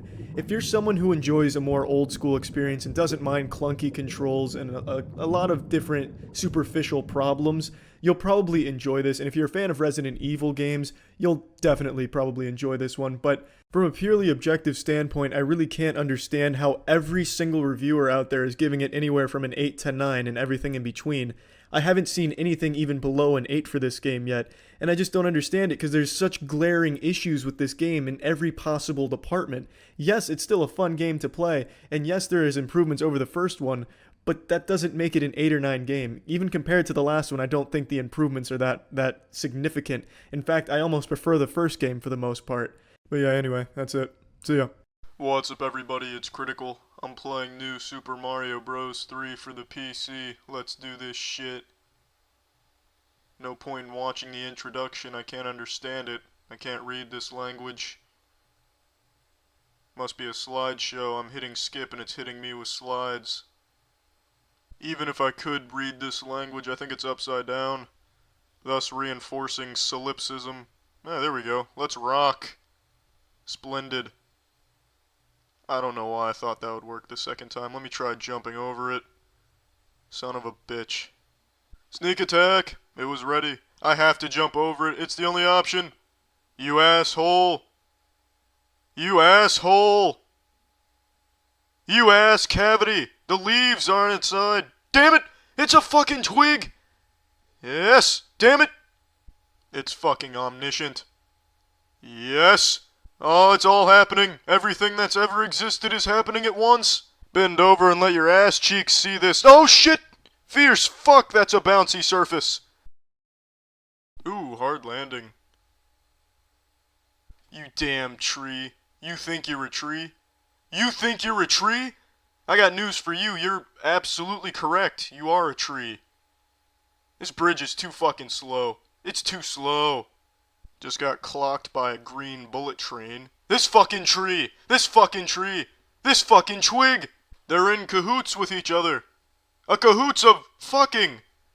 Shit! Can somebody tell me why that apricot in the window is not keeping the trees of Pumapunku under control? This is absurd.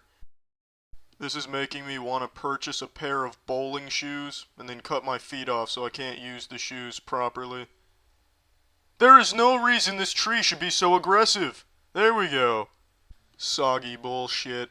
Oh, there we go. Oh, there's double. Alright, awesome. Well, I guess what they say is true. You don't know how somebody really feels unless you walk a mile on their titties. You keep the ground on the ground. Don't do that shit.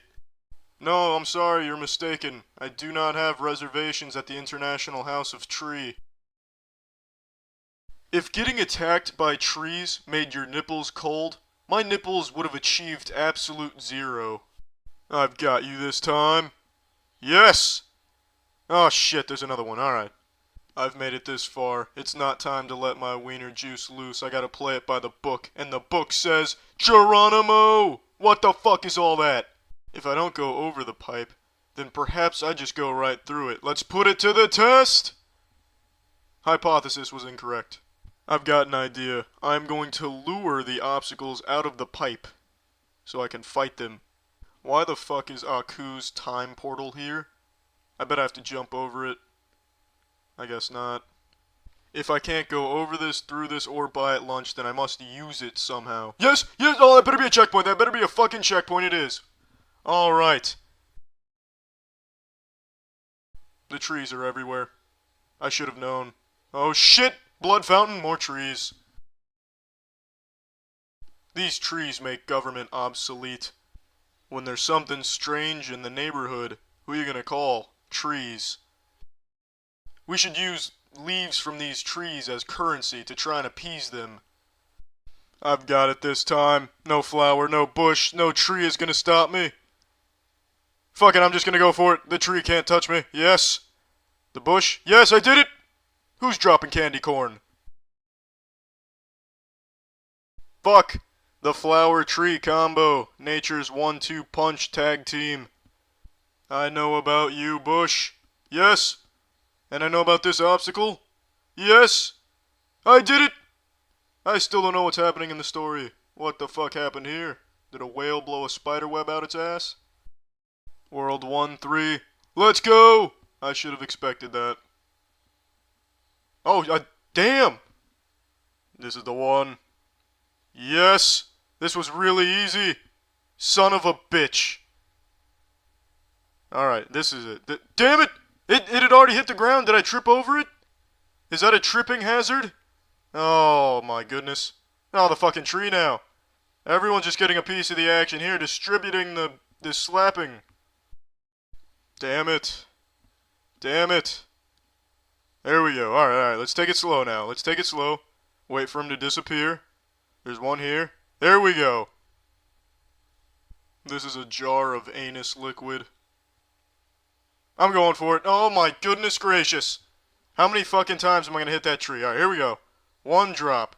2 drops. And a fucking sign. Damn it! It swatted me out of the air. It's fucking built to take down space shuttles. How am I supposed to jump over it? Maybe I can trick the sign into blasting itself. Yes, it worked! Just to be safe, I'm gonna jump. Next level, bitch. There's probably a tree, so I'm gonna jump. It's a fucking sign. Time to use what I used on... Who's fucking and what are they fucking with? They put a tree and a sign, side by side? Alright, how am I supposed to do this? If I try and jump, the sign's gonna bat me. If I try and run and fake the sign into blasting, the tree's gonna get me. Oh my goodness, and a flower. And a fucking flower. Running start's not working. This is ridiculous. What am I supposed to do? It's impossible. This is the ultimate defense. This is ridiculous. Alright, there's no way I'm gonna complete this. Alright, well I'm done playing this. Well, that's the end of this video. Remember to rate the video, comment the video, and subscribe if you want to see videos similar to this one. See ya. Yeah, I threw the spectacles on for this one, so you know it's serious business. When I started stream tonight, chat told me something I could have never expected to read. News that you never want to hear.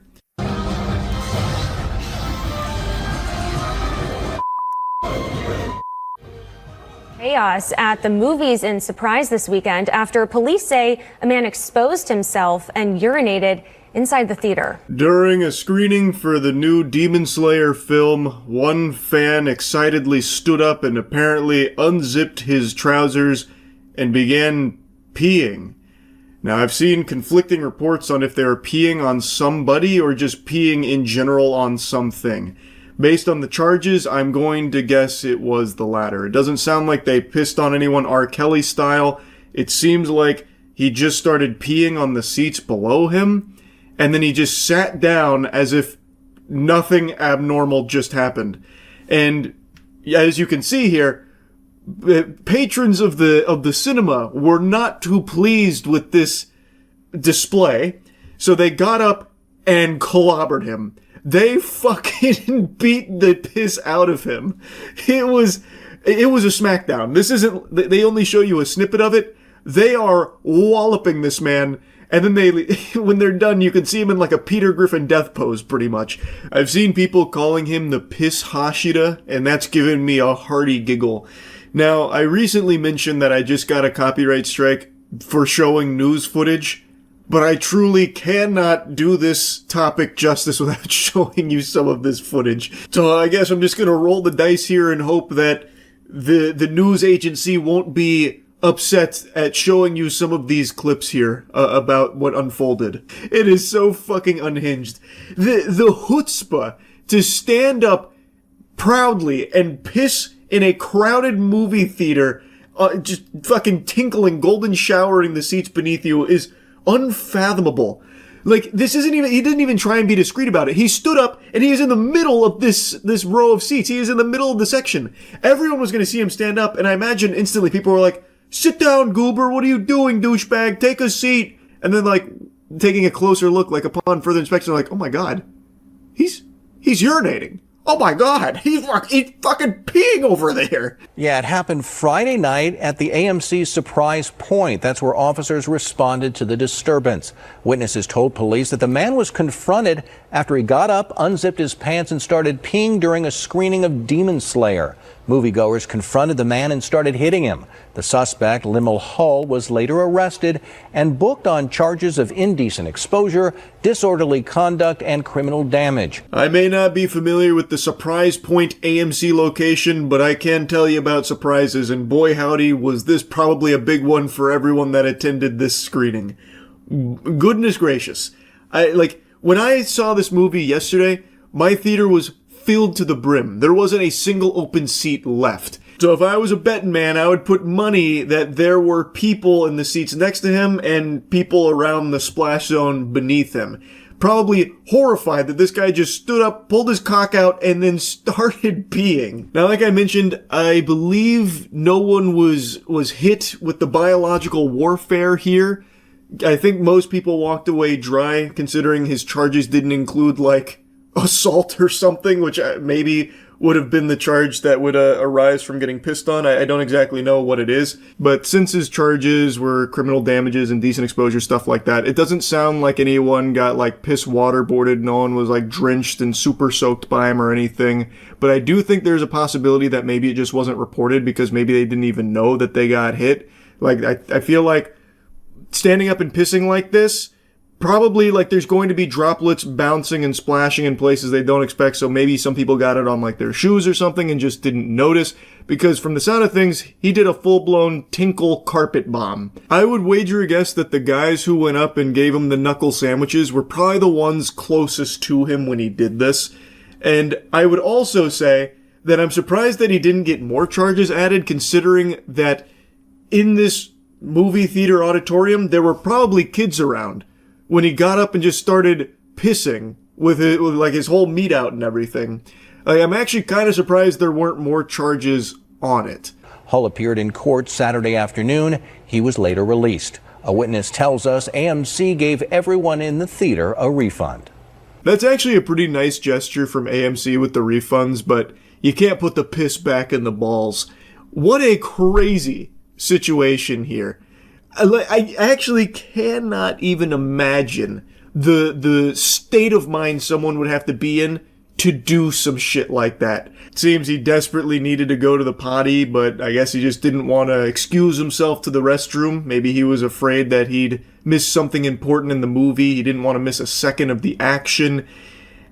And even still, the decision to stand up and piss is fucking shockingly baffling. Like, there's no good way of doing this besides just going to the bathroom. You're gonna miss a little bit of the movie. But, like, why wouldn't you just pee your pants? like you could piss your pants and nobody would know you did that in a dark auditorium. Like, maybe they'd smell it, eventually as the odor emanates. But it'll also be kind of hard to pin that on who exactly was the pants pisser. Like, why wouldn't he just pee his pants? That would also come with a myriad of excuses too, by the way, like, oh man, I had an accident, I didn't know I had to pee like that, or you could, like, blame it on a condition or something. But instead, he made, like, an entire song and dance out of him pissing. Like, he actually interrupted the film so that way people would watch him pee. He called all the attention to his degenerate act. What a fucking sick freak. Anyway, though, I had to yap about this a bit. This one was shockingly wild. That's about it. See ya. I was sleepy once. It was a long time ago. If you think I look tired, well, you better get your eyes checked, Buster. That's a certified WebMD diagnosable moment right there that something has gone awry with your peepers. Could a sleepy man do this? Checkmate. Point is, in my endless battle against insomnia, I happened to have stumbled across something interesting again this evening, and it pertains to last night's video about the $20 million reality TV show, Twitch streamer, fan, production, extravaganza, mansion, titties, beer, rock and roll, whatever else it was pitching itself as, called the $1 Million Fan Show. Well, I speculated that it was a big scam, and a lot of Twitch streamers had been publicly put on the website. Some had even made announcements about their endorsement of the $1 Million Fan Show, and nothing about it seemed legitimate. I'm not just going to regurgitate everything from last night's video. You can check that out if you want a deeper dive on everything that was wrong with it. But last night on stream, like 45 minutes after I posted the video, they took their website down. Then I was checking their other ancillary shit, and all of that is removed. It seems like they are scrubbing any existence of the $1 Million Fan Show from the internet. So like even the Reddit post that the livestream fail mods posted is taken down. I don't know if that was by order of the $1 Million Fan Illuminati, or if the mods that had signed an agreement with them had a come to Jesus moment that they may have been misled, so they decided to take it down. But apparently they also removed like their Discord and their socials, which is a huge blow, by the way, because the $1 Million Fan Show had like 5 Instagram followers, so really playing a sad song on the world's smallest violin now that 5 Instagram followers have been cast into oblivion, banished to the Shadow Realm. I feel like that's pretty strong evidence for my game theory that it was all a big load of hullabaloo, a bunch of hooey. I don't think a legitimate company that's putting together a $20 million grand prize reality show that is also a television program that is also employing some of the highest level production staff imaginable for a once-in-a-lifetime unforgettable experience for streamer fans. Also, their About Us section had all the telltale signs of just being AI generated, where literally every section ended with triplets where it was, you know, it's not this, it's this. Performance, power, mentality. Mentality, tits, mentality. Like, it's just like, it was very clearly AI generated. The fucking first thing you see on their website is an AI generated image of a mansion. The whole thing just reeked of scam.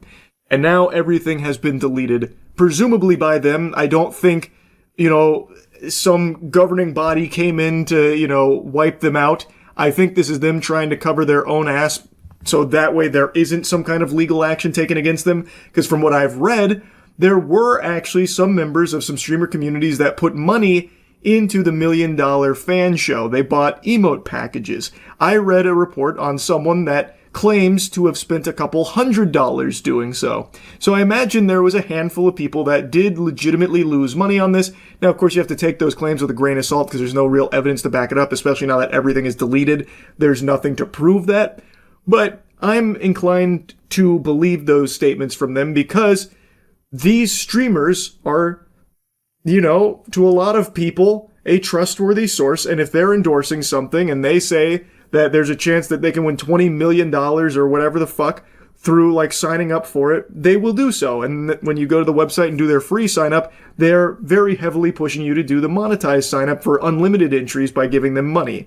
So I bet a lot of them were baited into doing that. Now, as I said in the last video, I am shocked that Mythic Talent actually even floated this to their creators like Extra Emily. She, in her statement, mentioned Mythic Talent by name, that they had pitched it to her. I was surprised it made it to a streamer because anyone that even had their eyes open and neurons firing for a second would go to that website and know full well immediately, right from the jump, that this is not real, that this is fraudulent. So I did a little digging, and I was able to get in contact with an agent, not at Mythic, but at another agency that did have this exact same thing come across their desk for their streamer clients as something to pitch to them. And according to that agent, I don't know how deep into the nitty-gritty I'm allowed to get, what they sent them, the pitch deck, was extraordinarily different from what ended up making it to that website. From what I understand, and from what I have been told, they were under the impression that this was an Amazon-backed production, at least initially. And at the time of receiving this offer, they didn't have a website or anything public outside of that pitch deck, I guess, they were hawking to agencies. And it is indeed a paid promotion. The streamers that are listed there were paid for this partnership, and there was no additional information available beyond the concept of the show and the promise that Amazon was behind a historic $20 million streamer fan buttfuck hullabaloo reality TV show. Now, one of the streamers also sent me the exact offer that was presented to them, which gives further confirmation to all of this. It comes from Mythic. This is the direct offer from Mythic that this streamer received. I'm not going to show the actual thing, so that way no one gets into legal hot water here. I don't want to, step on too many Legos, but I will give you the general overview for what the pitch was, the offer. Interestingly enough, the offer came back in June of 2025 from Mythic. And the opening line was about how it's an Amazon series. This is an Amazon series looking to break records, a historic $20 million prize purse reality show. It doesn't even name the show, by the way. I'm guessing back in June of 2025, they didn't even have the name of the show or anything concrete. There was no website, no mention of like LSF or brand partners or anything like that. It was just a single sentence that said, Amazon reality TV show set to air on Amazon Prime, featuring the soon-to-be-broken Guinness World Record book for biggest prize pool in history, 20 million, winning group splits money in half, 10 million to you and 10 million to the fan. That is the entire explanation for what this deal was. Interestingly enough, like I said, June of 2025. The deliverables were a reality TV show appearance, 1 to 7 days, depending on how far you make it, and a single social post. The initial filming date was November 3rd to November 10th, but guessing, some wires got crossed there, fucking nipple clamps came down, maybe government shutdown, put that on the back burner, so that had to put the kibosh on that and shelve it till, I guess, 2026. Anyway, though, they were offering $3,000 for the streamer involvement here, plus 20% of net ticket sales from your ticket, which the streamer expressed some confusion over because they didn't believe Mythic knew that there was like this paid entry option. But in the offer, it says they were getting 20% of net ticket sales.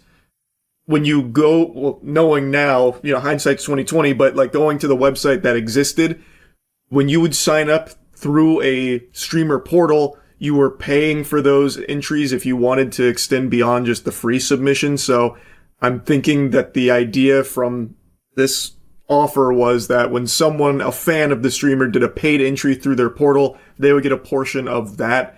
So I feel like Mythic would have had to have known that there was some kind of paid component to the fans, but who knows? There's so little information here in the actual offer that Mythic took to the streamers. I am still extremely surprised it even made it to a single streamer as something to consider. I don't know why there wouldn't be more digging to confirm if this is actually even an Amazon show, because after the offer, they then go into a general explanation for it, and it is so bare bones. It sounds like something that a person would cook up in 5 minutes while taking a shit after consuming their morning oats or something. There's not a whole lot of thought into this.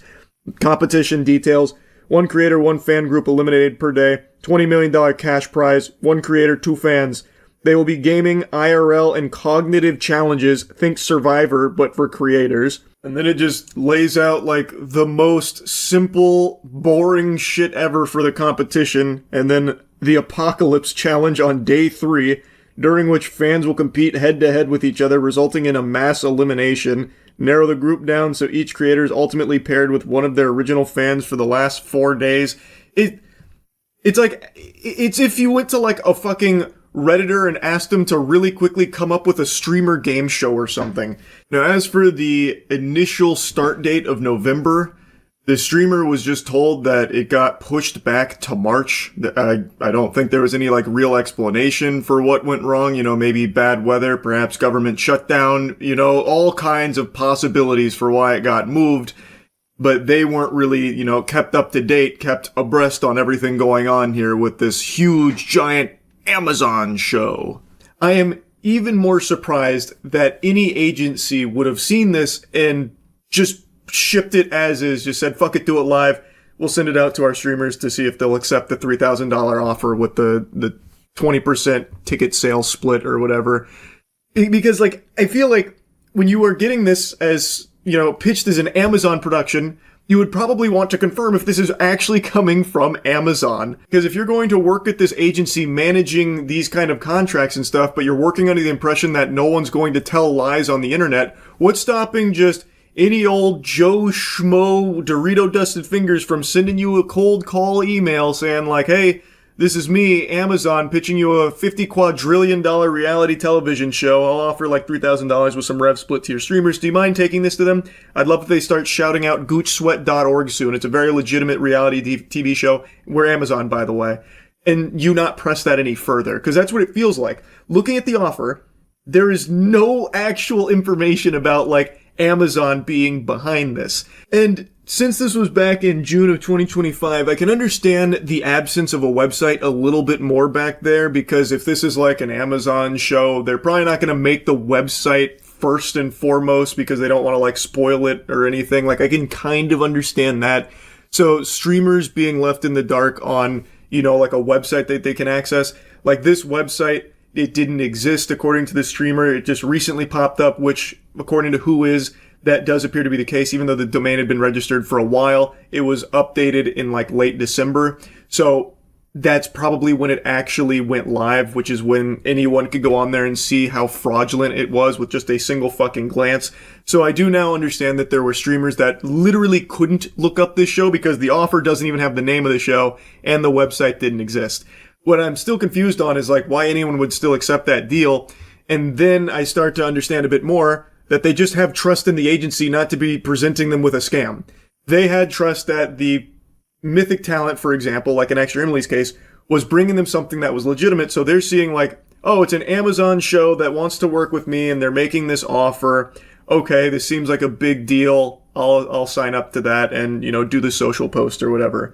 Also, if you try and look up milliondollarfan.show now, the most recent update to the site was today, because the update was just nuking it, taking it down. But prior to that, it was updated in late December, which is when I imagine this went live. So now it seems like the streamers literally didn't even have access to look up the information themselves on that website, which again, doesn't take a super sleuth, fucking pinky up internet, narwhal baconing at midnight master to see that that is a fucking disaster of a website that is clearly in a shady spot, most likely looking to scam.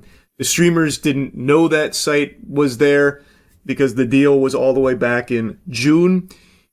Though I will say, looking at the offer, this should have been something that I think streamers should have been a little weary of, because it feels like it is very odd just looking at it.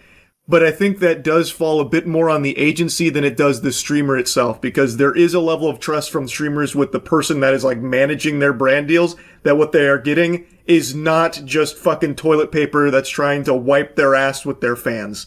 And in this case, I am still just shocked that it even made it to the streamers in the first place. This should have been probably caught far earlier. I imagine they could have confirmed well beyond this, like almost a year later, that this wasn't Amazon behind it. If they had maybe set up like calls or something, or looked for any level of proof of this being Amazon, like even just questioning, where is this money coming from? Who else are we working with? What is the actual production timeline and all that looking like? I feel like there was definitely a way like Mythic Talent could have caught this and then never even had to get to this point where there were real victims where, based on what I've read, there were people that put in like hundreds of dollars, which again, I know you have to take it with a grain of salt because there's no like evidence to support those claims that people lost a ton of money since now everything is scrubbed, but I'm inclined to believe them because the audience has a level of trust in the streamer that what they are pitching is not just a scam that's going to just rob their fucking piggy banks.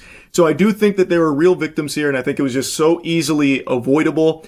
This shit is just fucking wild that it even happened. R.I.P. $1 Million Show. Definitely feels like it was a scam from the get-go, considering they have just vanished, poofed out of existence, and erased every trace that they were ever even here to begin with. Anyway, though, that's really about it. So, yep. New video to watch. Nidos are the next Labubu. What are Nidos? I saw that there's like Nido hysteria going on right now, but I didn't know if it was like some kind of psyop or something, because I've never heard of this. What are they? Like, I saw people were like rushing into stores fighting each other to get some Nidos. I bought every viral rare Nido and cut them open. Are they just shapes? You're just buying shapes? Girl burned after Neato toy explodes in microwave. Neato craze is getting out of control. Oh, this is what I saw. I just want one, ma'am. I just want one. Just give me one. Needle restock today. Only those with a number will be sold the needle. Line is all the way to the back, all the way at the door. Reselling them. We only have. Holy Lord, this is all for Neatos? Wow, I guess they really are the new Labubu, huh? 2 cases of Neato. Neato hunting chaos at Cracker Barrel. Waiting here at 9 in the morning. Cracker Barrel has Neatos. I'm really so sorry to whatever kid decides that they want to get squishies today because, girl, I'm grabbing literally like all of them. Why? So Are they collectible? Like what makes them? What makes you want to grab all of them? Let me see. Aren't you just buying like the same thing over and over? I guess maybe she could be like reselling potentially, but yeah, I'm looking at it. It's just shapes. Neato is made by the Shilling. There's no way that's how you say it. Shilling? That's the name of the company that makes Neatos. That's the only way to sell it. Shilling. That's crazy. Unless I'm on the crack pipe. Here, look. How else would you say this? I guess maybe Shiling? Shiling, potentially? Yeah, I guess it could be Shiling. That's pretty on the nose, though. Straight up calling the company Shilling. They're sort of like flubber fidget toys, squeezable and stretchy, and are coming in a variety of shapes. Flagship products, the Nice Cube. I don't really, but they don't really seem like a collectible thing. I don't really get it. Oh, we're fighting in stores again. Not over food, not over necessities, over squishy toys. Yeah. Bro, for real, sleeping on shapes. Me and the boys going to Shape Store later this week, hoping to pull a hexagon. You're so right. It's like an actual thing, though, now, it seems. Because that's what Neatos are. It actually is like you go into the Shape Store. Holy fuck, they got the dodecahedron! Damn, ultra rare pull! Yes, grown adults, parents, kids, all losing their minds over glorified stress balls. I've spent the last few days going down a rabbit hole of TikTok videos, and when I tell you it is absolute chaos, I mean it. I'm talking people clearing entire shelves, kids where did this come from? Get one, and full-on arguments in the middle of stores. I had never heard about Neatos until I saw people like climbing over themselves World War Z style to get their hands on Neatos. This can't be real. No, this has to be some kind of like mass psychosis event or something. You know what this actually is like? It's literally that AI video of the shapes, where they like go into like the fucking shape dimension. I got rhombus on my feet type shit. They've been all over YouTube Shorts for like a year. What? What? Don't you remember these from that toy convention video you did? Were they there? I didn't even register them. And that just goes to show you, like, during that, not a single person in chat was like, holy fuck, they got Neatos! This can't be real. That was only like a month ago. There's no way. Full-on arguments in the middle of stores over Neatos. Squish my Neatos with me. Super cool cat. Super fuzzball. I remember these from the early 2000s. This is that kind of shit you'd get at an arcade when you didn't get enough tickets and didn't get the cool stuff and you had to settle for one of these. How are these, like, the sought-after toy now? Bro taking the Tootsie Roll over that every time. That's fair. Nice cube. Oh, that's the flagship product right there. So what I'm going to do is show you some of the most insane clips I found, Oh my and then we're going God. to talk about what is actually going on here, because it's deeper than just a toy trend. Is it? This is an entire account dedicated to Neatos, I'm guessing. Neato plug? What? Hold on, I gotta look that up myself. Anyone recognize that riff right there? I'm not looking at chat right now, but I hope chat just went crazy when they heard that riff. If not, I'm real disappointed. Wow. This is a pretty big TikTok account, Neato plug. Oh, not really. Never mind. Just that one video is. They go around hunting Neatos. I accidentally just liked one, yikes. Tragic. They just posted 47 minutes ago on the prowl for more Neatos. Looks like they got a huge haul. Here's a giant box filled with the same Neato over and over and over again. They have to be a reseller. They have to be. If you catch my ass standing outside in a line outside a Cracker Barrel, I might be cooked.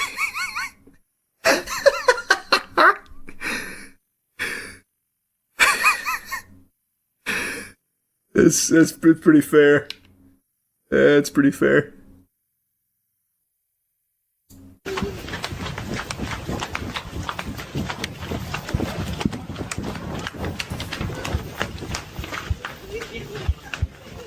Oh, they only got 2 fucking boxes of Neatos? How are we supposed to survive? We're gonna starve!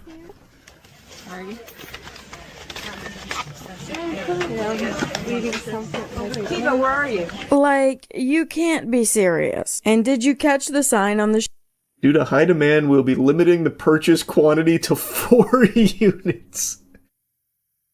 For Neato and Squeezy. This is... We live in Poppy Playtime Society. Wow. Wow. Squeezy with 3 E's. And it's adults buying these, by the way. This is shit for adults, it seems. I wonder if Neato scalpers have already started fist fighting each other. That's a good question. I'm more so curious on this secondary market. I'm assuming it's for reselling. Why they're having giant hauls of like 1,000 Neatos here, and it's all the same one. Let me just see what like Neato eBay prices look like. New listing: Neato Nice Cube Super Solid Squish Purple.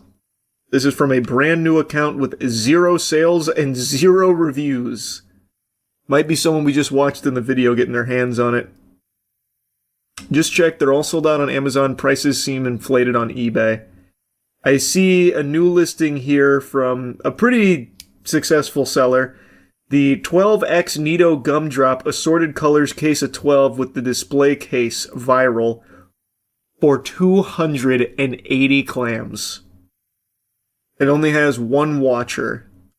That has to be fake. There's no way someone's doing that.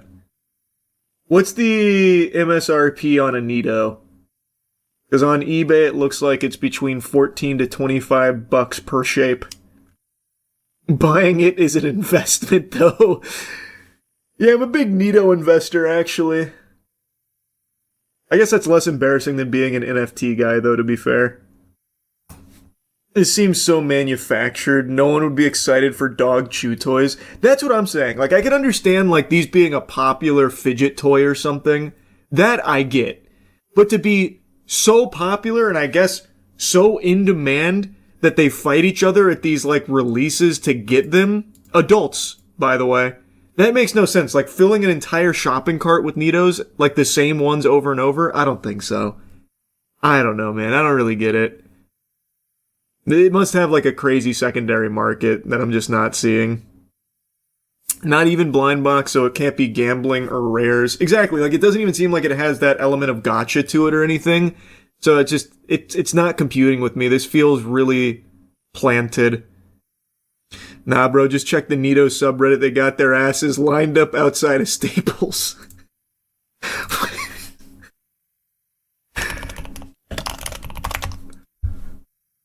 There are some big Neato enthusiasts here, that's for sure. Man, I guess hats off to places like Staples and Cracker Barrel and whatever else is housing Neatos. They got people coming in the door like wild now, I guess. Smart strategy. That's probably where it all stemmed from. They're like, fuck, man, we accidentally bought 2 billion pallets worth of these goddamn stress balls. How are we ever going to offload this shit? Let's try and make it viral on TikTok. Bought a few of these 2 years ago for $5, and they all broke with ease. Not worth. Fuck is going on right now?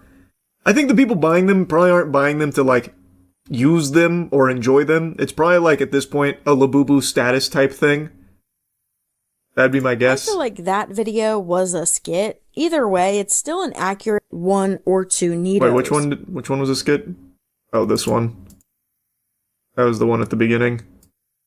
You take a number when you arrive. These viral squishies, and we're gonna see if we can score them at Cracker Barrel. And it's so packed. Oh my god. Everyone here is here for a Nito, number 110. And I heard that there's people that have been waiting here since 9 in the morning. And they're about to bring out the first cart of Nitos. And Yeah! Squishies are in there. Woo! And that's what it's looking like.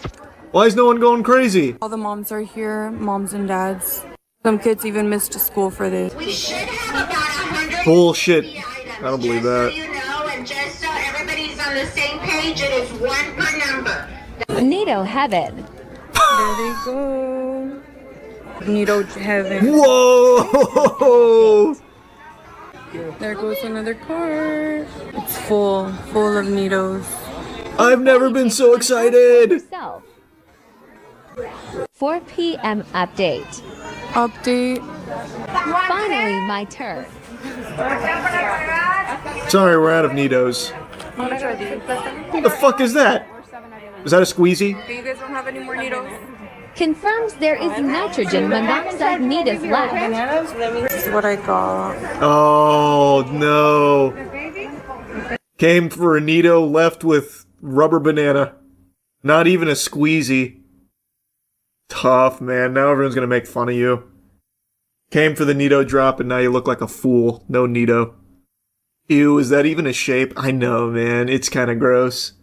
Not even a squishy shape. Ugh. Ugh. Took a number 110 in line, and this is what you walk away with? What a waste of a day. Okay. Gracias, igualmente. Okay, guys, I guess we didn't get a Nito, but we scored a banana. Not what we came for, but at least we got something. What kind of mentality is that? What do you mean? Didn't get what we came for, so I got something instead just to get something. Why? They were out, why not just leave? Why waste the money? Well, I'm already here, I might as well consume. No choice. I'll buy this fucking banana I don't want. I know all the old people eating there confused as fuck, yeah. Damn, this new menu really revamped interest in Cracker Barrel, huh? Look at all these people lined up to eat here. I have to mute the audio because it's that copyrighted song that says, I think I'm gonna die in this house. What? And then she has it slow mode on this guy who's clearing out whatever shelf this is. I think it was Nito's, because once she gets up there, she gets like some off-brand squishy and not an actual Nito. These are grown men, mind you. True. Look at the slow mo. Look at this guy. This is the most he's jogged since high school. Fuck, I gotta get to those Nitos! I need to sell it on Whatnot. This is sad, man. This is very sad. How do you even sell these on Whatnot with no gotcha? Again, I have no clue. I have no clue, but that's the only explanation for why this fucking goober is out here clearing shelves of Nitos. What else is he gonna do? What else is he gonna do with it besides try and offload it for a profit? And also, that was that lady screaming, Woman right? at the register of being actually her house. No, she's gonna lie. That's her daughter. That is her daughter. Tell the manager that is her daughter. She said Is this even about Nitos? This looks like a food place. This is a Five Below? Is it? Guess I don't know enough about Five Below. Cracker Barrel is a restaurant, so... Oh, good point, touche. That was a very strong point, yeah. When are we getting a Nito-shaped tier list? Sounds awful even as a joke. That sounds fucking terrible. I hate that idea. Part of me hopes this is real and Pokemon scalpers pivot to this. Oh, that'd be ideal. All these Pokemon scalping degenerates, they're like, holy shit, we gotta go to Nitos now, they're blowing up. I just slabbed the PSA 10 Rhombus. Selling for $10K. Serious offers only. They usually hop on whatever trend is next. They do, but typically that's in the card community, which is why those parasites have latched on to One Piece, which is a damn shame, but what can you do? But who knows, maybe they will latch on to Nidos. They didn't pivot to Labubu. Oh, good point, that's true. They did not fully pivot to Labubu. Yeah. Yeah. You need to start making cheeky soap blind boxes and make a killing. I don't know about that. Shocker, I'm not the biggest fan of the whole blind box shit. If you can believe that. I'm also not a fan of just like artificial scarcity for the sake of hype. Just got a call from the Stink Factory. They said you didn't come in today. Oh, what's that? You started using Cheeky soap from usecheeky.com? Nice, alright. I'll let them know you won't be going back. I'm assuming you saw the Paramount hack. You would be assuming wrong. So that's where the Avatar movie thing came from? I didn't know it was a Paramount hack. The Avatar leak was real. I'm pretty sure. Apparently they leaked the entire movie. I saw a couple clips and then stopped because it looked too legitimate and I don't want to spoil that. That sucks if they leaked the whole thing, man. That's really a shame because it looks like a lot of work went into it. And the animation looks great. Like the actual visuals looked really good. Voice acting I wasn't super sold on. It seemed kind of stiff, but maybe it's like still early. I don't really know. But man, that must be awful. Just to have the entire thing leak, 5 months before the thing actually even comes out? Yeah, it's real. Clips are getting copyright claimed and removed. Yeah, I knew it was too high quality to be fake. That really sucks, man. I hate when that kind of thing happens. Well, Paramount gets hacked like every few months. That's true. I guess that was just inevitable. Paramount does get blasted pretty often, it seems. Definitely seems like a work print version because the voice acting sounded like placeholder. That's what I was just saying. The voice acting sounded stiff. It could have just been like early takes or something, not properly mixed in. I saw something pretty cool today, like in like good news. So this got sent to me. It's Jerry Rig Everything's newest video. I haven't watched Jerry Rig Everything in a long time, so I had no idea this was even something he's doing, but he has a wheelchair company with his wife, who is in a wheelchair, and this video is going over how they're manufacturing wheelchairs at like a fraction of the cost. This was like a really cool thing to see. So I wanted to pull this up for like positive news. About 5 years ago, we built... This is one of those things that I'd love... What it is he's been working on this company with his wife for a long time. They've now got like the factory seemingly like fully in like mass production swing. And he is able to produce wheelchairs for like 70% like it's a massive significant difference in price and significantly faster able to deliver them. He has like these really cool machines and shit. I don't know why the video is struggling to load. But I was watching this and I thought it was just a really cool thing to see. So I wanted to briefly talk about it. I thought it was fucking awesome, actually. Insurance company trying to block it. I don't know if you're making a joke or not. I wouldn't be surprised, because I mean, like, look at this. And he delivers it in like 5 to 6 weeks. So like, I wouldn't be surprised if they actually did try to like fight him in some way. Because I genuinely don't know why you would ever go somewhere else besides here for a wheelchair. You get it faster, you can customize it more, and it is significantly cheaper. Just a full-blown bending doodad. They are really expensive. Wheelchairs? Yeah. I didn't know that either, but looking at that, like, that is crazy. Compared to his, I mean, that is a huge difference. So, genuinely just seemed like a really cool thing. I don't know how many of you saw that earlier, but I thought that was something very sweet and wholesome. How can it even be so expensive? Are you talking about like the insurance wheelchairs or like the ones that are 12K here and stuff? I imagine it's the same. The reason they're so expensive is the same reason a lot of things in the medical industry are expensive. because they can be.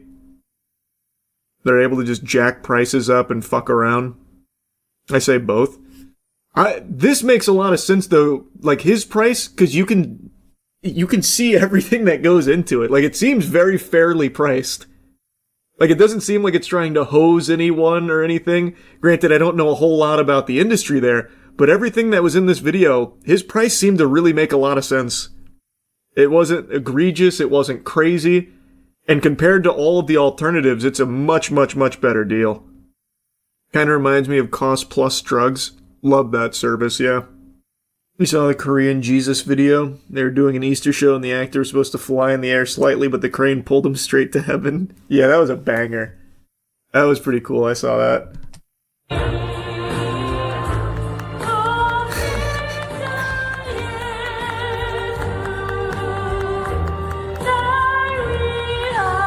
He's staying in character too. It's very, very impressive.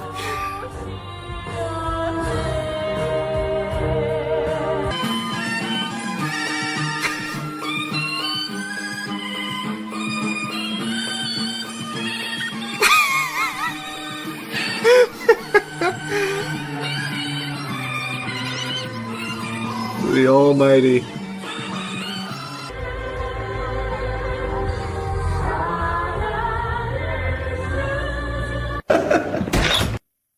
They got a little meme slapped on there. At some point he actually passed out because he was so high up. Oh, I didn't see that. That must have been terrifying. It really must have been, yeah. I couldn't imagine